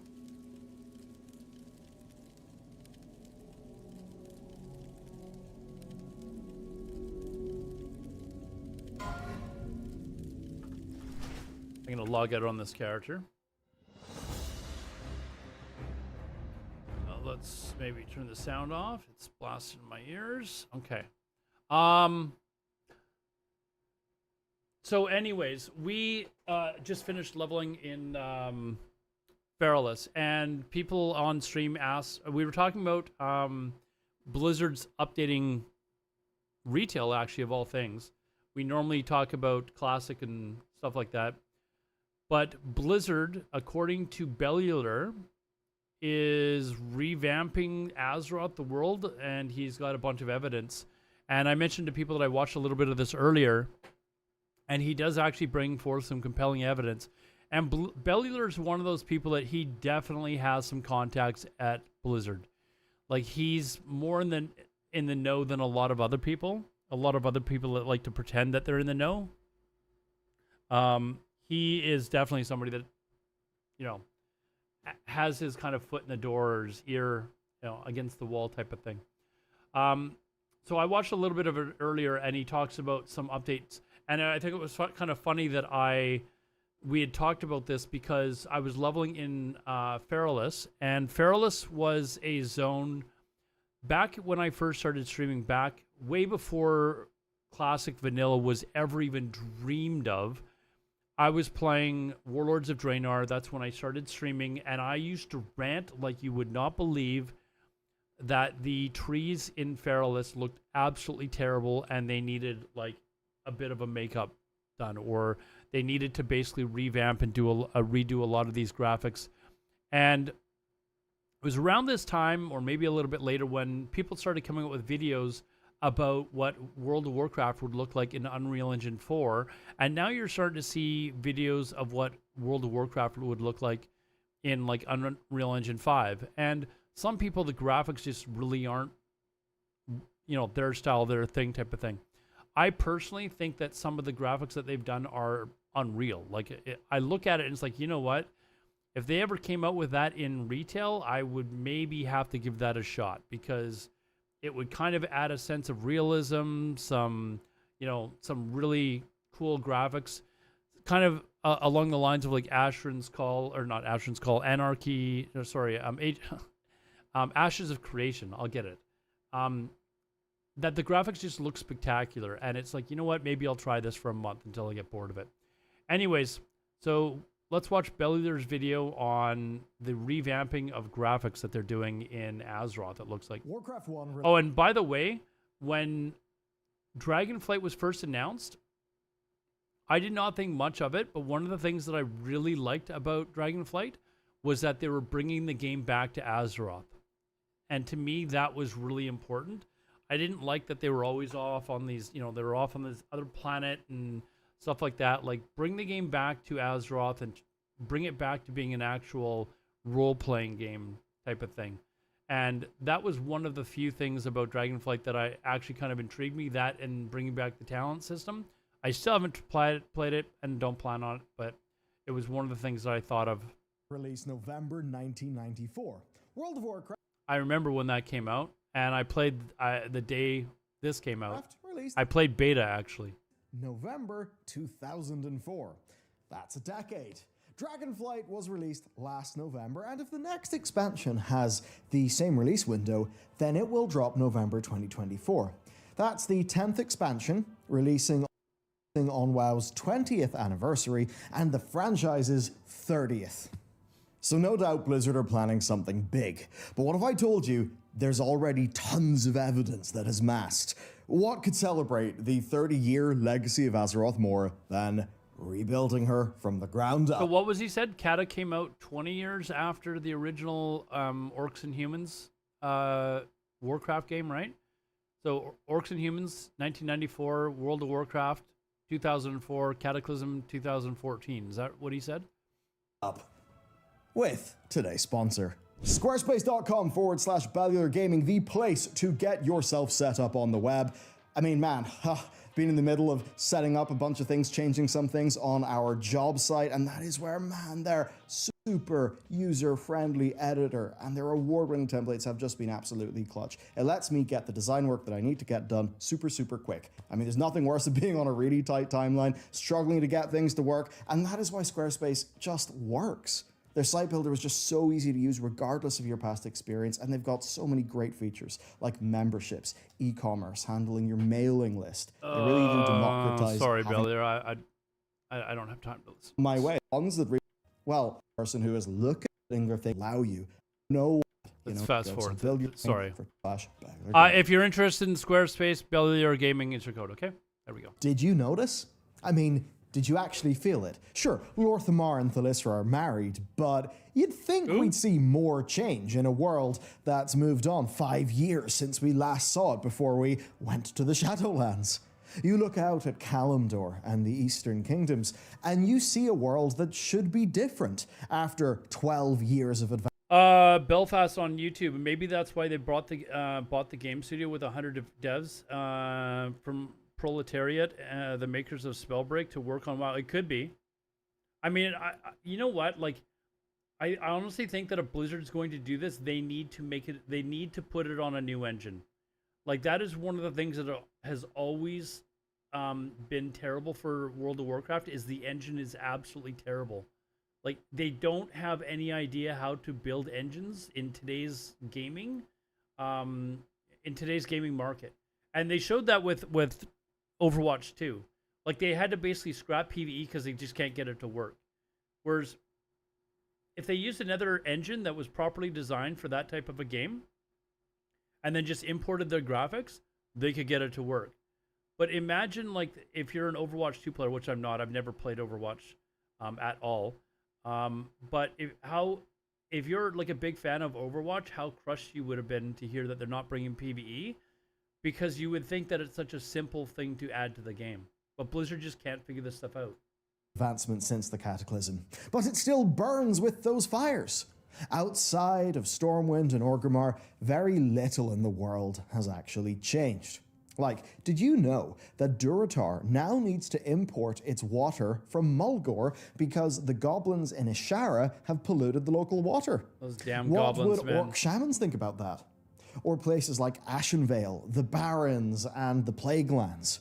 Surely, after everything we've done for the Cenarian Circle, Earthen Ring, and the Silver Hand, these places are a little bit more back to normal. Hell, even the Orc Heritage planted a seed for that. The player helps plant the first few trees of a new forest in Thunder Ridge. All this seems ethereal, but we in fact know that we are going to see at least some of these events in-game. Steve Denuser said as much in his official statement on the time skip. Here it is. Reclaiming Gilneas won't be seen in lore books or locked behind time passing. It's something we're going to experience in-game. So maybe we don't need to feel the time skip immediately. Maybe it is something for when we return from the Dragon Isles. It would be a significant job for Blizzard to rebuild Gilneas. And then, of course, you look at the old world. There's people already that are not in the Dragon Isles. Like, I'm sure if you went into Orgrimmar right now, you would see people. And you realize the magnitude of revamping all 40 original zones. And that's not including the likes of High. It would, like, this is the kind of the point I was talking about earlier is the magnitude, like he's getting into now, of revamping all the zones.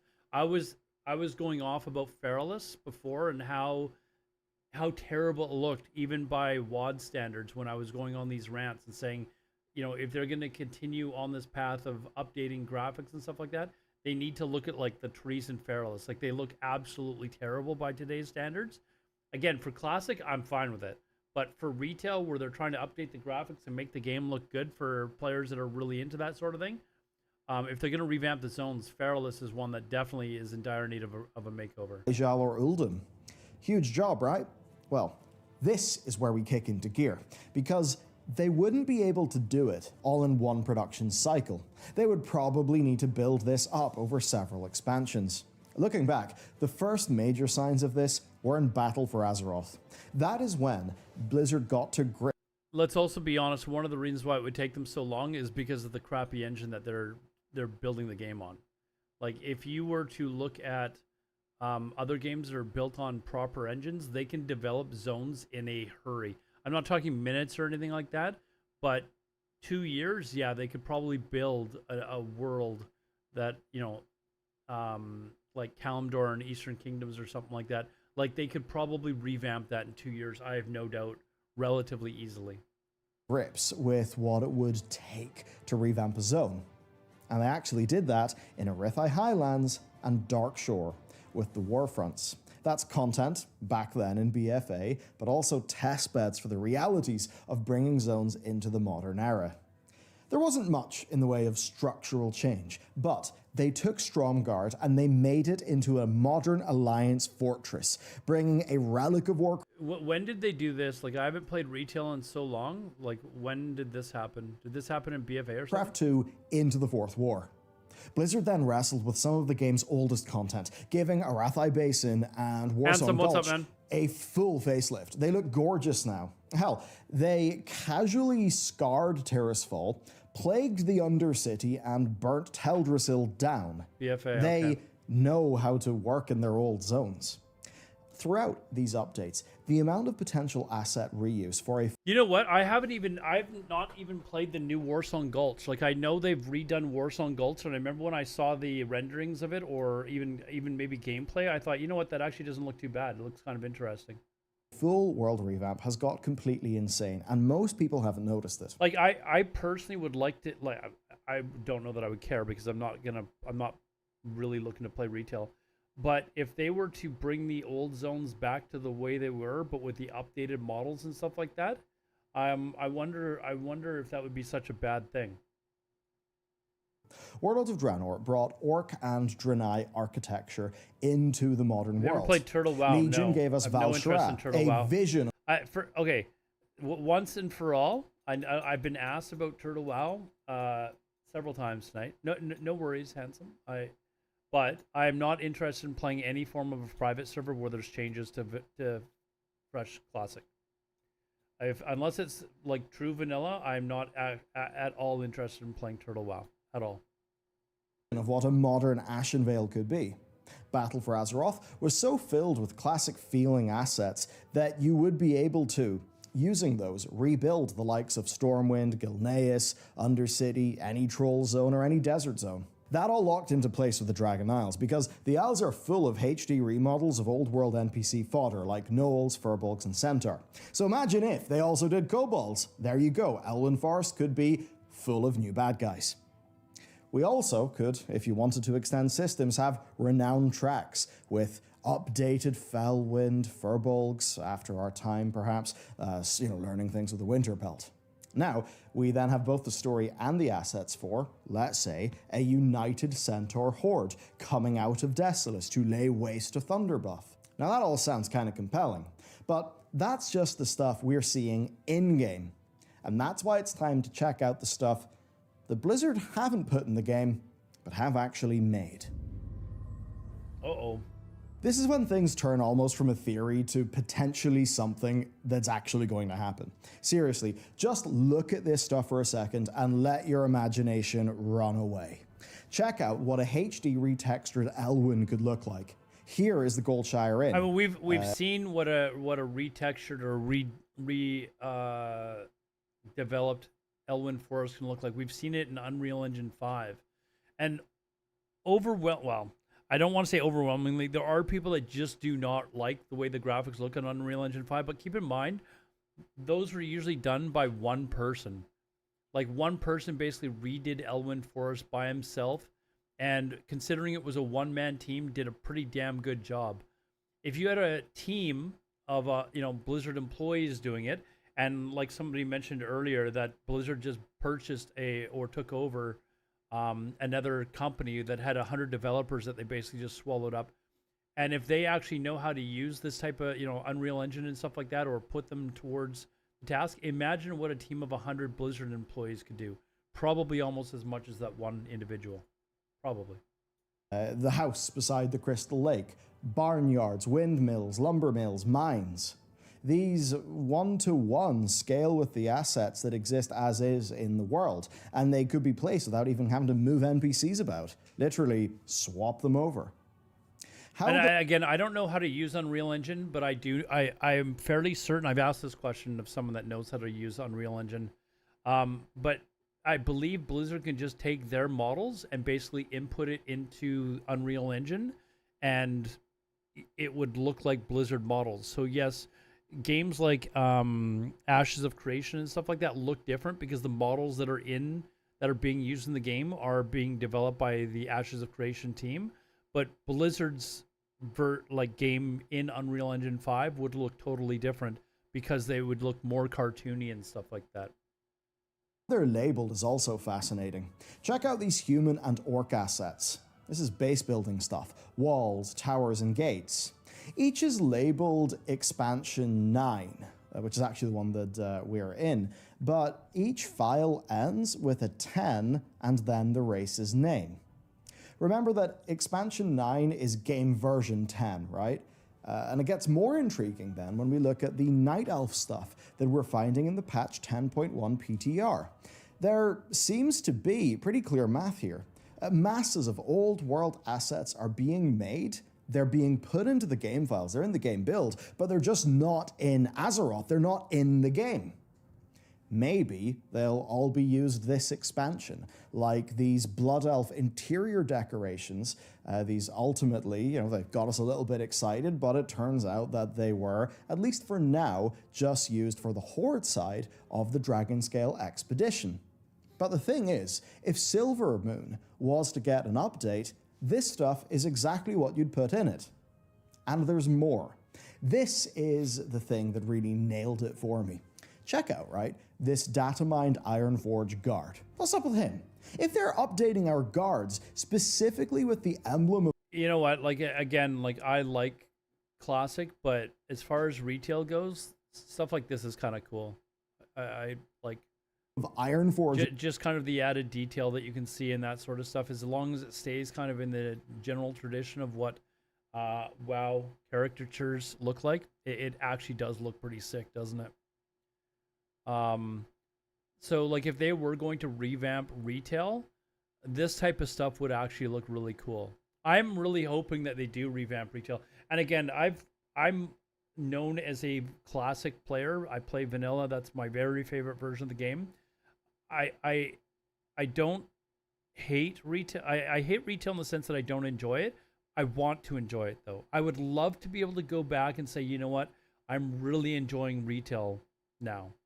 Like I would love to see that, but I think Blizzard's motives in retail are so vastly different than what they were when they originally created vanilla. Like it's pretty clear that in retail they're out to get as much money as they possibly can. There's all these, mounts and store games, the token, all that sort of stuff.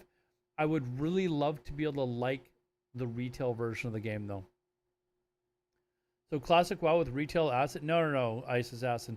This is what Bellular is suggesting, that Blizzard is possibly preparing to revamp all the graphics in retail for the next expansion. He's hinting that this could very well happen. In the shield and the tabard for players, surely they want to update our cities, right? So that's what we're It would- actually seeing. It would look weird if they updated just the guards and not everything else. That does make sense. But one thing above all else points toward a revamp: the world itself. The story is ready to advance.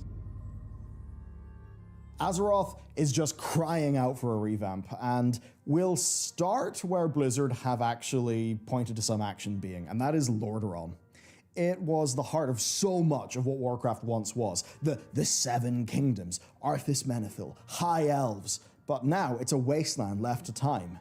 The big one is Gilneas. Genn was in the spotlight throughout Legion and BFA. He's now a major advisor to the Alliance, but he's also a king of a kingdom. His next arc will be acting like one and reclaiming his land. And we even have a decent idea of how it will play out. The Forsaken have retreated from Gilneas. They're licking their wounds after the Fourth War and all of that madness. But there is still trouble brewing. Ivar Bloodfang and his pack have taken Shadowfang Keep and jealously guard its evil artifacts. The pack are now so feral, Matthias Shaw worries how they will even remain our allies. In Silverpine and Tirisfal, I'm not gonna lie, I actually forget Worgens are in retail. When I saw them, I was like, oh, those are the werewolf NPCs. I was like, wait a second, no, there's actually where you can actually play Worgens. the Forsaken, once a cult of personality to Sylvanas, now find themselves without their leader. And of course, with a lot of justifiable guilt over the war. There's a new council set up to lead them into the future, but there is potential for some strife and story there, especially over Kalia being on that council. The one thing they unanimously agree on, though, is that the Forsaken deserve a home. But Lordaeron doesn't belong to just the Forsaken. Humanity is making a comeback. The Scarlets have been spreading propaganda. I believe patch 8.1 of BFA added this, and it's not been picked up on much since. So their propaganda, which was in some leaflets that you found in-game, they talk about having a true living heir to the Menethil dynasty in hiding. They will be back. They've been set up to return, but they don't seem like much of a grand military order as they were in the past. They're perhaps more fringe conspiracy people. And they aren't the only humans on the scene.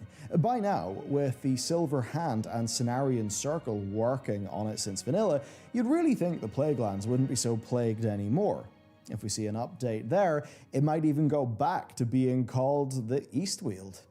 Of course, there are still some remaining Scourge warlords and dark whispers of necromancy coming out of Scholomance. This is all stuff told to us in exploring Azeroth, but finally seeing the results of our efforts would be a huge moment in WoW. And if you want a bigger moment for, I don't know, a cinematic reveal, the Silver Hand have attempted to reclaim Stratholme several times since Legion.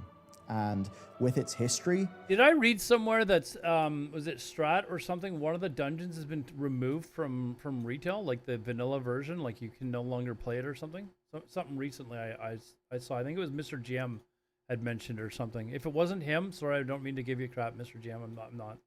It would be the perfect place to tell new stories for non-Stormwind humans. Arthas' damage undone, that kind of thing.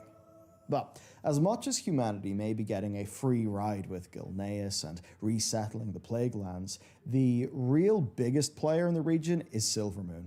Since it was sacked by Arthas in the Third War, they've long been on the road to recovery. But now, Silvermoon has been united with Suramar, creating twin elven kingdoms that could very much decide the future of Horde politics and establish what post-war Azeroth could look like. We're seeing new generations of Blood Knights and Magisters come along, like Solandria, once a regular of Children's Week in-game, now a fully fledged light-swinging paladin. Which brings me to perhaps the most exciting aspect of a revamp. Vanilla launched with many young people in the lore, but other than Anduin, we've seen very few of them grow up. And one of those youths that I think most players have completely forgotten about is about to come of age and wield about as much power as Anduin does, and that is Dagran Thessarian II, who is the heir to the united dwarven kingdoms of Khazmodan. The gateway to the north is Casmodan, the mountain kingdoms of the dwarves. But it's no longer just the Bronzebeards in charge.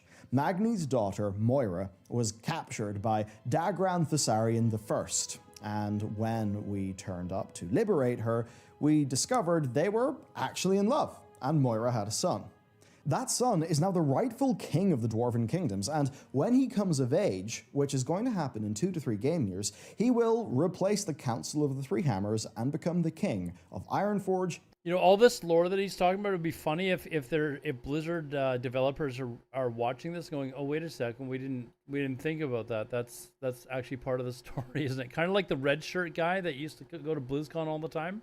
Airy Peak and Shadowforge City. And no, Blizzard have not forgotten him because he just made an appearance in the story of Lorthamar and Thalisra's wedding, having become good friends with Arator, who of course is the son of Turalian and Alleria. Now, with the Dark Irons now fully in the Alliance, it will actually be an unprecedented time of peace for the dwarves. We may even have Shadowforge City, or as we know it, Blackrock Depths, but not full of enemies. Now that sure would be a change to witness. Then, not to forget what's... Man, I don't know how I'd feel about that. Like, such an iconic zone, in not being able to actually like do the instance. I guess maybe I don't know. Are the instances still available in retail? Of Shadowforge City, Azeroth's most iconic peak, Blackrock Mountain. It is mostly known by players as where we go to defeat Nefarian. Twice, once in Vanilla, once in Cataclysm. But now, there are some remnants of the Dark Horde. Other than that, it lies quite empty. This is the perfect location then for Black Dragons returning from the Dragon Isles to basically right some of their family's wrongs. Rathian could even sit on the mountain and watch over his best friend, Anduin, over his city, right? Watch over Stormwind. But really, when it comes to the Eastern Kingdoms, we know much of the lore that's going to drive the story, that it's going to be Stormwind, and it's not as rosy as you may expect.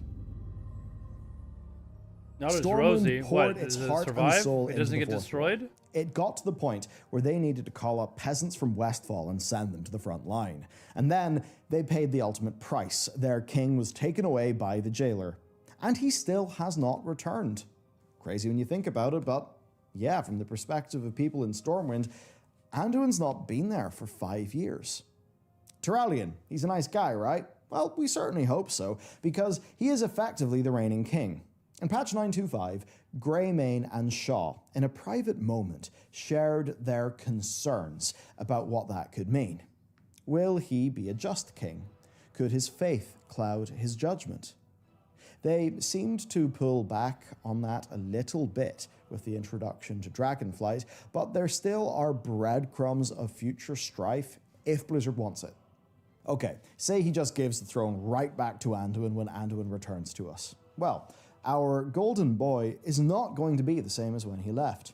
His trauma response was to basically pawn his duties off and wander alone until he figures his shit out. His return will be a happy one, but it's one that will bring its own tension, and we have to question what darkness will linger in Anduin, or even how people will feel about his abdication. That's a big A-plot story thing. But what we really want from a world revamp is to see what's going to go on in those old-school human zones. And Blizzard sort of got the ball rolling. After the Human Heritage quest, we know that Westfall's issues are mostly ironed out politically. Anduin pardoned the Stonemasons, and Van Cleef disbanded the old gang and disavowed the remaining Defias' ways. But the remnants of that new Defias are pure, unjustified bandits and pirates. And yeah, pirating they'll do. We have the Night Squall, who is a mad night elf who wants to explore the other side of the planet, to sail beyond the Veiled Sea. A lot of this lore I've never heard of before. He's currently making a federation of playing retail. pirates, and he wants to get the Defias on board. In Duskwood, a mysterious necromancer, free of the Helm of Domination, was destroyed by the Night Watch, but he promised he was only the beginning. That means that Raven Hill is not yet clear of undead. So there will be plenty for us to do between the politics, the bandits, the gnolls, the kobolds, the murlocs, the necromancers, and really all sorts. We could see revivals and continuations of hundreds of stories that made those zones so memorable, but rebuilt as beautifully as the Dragon Isles themselves. Kalimdor has seen so much action in the last decade. Orgrimmar was sacked twice. Cthulhu had this whole area covered. Uldum was opened. Teldrassil burned. The Sword of Sargeras, and really the list goes on. Is the sword still there? The sword's still there. Wasn't that a meme back in like BFA or in Shadowlands? The sword was still there. The promise of a half-explored wilderness is still there. We know a dark power lies under Maradon, and it wants to unite the Centaur hordes, so they claim the entire continent. And we've got new Centaur models that Blizzard could use for that. Another big development is the Barrens, where the Mag'har teleported over from AU Draenor. And the crazy thing is, when they teleported over, several Botani were caught in that spell. When they arrived in Azeroth, they escaped to the overgrowth in the Northern Barrens, which is where the Emerald Nightmare was manifesting on. This is one of the things that just triggers me like nothing else in Cata, is what they've done to a lot of the zones. Azeroth. Isn't that a bit of a scary crossover? Just remember how in Warlords of Draenor we had to prevent a Botani invasion of Stormwind, and when you go into the deep lore of Draenor, we see that life unchecked can doom a planet. Yeah, the 1,000 west Needles coast is of another the one continent too. Is littered with highborn ruins infested with Naga. And Nazjatar was not the end. And now we're hearing that they have a prophecy about Ashara's return that I covered in another video. Already, we have Centaur, Botani, and Naga to fight. But also, there are many Titan ruins that would be fantastic to re-explore, now that we found out that Odin wasn't necessarily truthful to us all the time. Like, life did not come from Ungoro Crater, but we were told that back in Wrath of the Lich King. What the hell then? What was Ungoro for? Even in Uldum, we know the Waste Wanderers settled there, so we'll have guides if we ever return. But all that is secondary to who really owns Kalimdor, the Orcs and the Horde. And the Orcs have some soul searching to do. As I mentioned earlier, the water in Durotar has become polluted by the goblins of Ashara. That is a political test for the Horde's new council. Instead of an orc war chief calling the shots and rolling heads, now it'll be a whole thing to resolve. This will be a problem throughout the continent as the various Horde factions divide Kalimdor up. But for a race who founded the Horde and then brought the other races in, the Orcs need some time in the light. Especially after the Orc Heritage Quest reunited the clans while still keeping them distinct, a revamp is a good time to explore those clans further. But the biggest iceberg on the horizon, something WoW's never really satisfied us on, is faction conflict. And the Night Elves are still a power to be I totally forgot that now you're able to like group with people of the opposite faction. Can you add each other to the same guild in the opposite factions now too? That's not a thing. Please, like they haven't done that, like gone that far, have they?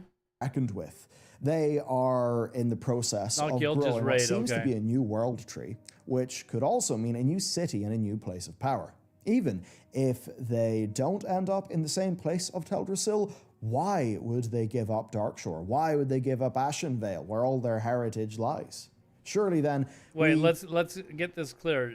Dylan, you can add each other to the guild, or no? Was added this patch. Like... See, this is how I mean, like, retail has gotten so far away from Classic that part of what makes Classic fun is hating the other faction. You know, even though your friends are on the other faction, it's fun to kill them. You know, like... Could have conflict, because the Orcs are still cutting down trees. Faction conflict might not be the A-plot going forward, but remember, conflict doesn't necessarily mean murdering each other. Antisocial contract? Could just be I think I had to sign something saying that I wouldn't actually hate anyone in the game, right? I think that's what they have you sign. Faction tension. You know what? Other MMOs, and sometimes even WoW, have done a pretty damn good job of writing a little political thriller when they really need to. Let's be real. Let's be real for a... See, when he says that, let's be real for a minute. Like, it's almost hinting like real, like Unreal Engine. Maybe not. Where can World of Warcraft go next? Like, honestly. Obviously, the answer is many places. The Emerald Dream, the other side of Azeroth with all that Night Squall lore, the next Cosmic Realm, or perhaps the Cosmos threats coming to us, which I think we would probably prefer. But really, a world revamp feels a bit evident. Every other day, somebody is finding a new data mined asset in A world game. revamp would actually be pretty There aren't cool many in retail. explanations for all of these files just yet. It could easily be something in the process of 11.0, a soft reset of assets rather than core story. Maybe they will just piecemeal create more and more old world assets over several patches or expansions. Maybe this stuff is actually for new faction fortresses on the other side of Azeroth, and that's why Blizzard have been building them, adding them to the game files, but not putting them in the world. I suppose the best part, though, is that it brings potential to us. We're in a good place right now. We're in a really great expansion. The world is kind of being reset in a nice, calm way. Anything can happen next, and it's all quite exciting. But the one thing that Blizzard knows will hit hardest, the thing that they can market, the one thing that could be stronger than any... Belfast says, I don't think Blizz games I don't think Blizz does games outside the proprietary engine. They want full control. You're probably right. I don't actually expect that they're going to switch to Unreal Engine 5. Do I think they could develop the game better than how they have been? I think you could argue that they could when you've seen that in other, other games that they've got. Overwatch 2 we mentioned earlier. They can't get some of the most basic things to work because I don't think that they actually I don't think their team knows how to develop stuff anymore. I think their team is no longer like the top tier of developers in the game. And after years and years and years of paying, cheap wages, it's now showing, it's become very evident with Blizzard that they are not very good at developing these types of games anymore. Whereas other games that are paying more in wages and bringing in better talent and stuff like that are just basically doing it better now. Anything else for World of Warcraft in the public consciousness is to reclaim some part of the place that it once had in gaming culture as a whole. And the way to do that would be to say, World of Warcraft is back. The world is back. Experience Azeroth after 30 years of evolution, built with modern tools, modern tech, modern gameplay. That's the ticket. And I think... the modern tools, they still use a crap engine. Like, this is what we're talking about, right? They're sort of on their way to doing that. One way or another. So what do you think? Do you think we are in for a world revamp? Why do you think Blizzard are making these assets? I think they have to do a revamp all eventually. At once as a big new expansion like the Cataclysm? Or perhaps do you think Blizzard would slowly roll through the world as side content as they produce patches? Or perhaps do we have a situation where maybe one of the main continents just is where the next big expansion takes place? Maybe Yrel and her light-bound army come through the Dark Portal, and as a part of that process, much of the Eastern Kingdoms gets to be revamped. I'm not 100% sure, but I think there's a lot of potential. Would be kind of odd if they just did one continent, though, to be fair. It would be really odd, and I think they have enough time over a 2-year period to redevelop the world, like the two continents themselves. Some of it's already done, so...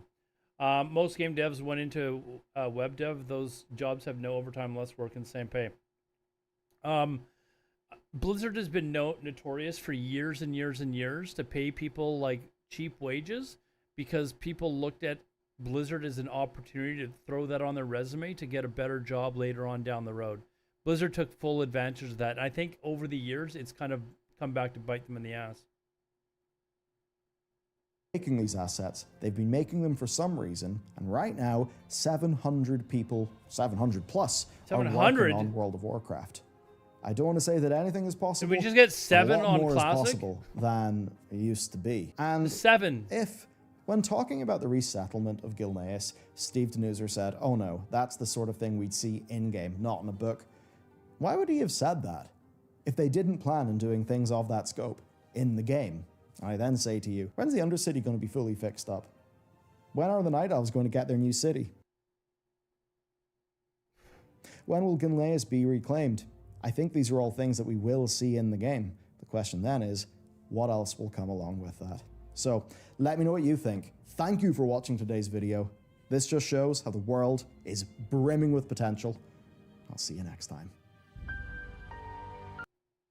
Well, we talked about it at the very beginning of the video. I personally don't play retail. I haven't played retail in years, but I was intrigued about Battle for Azeroth, Dragonflight, because they were bringing back talents, and I've been harping since WoD that they needed to do, like, in the retail version of the game, they needed to update the graphics in certain zones because it just looked weird with the newer graphics that they had in WoD and stuff like that, and then eventually in Legion, etc., etc. You'd go from, you know, like a zone in WoD and then suddenly go to Feralus and you're like, wait a second, this looks absolutely like, this doesn't even look like it's the same game anymore. So what are they doing? Bellular is suggesting that Blizzard may be redeveloping the entire Eastern Kingdoms and Kalimdor to update their graphics and stuff like that with new models, etc., etc. So not a for sure thing, but he's definitely suggesting it. I am in the opinion that it is definitely needed in the game. I think it's time. It's been time since WoD. Let's be honest. Some of the graphics look absolutely terrible, and you can't argue that there's certain things that they have added to the game graphics-wise in retail where it's like, oh, that actually looks kind of neat. That example of the guard by Ironforge, for example, that looked kind of cool. And if all the guards looked like that when you're wandering through town, that would look kind of cool. But it would look really weird if just the guards were updated like that and the rest of the city wasn't.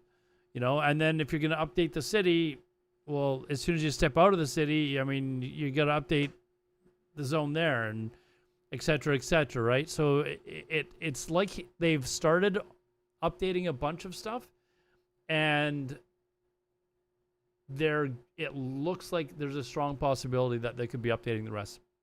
Anyways, we don't watch a lot of Bellular videos on my stream anymore because he's mostly just talking about retail, and for the most part, we're not really playing any retail at all. So, but we used to watch a lot of Bellular videos back in the day. Good video by Bellular. Anyways, all the information will be down below. If you like my commentary and you're watching, please feel free to like and subscribe to my channel. It does help. Or you can talk to me on stream. I stream 5 or 6 days a week on Twitch and YouTube, dual streaming at the same time. So you can subscribe to this channel or jump over to Twitch. The links will be down below and we can talk there. Thanks a lot. We'll see you guys in the next one. Take care. All right, we'll leave that one there. Do we want to watch the other video as well that you had mentioned, Rhines? Hold on, let me catch up on chat here. Let me catch up in chat. Bringing back talents was sick. Changing the graphics will not make WoW a good game. It was the gameplay and mechanics that will make it good. I agree, Thierry. I do agree, but you can have both. Right? Like nobody's saying that you can't have both good graphics and good gameplay. You can have both. So, you know, why not? They've got guys that are in the game that are like graphic designers. Like, let them do their job. They can, you know, have the people that decide the gameplay do the gameplay portion, and the graphic designers, they can do their job and actually have good graphics too. There's no reason you can't do both. So when people use the argument that, you know, you don't need good graphics, no, you don't. But I mean, you can have both. So, let's see. Do you think that Final Fantasy does this better? I have never played Final Fantasy, so I don't know. In general, they need a total restructuring in the game. It has too much content pointing in all sorts of different directions. It does kind of, yeah, and that's kind of why I like the idea that they're coming back to Azeroth to do a bunch of this crap, right? So I wish they would, like, they would. I wish they would get rid of a lot of unneeded systems that are in the game, and just kind of make it, you know, like relatively easy to get through stuff. And you know, I wish they would bring back certain things like, you know, attunements and stuff like that. Like, I always thought that was one really cool thing about vanilla, was the attunement process. WoW is also known for aiming to be played in a very, very low rigs. That goes even as far as vanilla. John Stats wrote about it in WoW Diary.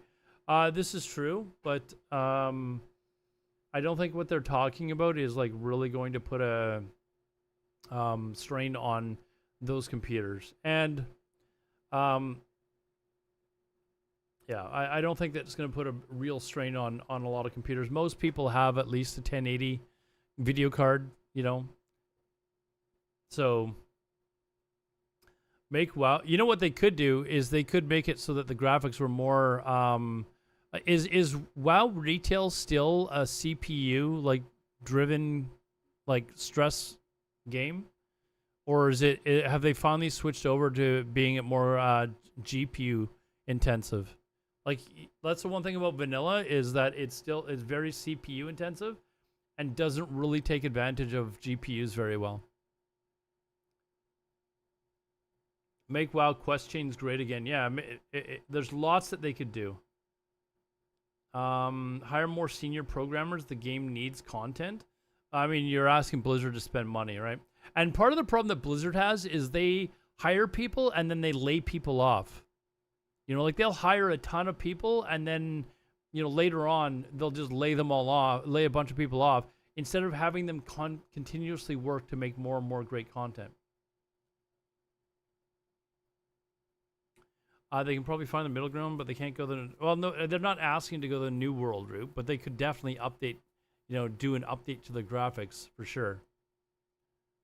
You also don't want to make it to the point where, like, you're being held back because people are still playing on, you know, 386 machines or something like that, right? Like, there's got to be a point where you're like, listen, people, you've got to, you know, you've got to have a computer that's, you know, able to handle the most basic games, right? Like, there's a lot of people that have updated their computers since vanilla. Takes 6 months to learn to do basic stuff on the engine as a programmer, by the way. I mean, don't hire people that have only been programming for 6 months. It's pretty, you know. Retail has a lot going for it, in your opinion. I haven't really been paying any attention to retail, so I'm not really one to say. Like, I know I'm known as more of a classic player, and I am. Like, there's no doubt. But I don't want to hate on retail. I would love to love the retail version of the game. I bought every expansion up until BFA, and finally with BFA I was just like, I am not paying money for these expansions anymore. You know, Shadowlands, I almost bought it because I had friends that played it and they were like, oh, it's really, really good. And then 3 months into the expansion, they were like, oh, it really, really sucks. And I'd started leveling a character up, but I hadn't gotten to the level where I needed to actually buy the expansion yet, so I didn't keep playing. So let's put this up here. Do you guys want to watch that? Hold on. There was one for... yeah, we'll watch the finally getting full bis. We'll watch this one here. We may as well. All right, so this is a video that was sent to me earlier by Rhines. It's another one by Azimus, who, I will be honest, until a week ago I'd never heard of this guy. Like, I didn't know who he was. But he's got 83,000 subscribers, and I don't know if he just generally does WoW content, or somehow I've been under a rock the whole time, but this finally get full bis in Wrath of the Lich King Classic. It's only 2 minutes. Let's watch this and see what he's going on about here. I finally got all my I love the bars that he's got. bis. At first, when I saw the Wowhead bis list, I thought this would be unattainable, but after working hard, day in, day out, and sacrificing my fitness, life savings... I know what he's talking about. I've sacrificed. You can tell I've sacrificed my fitness for sure.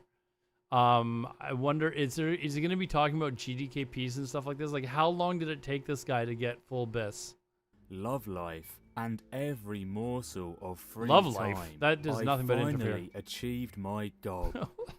WoW token enjoyers. Crimson Death Charger, Shadowmourne, Rank 1 Gladiator, and full BIS. The great thing is, this only cost me 36,451 euros in total. Oh, I thought he was going to say gold. Hold on, what? Hold on. BIS. The great thing is, this only cost me 36,451 euros in total.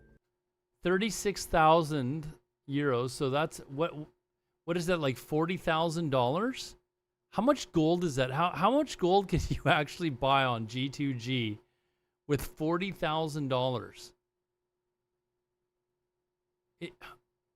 Is that like 800,000? I don't even know how much that is. How much is that actually? That's which is about 225% of my yearly wage. Oh yeah, add another 5,000 euros onto that, which I had to directly PayPal the GDKP leader to give me prio on the first Shadowmourne. Oh yeah. Okay, so this sort of stuff, I'm going to be honest, I just recently heard about where people are actually doing GDKPs and paying people with real life money to GDKP, people that are running GDKPs, and to get prio on items. Like, they're actually saying, okay, I'll give you $100 for if this item drops. Like, that is actually disturbing. Add on another 15,000 euros on top of that, which is what I paid for the rank 1 arena carry, which isn't too bad when you think about it, because now I'm statistically the best Death Knight in World of Warcraft Classic. The only downside is my mother kicked me out of her basement because of my degenerate behaviour, and now I have to play WoW using the McDonald's Wi-Fi, which can cut out in the middle of GDKPs. Thankfully, the GDKP leader has a lot of respect for me, so he always waits for me to come back. Of course he waits, because you spend items I can use. 75,000 euros nice in gold on items. I love the fact Blizzard added the what a WoW nice guy. token, because now I can buy gold legally. It's so convenient. All in all, I'd say the journey was worth it, because look at me. Look Now, at him. I'm rank 1. Rank with 1 full relentless BIS, gladiator. the best Death Knight in the entire world. It's been a long time coming, but I've achieved my dreams. Now it's time for the fun part. Wait, where is everyone? Everyone's quitting Wrath, man. Everyone's quitting Wrath. Oh, he's done video. Oh my god, he's done video. How have I not seen this guy before? Anyways, Azimus is the guy who's making these videos. A lot of people are watching them. So we'd seen that one. But 2022. Hold on. Let's go to videos. Like, I don't know how I've never seen this guy before. But anyways, yes. Now the game is pay to win. And if you agree with pay to win, I don't know what to say. Like, we're just not on the same wavelengths here or something like that. But thankfully, the raids that I'm in are not pay to win. Like, we don't do GDKP. And I know the second that if I were to suggest to ban GDKPs, you're going to have people that are like up in an uproar over that sort of thing, because that's the type of that's what they enjoy in WoW. But to be honest, for me, I really don't like them in the game. It makes the game pay to win. It's it's just kind of like goes against what I think the game was supposed to be about. So I personally would not have a problem if they did ban them. I think it would actually make the game far better. You see, the problem with people buying gold is it drives up prices, and those people that are not buying gold, it puts an extra strain on them to be able to purchase things that they need for raid. And so it pushes them to then have to buy gold as well, because they don't have enough time to farm all the gold that they need to buy items with, because the prices have been escalated. So when Blizzard brings in the WoW token, you can say, oh, well, now you can buy gold legally. Well, okay, fine. But if you had, like, say there was 50% of people that were buying gold before and 50% weren't, that drives the prices up on one side, because they've got all this gold and they're spending it, right? And it forces like a group of people who normally wouldn't to possibly go and buy gold just to kind of keep up, because they don't have time to spend hours and hours farming every week, doing dailies, all that sort of stuff, right? But if you have now Blizzard saying, okay, well, here, now we're going to make it legal, the other 50% of people that weren't buying gold before, probably a good chunk of those are going to start buying gold. So instead of 50% of people buying gold and driving the prices up, maybe now it's 75 or 80% of people are buying gold, because it's easier for them to do that than to farm, and they want to do it legally. They want to have, they've got some sort of a conscience or whatever. So they go out and buy gold, and then that just drives the prices up even more for those people that aren't farming gold or aren't buying gold, and it makes it even harder for those people. So that's why I don't like the WoW token. WoW token is only to stop RMT, man. Like the Blizzard president said. I know. I saw that clip. That is the most absurd thing I think that I've actually seen. To suggest that Blizzard isn't making any money off of it. Come on, dude. Come on. We know the majority of people are just using it to then go and use it and the gold into GDKPs and that sort of stuff. Like, come on. Let's be honest. Anyways, that's for another video. Going off on what the Blizzard president said. It was absolutely like insulting that he thinks that people are that stupid. And the sad thing is there's probably a lot of people that sat there and listened to him say that, or saw the clip of it and were like, yeah, you know what? Yeah, the Blizzard president said this, man. And they're just like sheep and they just follow along. So anyways, another good video by Azimuth. All the information will be down below to his stream and to his video. If you like my commentary on this video, by all means, please subscribe to my YouTube channel, or you can come chat to me live. I stream 6 days a week, 5-6 days a week on Twitch and YouTube at the same time. All the information will be down below. Please feel free to like and subscribe to the channel as well. We'll see you guys in the next one. Take care. All right. That's 2 videos. There was another one that I was kind of level 70 booster by Sea Turtle Mount. Price 1,000. Come on. How many videos? Why have I never heard of this guy before?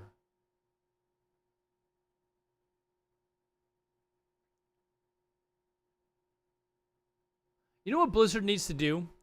Blizzard needs to make one expansion where they basically they're just like, you know what, this is our cleanup expansion. We are going to fix crap that's going on in the game. Like, for example, the fixing matches that's going on in Classic and Retail. I don't know if it's going on in Retail, but I think it's going on in Classic, where the weak orders will tell you what teams are queuing up at that time, so that you don't have to face tough teams. Like, crap like that. Like, we're just going to fix crap for one expansion and stop this crap. We're going to fix GDKP's. Rhines is having a fit right now about me suggesting that. But, like, we're going to fix crap. And I honestly think that would be the better thing for them to do for the long term of the game. All the videos are really short. They are, but they're kind of funny. In a server where botting in RMT is not under control, I'd ban. Oh, Belfast, I would totally cheer if they got rid of GDKPs. Get rid of GDKPs and get rid of, you know what? I should make that video. Like, things, and again, this goes against everything that I've been talking about all night, because I want to see fresh Classic. You guys know that. but I would maybe like to make a list of things that I could see them changing with fresh vanilla that maybe people wouldn't blow up about. One, ban GDKPs. The second I said that, I say that, I would have a number of people downvote the video. Immediately, I would have a number of people that would downvote the video because that's what they do to make gold. Like, all those people would be like, no. I could name like 10 things, 9 of them being great, and 1 of them being ban GDKPs, and the people that like GDKPs would downvote the video. But I've never cared in the past anyways, so... But we should make a list of things that Blizzard... hold on. Things that Blizzard could do. Changes in Season of Mastery. So let's look at the...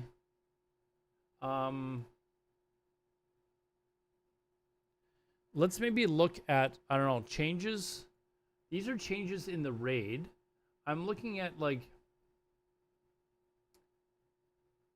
sort of other changes that they made in the game that, you know what, maybe they could leave that. Like the dungeon crap, experience changes. That's probably what it is. So would you guys want to see them, like, granted? I personally don't want them to see that, but the experience, I don't want meeting stones. Like, get rid of this crap. The meeting stones crap, that's got to go. Okay, this has no business in vanilla. Writing cost reduce, but where's the one on where is the one on XP changes in dungeons so you can't get boosts? Anyways, I think that would be one where people would be like, yeah, you know what? I like that. I don't think that we need... I think we need to keep that so it nerfs bots. And then also get rid of GDKPs. Just to really kind of emphasize the need... emphasize that you don't need to buy gold. And hopefully it really kicks bots in the growing, basically. And they don't want to do it anymore. I don't know. Ban the bots, ban boost, ban GDKP. I mean... actually ban bots, right? Like, no life, actually ban the bots. That's what you're talking about, right? Actually ban bots. That's definitely something that they could possibly do. The leaf features, no. Do you have a link for this, Ice Assassin? Can you send it to me? I wouldn't mind. I wouldn't mind looking at that on stream. Again, I'm hoping for classic fresh, but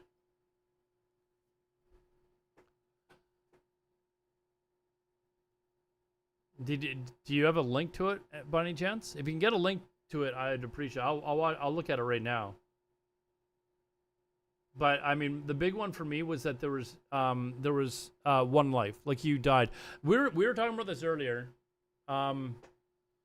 And I'll mention it when I talk about it in a video on hardcore. What are they going to do? Bots are paying customers, technically. Banning bots equals less revenue. Yeah, exactly, Thierry. And they deliberately allow bots to survive long enough for them to actually make enough gold to pay for the account so that they keep doing it over and over again. But if they banned the bots like before they even got to max level, so that they weren't really making enough gold to actually pay for the monthly subscription, or whatever they'd sell it for to pay for the monthly subscription, like, then there'd be a problem, right? But they don't do that. And it's very apparent when you see bots running around the world and yet nothing's done about them, right? They're like, oh, well, we do it like every, 5 months or whatever. Well, they got to level 60 in a week, and they've been farming gold ever since then. That's not fast enough. Manually check it. Everyone who mail traded more than 1,000 gold and ban them. What if they just do it in like 6 different installments? And it's no life. It still doesn't like, you still have the issue of people buying actual physical items on like a third-party website and then just having that traded to them. Like, here, you paid 100 gold for whatever insert item here, and here you go. Here's your item. Like, that's the problem, right? Like, and I don't know how to fix that. Like we've suggested, oh, you could make it so that you you know, you can't trade with anyone. That's a little bit extreme, but some people are okay with that. Ice Assassin, did you find the link? Hold on. What was it? Leaked hardcore classic changes. See if it's really something's hold on. Fresh class WoW classic fresh leak rumors and future.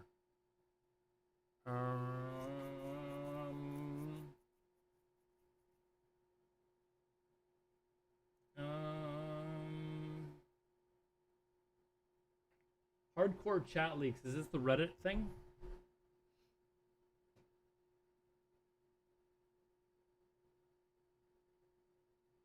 Gordon Ramsay. This guy used to be in my guild. This guy used to be in my guild, I believe, if I'm not mistaken.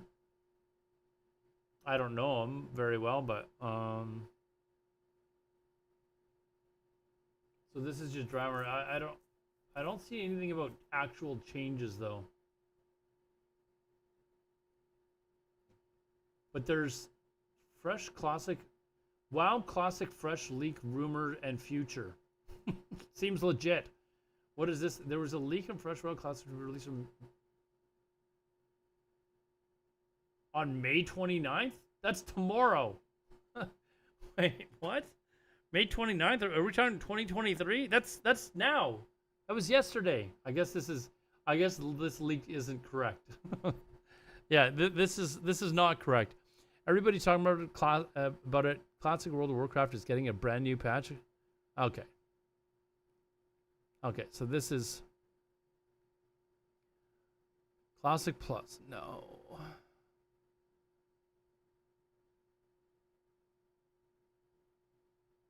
See, here's the problem, is there are people that do want Classic Plus. This is actually what I expect Blizzard will run with, sadly. Because they'll screw it up. Not because I think that there aren't things that could be done, but because Blizzard will just screw it up. Like, that's the problem.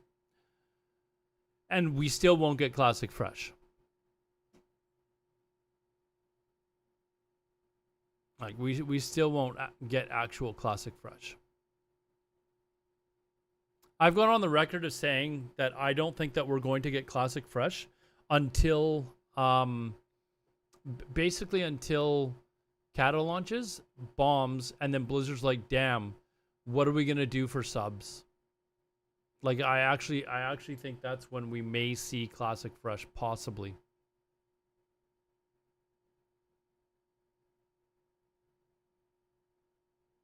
Yeah. I should actually put together a video of changes to Classic Fresh, hashtag no changes, the community could possibly live with. And then basically just have hard mode raids, no boosting, ban GDKPs, although that's you know that's gonna not be liked by some people. But I really don't like GDKPs. I think GDKPs really kind of hurt the game. Soul of Iron hardcore mechanics and Season of Mastery. I think they can just leave this on the hardcore servers, to be honest. Oh, so here's some of the dungeon changes. The crowd control is what kind of screws things up, so bots can't just go in and you know. But there was also something about where, didn't you get like less XP or something like that if you went through the dungeon a second time? I thought that was actually a change in Season of Mastery. Was that not a change?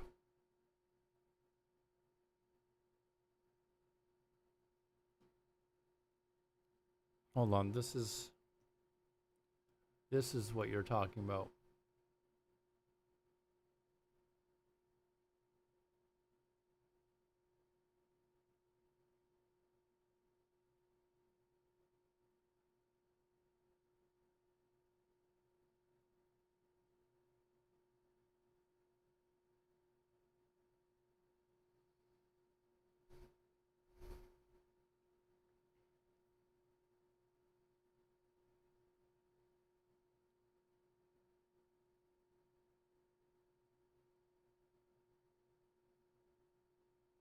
This document is made for the World of Warcraft team to show all the features, optional features the hardcore community would want considering if such a server was to be made.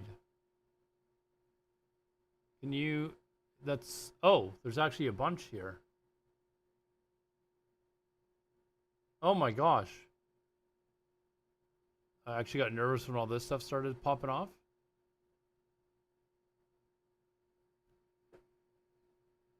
All right, let's read through this then, chat. This is for those of you that are just joining or watching this if I post this on YouTube.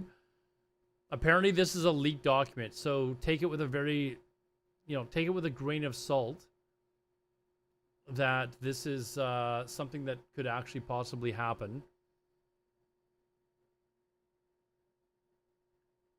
Regular, go to bed, man.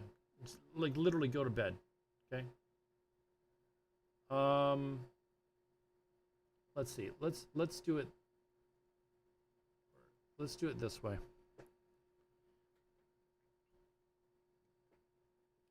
Okay, there. That looks maybe a little bit better. All right. So let's just read through this document. Again, this is rumored to be, I guess, something that was sent from the hardcore team to the Warcraft devs. That's what it seems like. This is the first. I mean, I'm not part of the hardcore like mods or anything like that. I just play the version of the game. So, hardcore server report. This document is made for the World of Warcraft team to show all the features, optional features the hardcore community would want considered if such a server was to be made. Features, must-have features. The goal of the must-have features is to make it so the game mode will be playable in the long run. Our community itself has a lot of rules that isn't required to have in the game for the game mode to succeed. However, these features are needed in order for griefing and the game mode to thrive. So before the servers were even announced, this is one that I said that they would probably have to have on the server. When you die, you can't resurrect. This includes spells such as and items such as resurrect, engineering items, spirit healer, shaman, reincarnation, soulstone, etc. That was something that I said would probably need to be on the server because there's just no way you're going to be able to get people to be able to watch over the appeals process. Like, they needed to eliminate the appeals process because it was just ridiculous. People were appealing like literally everything. I appealed one of my deaths. 2 of them, actually. 2 of them. And there's just no way that they can keep up. So they needed to get rid of this. Now, somebody had mentioned earlier on my stream, what happens if somebody decides to DDoS the servers when a raid is going on and everybody in the raid gets wiped?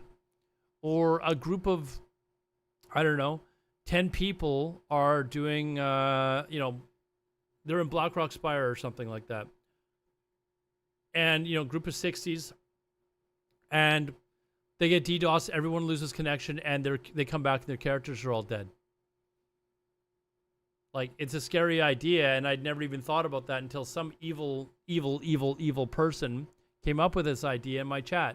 And you can bet that if that person's come up with it, these people that are trying to grief so hard, they've come up with this idea. And Blizzard has done a pretty poor job of, of doing stuff to prevent DDoSing. And I don't know, I know the basics of what is done to DDoS, but I don't know how to fight against it. I don't even know how to do it. So I don't know what you would need in order to stop it. But it's been shown that these people that want to DDoS Blizzard servers are able to do it. We've seen them do it to Asmongold when he's on trying to raid or whatever. Suddenly the servers get DDoS attacked, and it's because Asmongold's raid's going into Molten Core or something like that. So that these griefers, there is going to be somebody that's like, what? As soon as they get into Molten Core and they're on their first boss, we're going to DDoS the servers. So, anyways, anti-griefing methods technology. The biggest issue that Season Mastery had was that we didn't have enough help to stop griefing. The following is a list of things that we would need to for sure be fixed. So, hold on.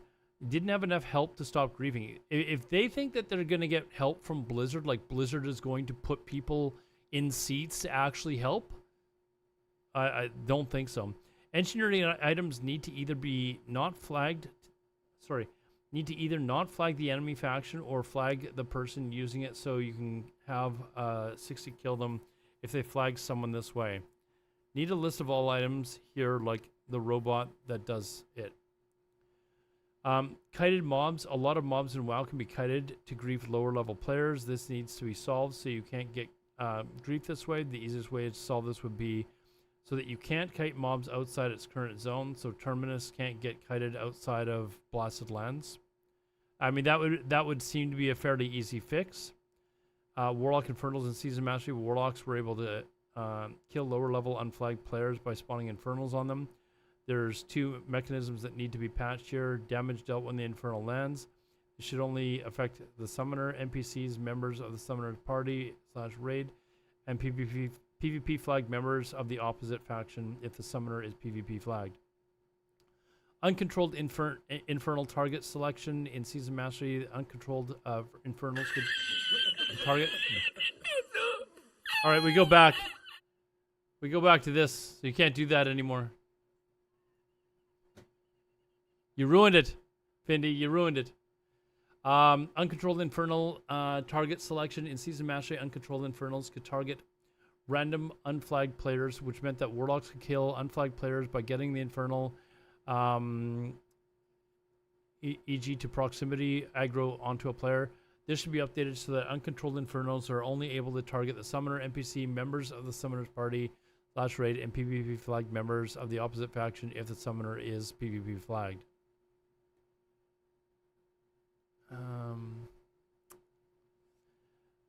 Non-consensual PvP flagging. Currently, players can trick other players into unintentionally PvP flagging via multiple mechanisms. These mechanisms were used extensively through Season Mastery to kill players participating in Road to Ragnaros. Due to the inherent danger of PvP on a hardcore server, PvP should be explicitly opt-in, and the various loopholes via which players can be PvP flagged against their will should be closed. Here's our recommended list of changes to the PvP flag system. You can attack the opposite faction member. Enabling target will fail if not PvP flagged. Try to buff heal the same faction. PvP enable targets will fail if not PvP flagged. So basically all they need is they need like a little icon to come up to give you the option to PvP flag or not to be PvP flag before the action takes place. Like that's a fairly simple fix if they want to do that. I will go on to say that I am not entirely like against griefers. Like it's always been part of the game, and now people are asking for changes of the game. I don't actually have a problem with people kiting mobs or that sort of stuff, because it's really easy to actually combat against it, because you're not like, it's announced in world chat, etc., that so and so is dragging a mob up, dragging Terminus up from Blasted Lands or whatever, right? Like, you know that it's coming. You should be informed. You should be able to keep track of where these players are. It's really easy to kind of bypass this sort of thing, right? And if they're dragging something up in those kingdoms, you can just move to somewhere else. It's really not that hard. Warlock Infernals, I mean, kind of a cheap way to kill someone. It's kind of hard to get away from them as well if a Warlock just suddenly runs up and drops an Infernal on you. But I overall don't really have a problem with there being some type of griefing, especially on a no life or on a 1 life server, when those griefers themselves, like, they could very easily die from this sort of thing, and quite often they probably would. So I also think that if they're flagged for PvP and are able to get attacked, if they're flagged for PvP and doing this by allowing themselves to be flagged for PvP, you're going to have level 60s that are there to defend the lower level player that come along and just kill these people. We've seen a lot of these griefers videos where they're basically clicking on all of their abilities. They're not great players. That's why they're killing like level 12s and stuff like that. So I guess for the hardcore community, they could do that. Again, I'm hoping for classic fresh servers. So, but I personally think that it being a one life server is going to take care of 90% of these problems. I think the bigger problems is, like I said before, you're going to have somebody that's going to DDoS the servers when a raid starts, that sort of thing. Like, that's the type of stuff that I would be more worried about. Duskwood Unseen is an invisible mob that only hopefully they didn't send this stuff in unedited like this. Is an invisible mob that only warlocks or people with an elixir can see. This means they can run into you with an invis mob and that then kills you. So I guess there's a clip of it that we can't see. Run around as a ghost, but being unable to spawn. This is needed to manage guilds. Okay, that makes sense actually, because if you die and you're the guild leader, you've got to be able to pass on the guild stuff, right? So I actually don't have a problem with you being able to run around as a ghost. Like, why not? Optional features, mid-prio. These features are features that we would like to have in the game, but isn't a must-do. You can't enter a low-level dungeon unless you are unless you're level 60. If the last boss equals Grady, you can't enter. This will stop all types of boosting. I think they should just make it so that if mobs are gray to anyone in your party, no one in your party gets XP. Pretty simple. However, this is a little bit more, because then you can't just run people through and get them magic gear as well. So this kind of makes sense. Also, only allow level 60s to go into other gray dungeons with other 60s, or do some senior mastery anti-boosting mechanics versus gray mobs. I think that if anyone in your party, the mobs are gray too, nobody gets XP. That just solves boosting right there. Settings for announcements, settings for server-wide announcements for new 60s, for deaths in the zones, and for deaths in the guild more. I mean the add-on does that. They're planning on just eliminating the add-on, but I like seeing the deaths. I also like seeing why people died. I think that's actually really cool, because you can kind of picture in your head where they were. One of the really cool things about the current community is that you know when people die. With Souls of Iron, we had a zone-wide announcement, but knowing if someone died at 60 would be cool to know server-wide. I think you can turn the add-on on so that it records everybody on the server, if I'm not mistaken. I've got it turned on that way. Like, it's not just people in my guild that I'm getting notified of. I'm getting notified of, like, basically anyone that's got the add-on. Soul of Iron, similar to Season Mastery, having a Soul of Iron orb tombstone drop and showing who died and what level they were and what class they played would be cool. Temporary tombstone. Temporary, sure, okay. Statistics, stat tracking for previous runs, number of deaths, highest level characters of each class, death notes, etc. Guild Bank versus Auctioneer's mailbox. To understand what is the best solution is here, we need to go back to Season Mastery. During Season Mastery, the hardcore community didn't allow Auctioneer's mailbox. Since we only allowed 60s to trade with each other, it created a scenario where the level 60s had to be guild banks. On a real server, you would, of course, do this with level 1s, but most of the 60s agreed that it created too much outside communication. Not allowing Auctioneer's mailbox would make the game a lot more social. Not allowing Auctioneer's mailbox would make the game a lot more social, with trading being a big part of the game and meeting up with people. However, still unclear. Okay, so let me first of all say that if you allow trading in the game at all, and I'm not saying you should or should not do it, the second you allow any trading in the game, you're going to be infested with bots. So I know a lot of people are like, oh, well, you know, I'd like to see trading in the game, blah, blah, blah. Would you be okay with there being no trading in the game if it also meant no bots? Keep that in mind. However, it's still unclear if this is the best thing for game mode and if the average player would dislike it. I personally think it makes the game too easy. Like, that's just me. I think it makes the game too easy. If you're allowed to trade magic items and stuff like that to people, and, you know, some dude just comes and gives you a purple item and you're like level 20 or whatever, and you get like some crazy good item, it just makes leveling up too easy, and it's no longer hardcore anymore. Like, I think it's still got to be hardcore. People, like, you don't want to turn it into softcore. Like, nobody likes softcore anything. Keep it hardcore. If it's decided that there should be an auctioneer's mailbox, if it's decided that there shouldn't be an auctioneer's mailbox, a guild bank would be a must, so guilds can better manage inventory space and consumables. I don't have the problem with there being a guild bank, to be honest. But if you allow trading in the game, even with guild banks, like if you want to buy something from a bot, you just have to invite him to the guild, have him drop stuff in the guild bank, and then you pick it up. Like literally, the second you allow any form of trading, you're going to have bots. So you've got to decide for yourselves: is it worth it for you to have trade bots in the game to infest the game, or would you prefer them not being in the game at all? I mean, one of the following low-level characters are bank characters that never leave capital cities. Avoid Tanaris due to safety, and they can trade the mats before raid send them out. You have a guild bank where people deposit all the consumes, rare recipes, etc. Coding changes to make slightly higher chance you survive from disconnects. One change that has been talked about was reducing the amount of time you stay in the game when you disconnect. Right now, you stay in the game for a minimum almost a minute and a half when you disconnect, which means both respawns patrols can get you killed. Reducing this to 35 to 45 seconds would reduce the chance of disconnect deaths. So if you get DDoS, for example, if your entire raid gets DDoS, you better hope the boss doesn't kill everyone in 35 seconds.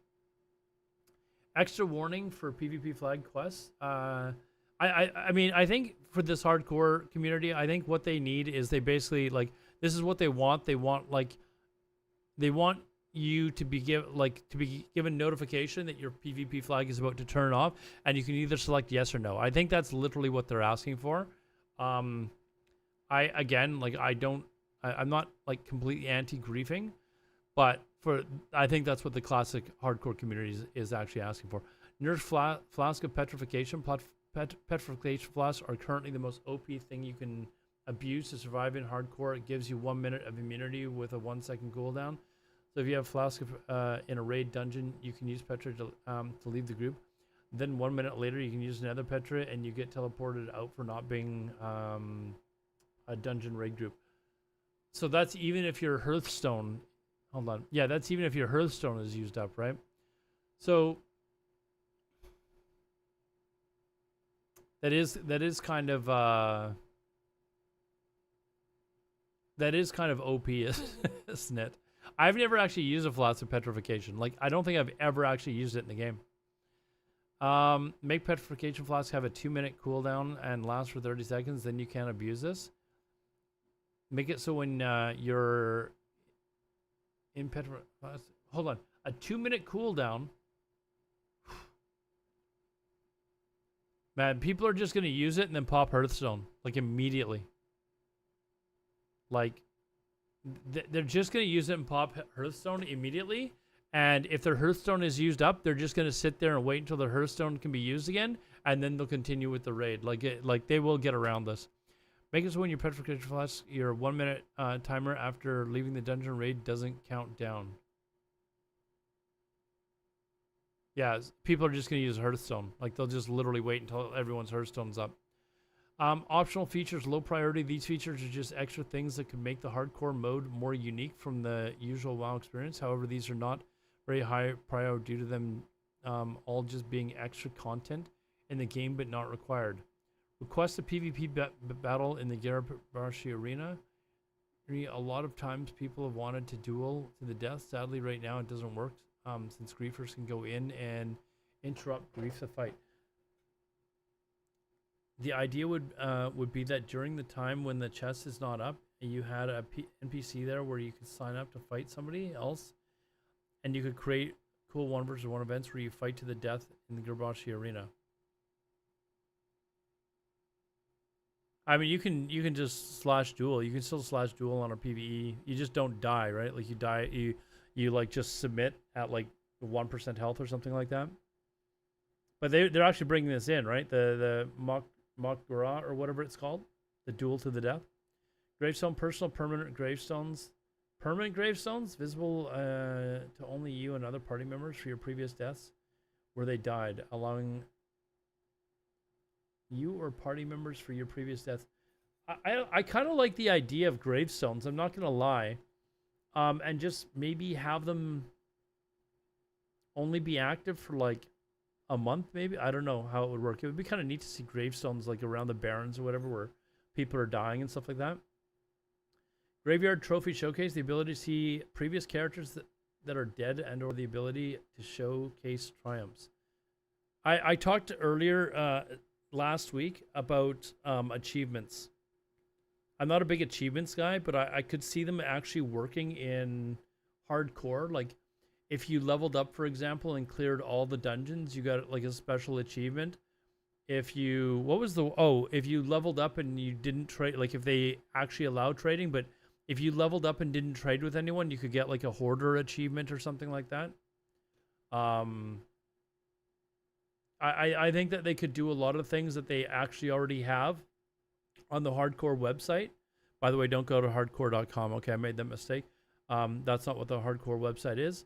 But if there are like a bunch of different achievement runs that they do through hardcore, you could actually bring them into the game. And I actually think that would go over well with a lot of the community. You could get to like max level 60 and have these different titles and stuff like that. Again, this is stuff for like the hardcore servers. If you're into hardcore, that might be an interesting idea for you. Would be nice to twink hardcore characters with experience turned off switches. The stealth level 19 twink road that gets added in TBC. We're talking about going to TBC already.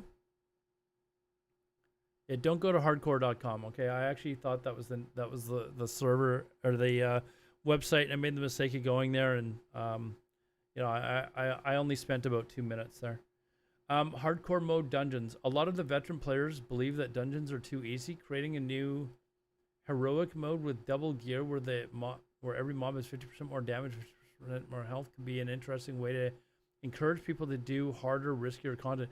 Dude, I don't do dungeons because I know that I'm gonna get grouped with that tank that doesn't know what he's doing, or that healer that's gonna disconnect. You know, like I'm like terrified. Like, I know the dungeons, I know, like,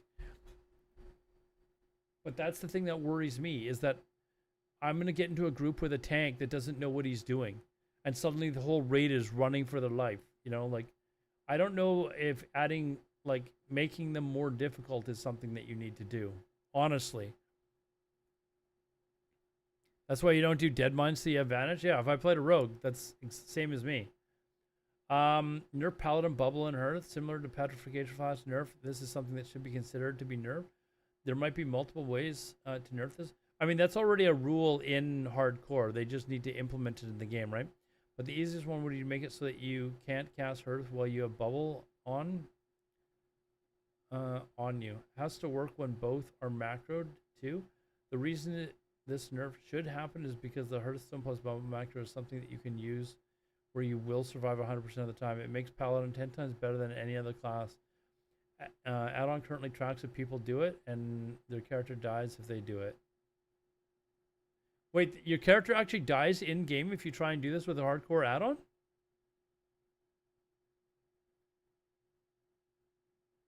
What? Does it really happen?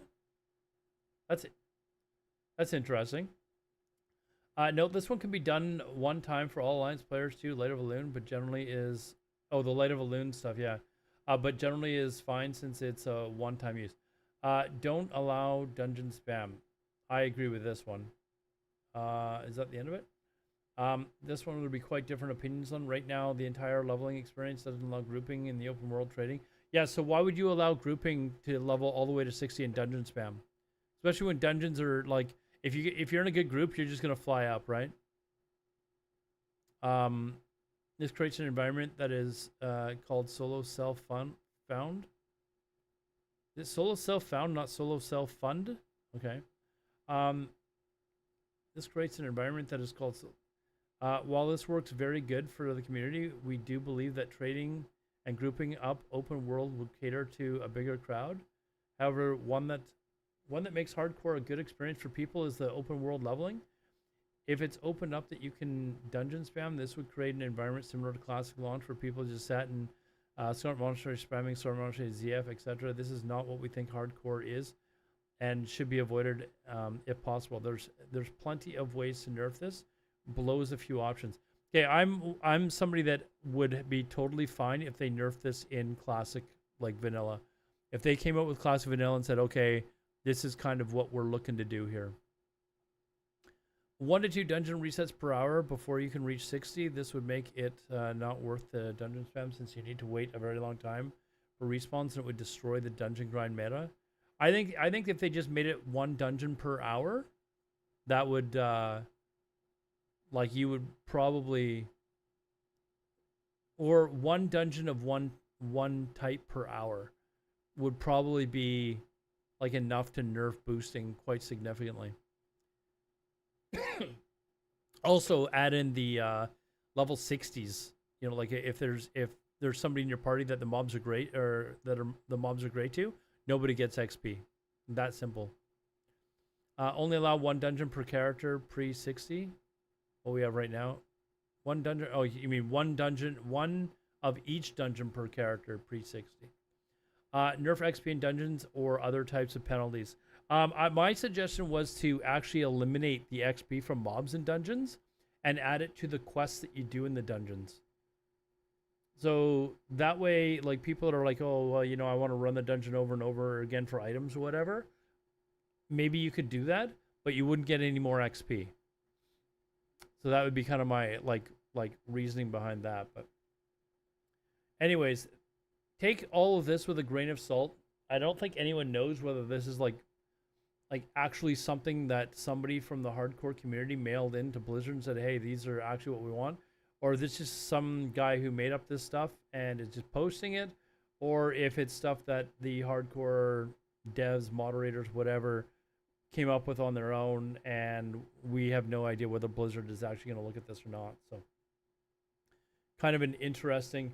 There are some, like, as far as the hardcore servers, I guess there's definitely some good suggestions here.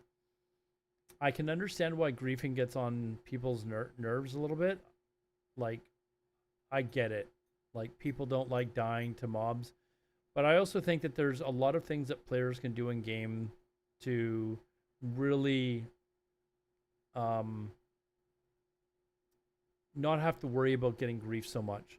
Like, just proper communication. If people are talking in the zone chat and saying, hey, so-and-so is running, so-and-so the hunter is running this mob up from Blasted Lands, and he's now in this zone, people would know, hey, you know what? Let's get to a flight path and get out of here. Like, there's a lot that you can do to actually eliminate a lot of this stuff. And I actually think that a lot of the stuff that you're doing, or that is taking place, like the one life situation, is going to eliminate a lot of these players anyways. Because a lot of them are terrible. Like, a lot of them will not actually even be able to get to 60 themselves. So you're not going to have these players like you do on classic era servers, where they're transferring characters to that server and just killing people. Right? Like, a lot of these players, if you watch their videos, they're literally clicking on every ability, a lot of them, and I honestly would be shocked if many of them got to 60. And even the ones that are known griefers, like, once they grief a couple of times, you're probably going to have like a bounty on their head, and people are probably going to come by to grief them and kill them. And in which case they're going to have to try, and the ones that actually made it up to 60, the chances of them getting up to 60 the second time, like on the very next attempt, probably pretty slim. And it's going to get to a point where they're just like, okay, we're done. Especially if you eliminate the boosting. If you eliminate the boosting, it makes it extremely hard for them to get to 60, and it would eliminate a lot of the griefing as it was. But some of these other ideas, you know, for a hardcore server, I guess would not be so bad. But again, we'll have to see. We'll have to see if Blizzard, although when Blizzard announced the hardcore server, they pretty much said that it was going to be a hands-off thing.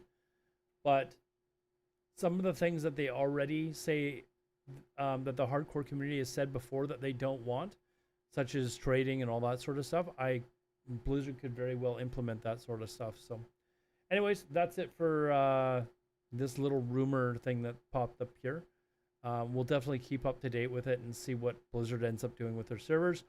If you're watching this on YouTube, thanks for watching. I do stream 5-6 days a week on Twitch and YouTube at the same time. Obviously, if you're on YouTube watching this, you can just subscribe to the channel. I'd greatly appreciate it. Like this video.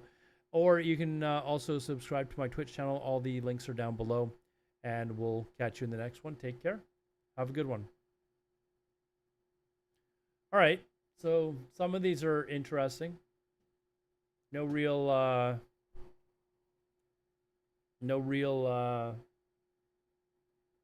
surprises, I guess. Like, a lot of this is stuff that is fairly common, but what? My game is been hacked.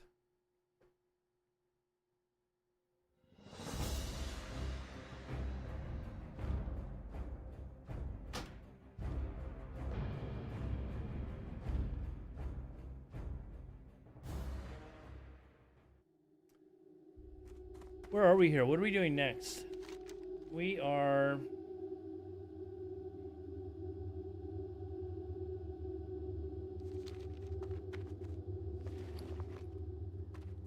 You know what, chat? I'm going to call it there. Yeah, I'm going to call it there because I'm going to edit a couple of videos tonight before I go to bed. Hopefully have one up for the morning. And, hold on. Have I, let's see. Here, Pen Island, one of the... All one word is a good website for all different kinds of pens. Pen Island is it called? Bounty Hunters. Yes, that's exactly what they could bring. Let's see. Corey James. Is their coin bag the whole thing? Is their coin bag the whole thing? I'm not sure what you mean by that, to be honest. But anyways, we're gonna call it there.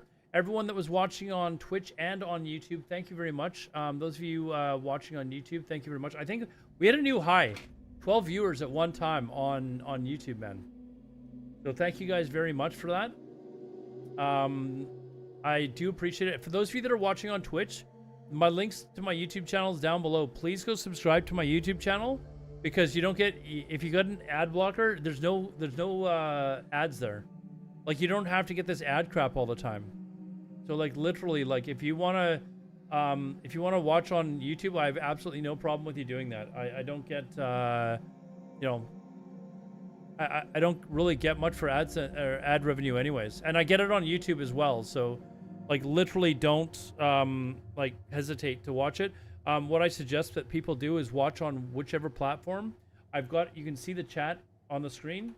I've deliberately got it so that you can read the chat. You can pop your chat window out, put it on a different monitor, and then just pop it in full screen, and it just looks way better. So, you know, and on YouTube, you can watch it on theater mode or whatever, but you can pop out the chat. The bounty could be there. Oh, you could be could be a coin, I guess. Yeah, I guess you could have bounties on people's heads, but what would stop people from putting a bounty on people that weren't griefers, right? So, anyways, we're gonna leave it there, guys. Is there anyone that we could maybe raid? Let's see, who do we got? Who do we got that's still playing right now? What do we got here?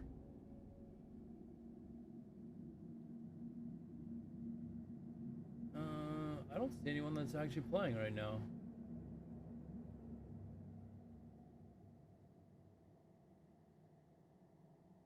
Yeah, I just don't see anyone.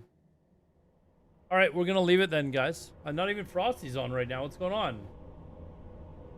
Anyways, guys, have a good one. Oh, you know what? Hold on.